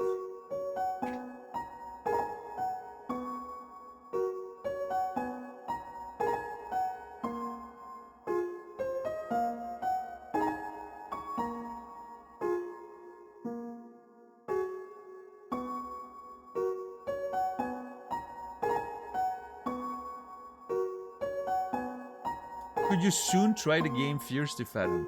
You know what? I feel like I've seen you before. Just the name. I remember you from Naz's channel, I think. Was it on Naz's channel? Someone coming in with a similar name and being like, hey, how about trying this game? Or maybe you were on this channel, in fact. It was a different game, though, I think. I don't remember which one it was, but it was sort of the same way of, you know, talking about random stuff and then asking about a random video game. I'm not gonna play a video game that you want me to play. I'm just gonna put it out there. Just in case. You're confused about that. I play what I want to play. I have no plans on playing Fierce to Fathom. Who knows in the future? But it's definitely not on the list. But if you want to watch that game, sure, plenty of people are playing it on Twitch.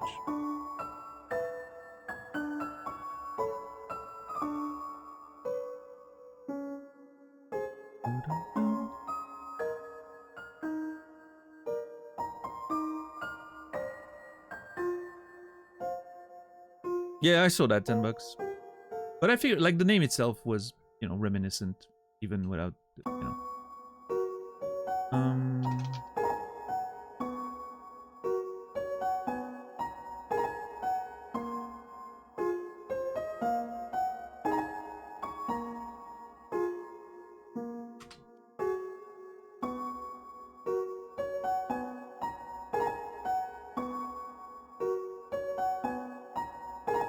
Yeah, Zach.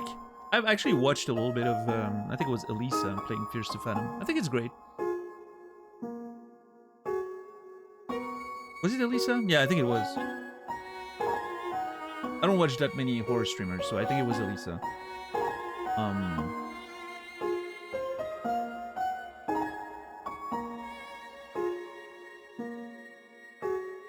I wonder if Ash played Fierce to Fathom.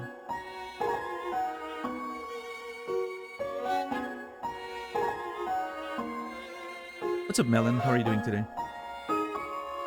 Had a project deadline due for about 5 minutes ago. Sent it just in time, caught the stream. Hell yeah, Melon. Congrats. Deadlines are here for a reason. Gotta take the most time possible, right? To make sure it's the best thing you can come up with. I'm very much a fan of, like, not waiting to start at the last second, but, you know, still delivering it last minute.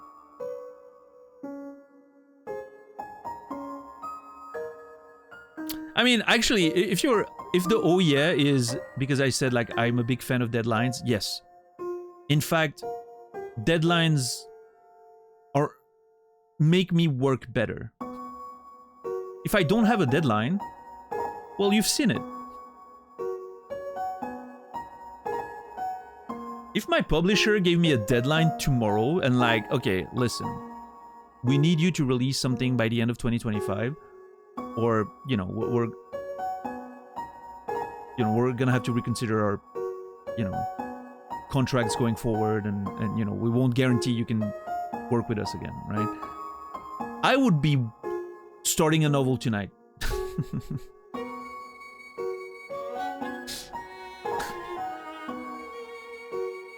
I respond very positively to deadlines.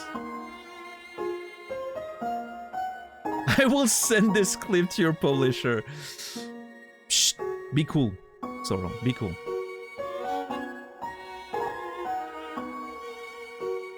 I mean, to be fair, most of my books were written before I had deadlines, right? I wrote the first draft of my second novel before I signed my first contract.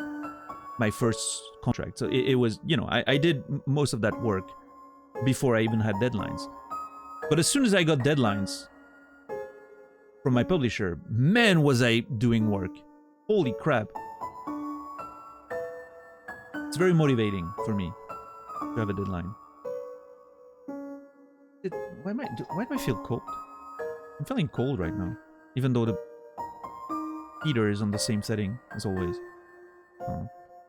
Is it getting colder outside? Let's see.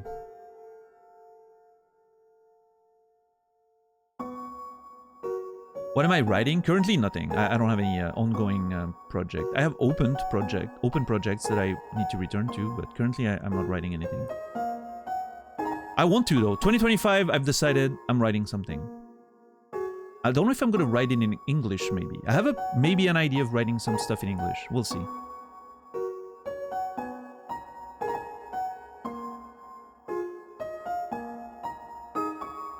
I mean, they don't go unless I've submitted a manuscript and then we signed a contract and then there's a release date that needs to be established and all that. And so at that point, there's deadlines for, you know, going to print, right? So then that means the editor gives me a deadline for, like, the groundwork we need to do, and then there's a correction deadline, and then there's you know, all these little steps that I need to deliver on. And then I get, because you know, I get, like, feedback from the editor and then the corrector, and then I need to work around that, and so it's the whole thing, right? But yeah, like, if I'm not currently on, like, an active project that is signed with them, it, you know, there's not going to be any deadline for sure. Okay, it's been getting colder today, so maybe that's the reason why it's feeling colder inside. I write in game dev and it's the worst. I'm seeing folk transition from writing in game traditional publishing, which sounds insane. Writing isn't my main job, though. It's funny you say that, Bambi. I'm trying to write in the gaming industry. I'm never gonna stop writing novels, but I do want to write for... I would like to write for movies and TV shows, but more than anything, I would like to write for gaming. That's a big dream of mine. No, they don't, senpai. I write whatever I want, right? And then I submit it. But yeah, do on grass. If you're asking what kind of books I write, they're young adult sci-fi novels, according to my publisher.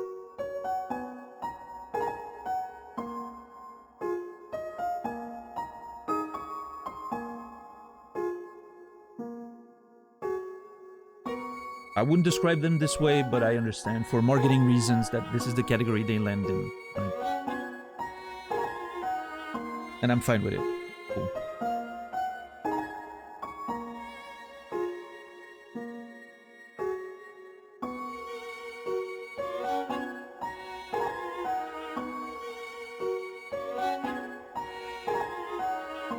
There's hope. There's a new game writer, Booms, coming soon because of the success of BG3. What's the difference between young adult and regular sci-fi? Young adults are generally targeted towards like older teenager and younger adults, like 20-something, right? Older teenager being typically the main audience, but a lot of young adult is being read by a lot of adults in their 20s, especially. Oh yeah, Bambi? Interesting. I didn't hear that.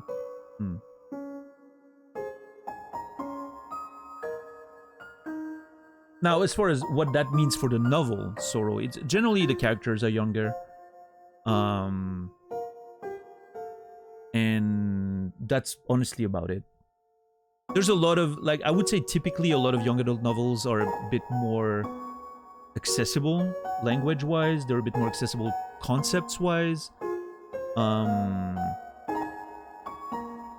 Like the writing is adapted to the target audience a little bit, but that's not even a rule. Like there's a lot of young adult novels that are written extremely complex writing and stories and themes, and so one of the biggest indicator really is the age of the characters, at least from my perspective.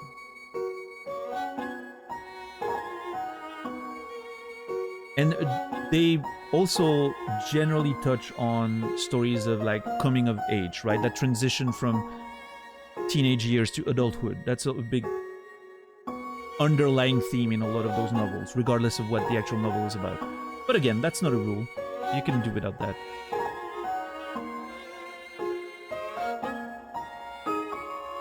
So yeah, frankly, age of the character is the main criteria, because that's how they market them, right? You want the readers to relate to the characters, so you put characters in front of them that are of the same age and have the same sort of concerns and interests, and yeah.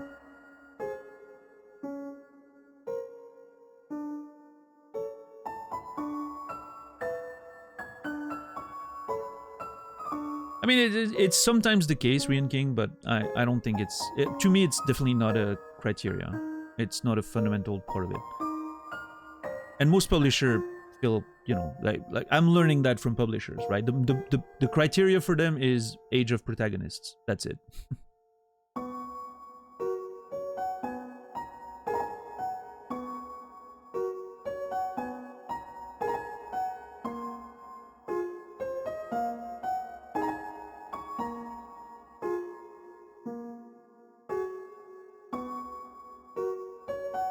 Are you just devolving into saying random words in chat now, just a name, or are you gonna, contribute anything valuable to this community? Because I don't know if you've noticed, but conversation's not just a random bunch of words being thrown out or statements. There's actual, meaning behind it. It's a big thing in human interaction. Now I'm definitely sure you're that person I mentioned earlier, that we've seen in different channels. Naz's, mine before, with kind of the same behavior.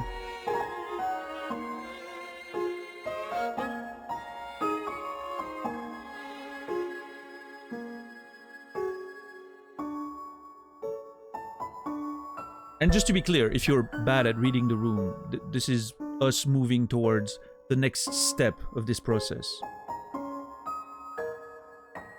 which involves depriving you of the ability to express yourself around here. So, if you have anything to say, I would make it quick.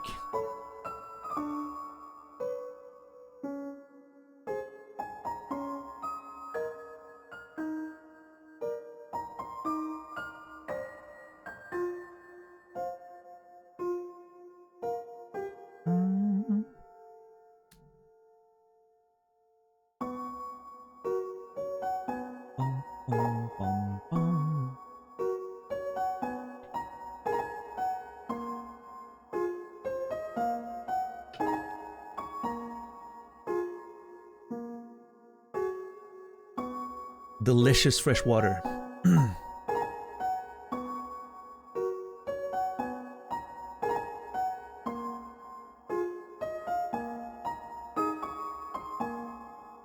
But yeah, no, Bambi for sure. The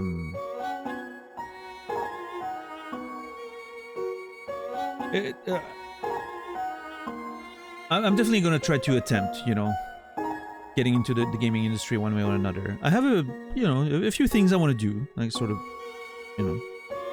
maybe as a way to slowly starting getting a foot in the door. We'll see.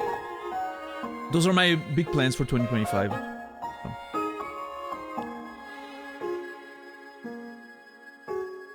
That's hilarious. Wait, I think I'm on the same page with you, Naz. I'm not sure, but I think I am.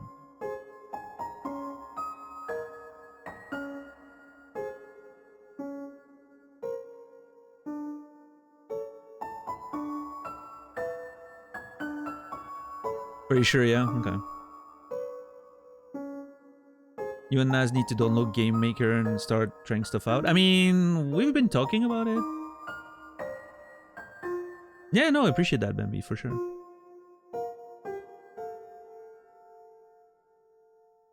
I have a few things I need to start working towards. That would be a first little step in the in this world. But well, eventually we'll, I might have some more questions and all that. So yeah. Nazmat Production. I like that name, dude. I saw it yesterday in your chat while I was lurking and having you on the side. And I was like, geez, that's a good name. I was thinking the exact same.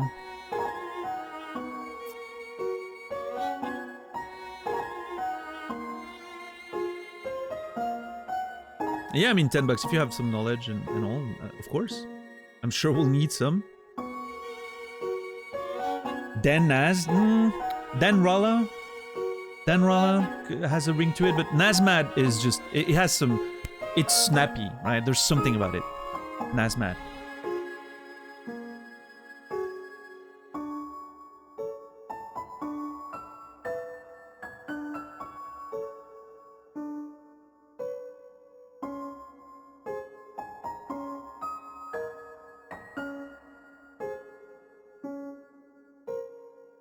Yeah, no, I mean, for sure, $10. Hey, any help and experience is always appreciated anyway. Different inputs and...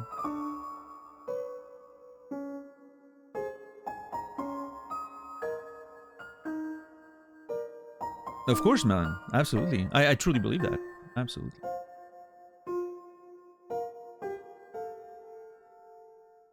Hey, who knows? Maybe a year from now, we're gonna have like game dev streams or something. I don't know.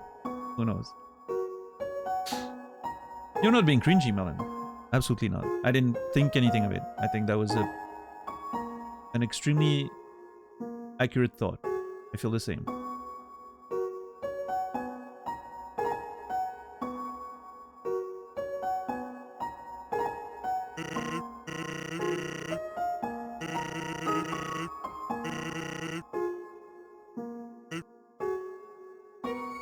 Yeah, we heard that message before. I wasn't sure if I had talked to him, but I did, yeah.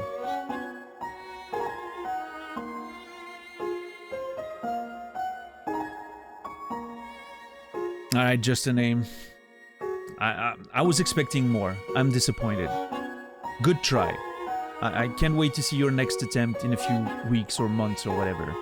I'm sure we'll get to enjoy it, and we'll do the same thing over again. Until then, just a name. You will not be remembered. Thank you, Naz.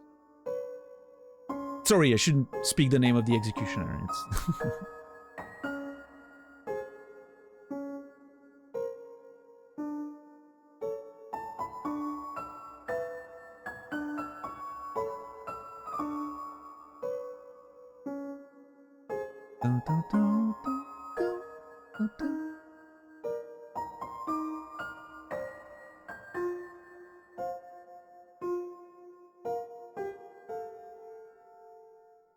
What just happened? Nothing of value.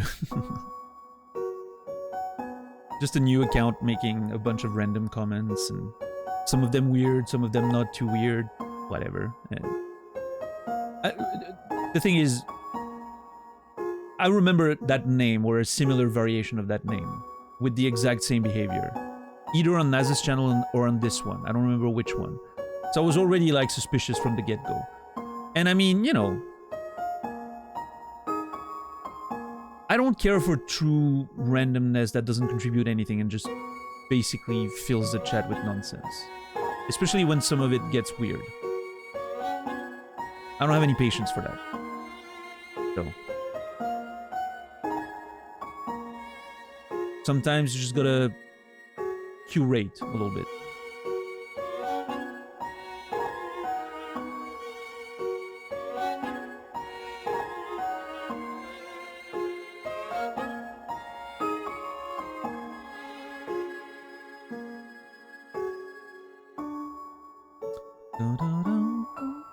Man, that music, I'm gonna miss that music once we move to another area. This dog is staring blankly into the snow, waiting for it to turn to art. That's kinda cute. It looks like a Samoyed. I love Samoyeds. Aww.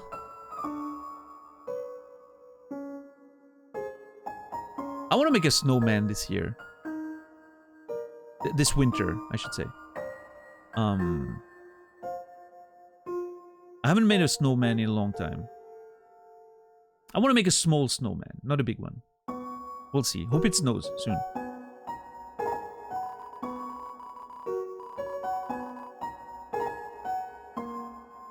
I too wish I could just will art into existence instead of having to make it. Wouldn't that be great? Man, it's always like, for me it's... On the floor inside is a box of raisins.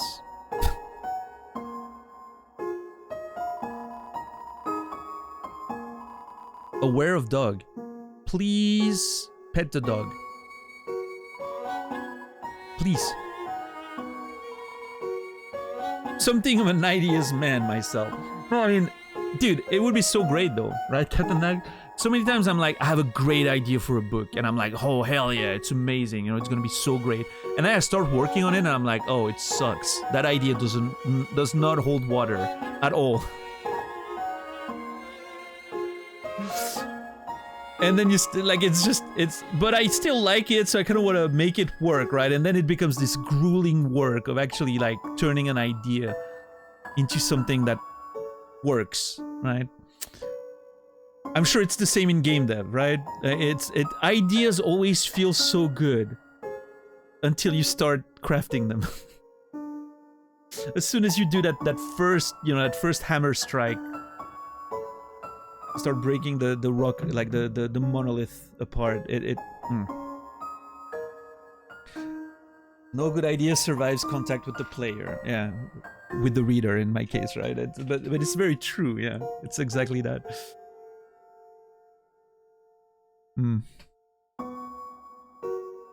What's up, Amorexis? How are you doing today? Welcome in.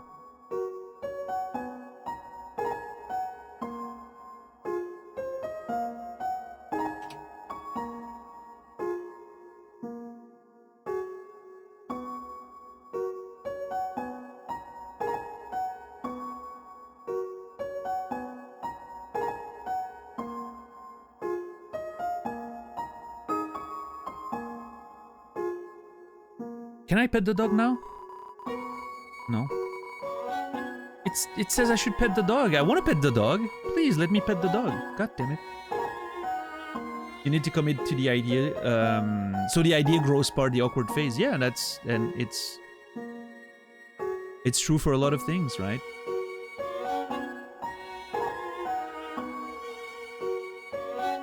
Any project, any undertaking, any skill, you will have to go through an awkward phase when nothing really works and you're just flailing around, you know.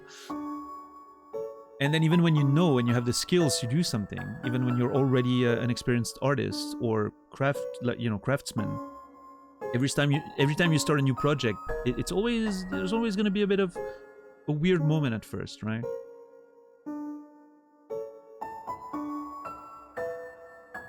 It's what I always say when it comes to writing.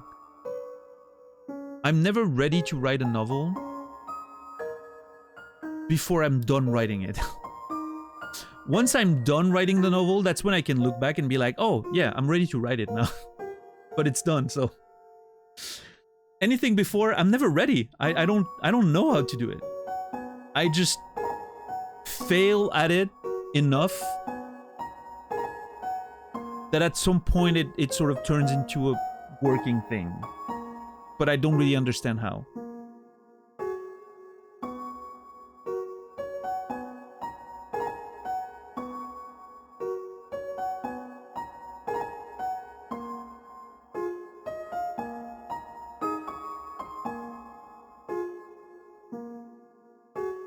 Yeah, Bambi, I can definitely see that in like a context where the writing is not like the main focus, right? There's production elements around it, like TV, games, and all that. I can see that being a very stressful experience for sure.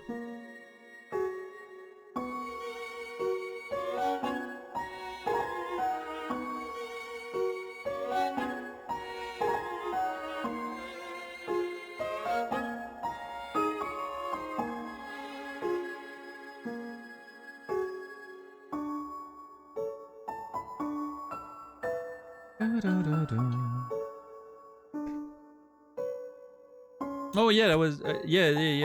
There was someone that was involved in that, right? I think it was Jimmy. Wasn't it Jimmy McBoldslap? Somehow involved in this?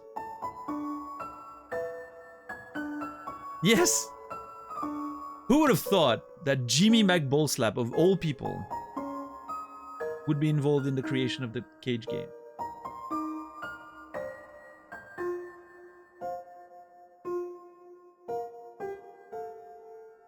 Isn't it? It's amazing. I agree. The world is a wild place. You never know what you're gonna find. It's like a box of chocolate or something. I don't know, I just made that up. Knowing that dog will never give you up... knowing that dog will never give up trying to make the perfect snow dog. It fills you with determination.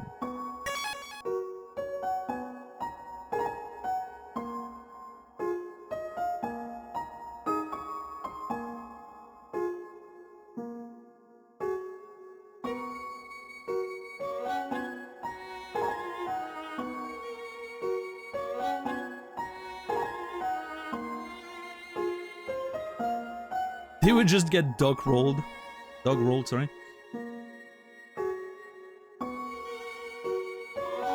That dog considers itself an artist, but doesn't even... Oh, that's the guy speaking, sorry. Well, I mean, that voice was great, actually. My normal voice was appropriately pretentious for this. That dog considers itself an artist, but doesn't ever know what to create. It probably doesn't help that its brain is the size of a piece of kibble. Is that a cow, by the way? What the hell?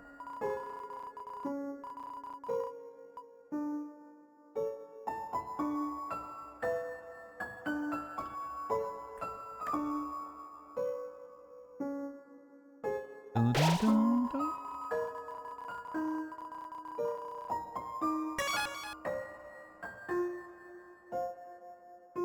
I love writing in games. Narrative design in games is a writer's dream. For example, Cyberpunk 2077 had a narrative design team writing V as she, and then the writers partially voted for Vincent for the story. But I mean, it's so cool. Yeah. Wait, did you actually work on that yourself, Bambi, or?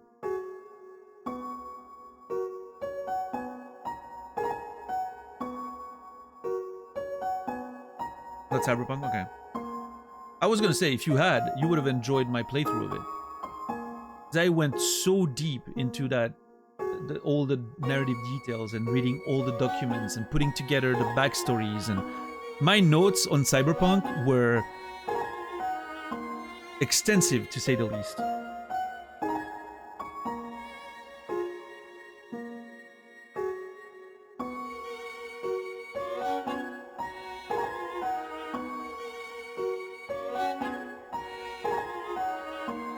Alright, have a good night, Green King.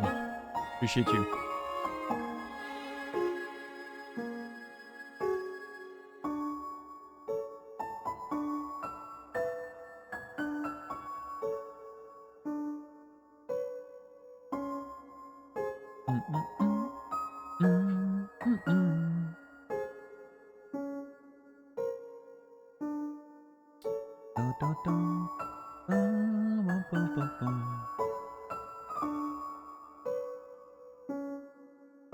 Dun, dun, dun, dun, dun, dun. All right.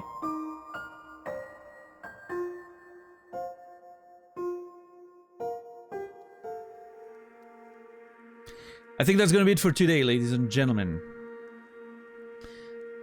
Unfortunately, the time has come to say goodbye. As much as I would love to continue conversing with all of you and playing the game, midnight has arrived. I need food. I probably need a little nap. And I need to, you know, stick to the schedule. We're going to raid in a few seconds. If you don't mind waiting, I would truly appreciate it. And I'll be back tomorrow in about 19 hours, 7 p.m. Central European Time, 1 p.m. Eastern, 10 a.m. Pacific, for more adventures of Undertale. Yes, thank you, 10 bucks. The VOD channel that 10 bucks and Warren are putting together, if you want to watch my content on YouTube or whatever, absolutely a great idea to follow that channel if you want. But yeah, I'll be back. No, thank you everyone. Thank you again for a great stream. I know my progress in the game is pathetic, and I'm sure some of you watching me are probably very upset at the lack of progress that I'm making. But I'm truly enjoying taking it at my time and just, you know, slow ride, appreciating the themes of the game and what the narrative gives us, and all those conversations for me are just fantastic. So, Soro, thank you for gifting us up to HS. I truly appreciate that. 31 total. Thank you so much. And HS, HFR, you will be remembered, as we say around here. All right, I'm gonna raid Ash Monster for the win. I don't know if FTW means for the win, but we're gonna raid Ash Monster. She's playing Path of Exile? Question mark? Yes, she is. And yeah.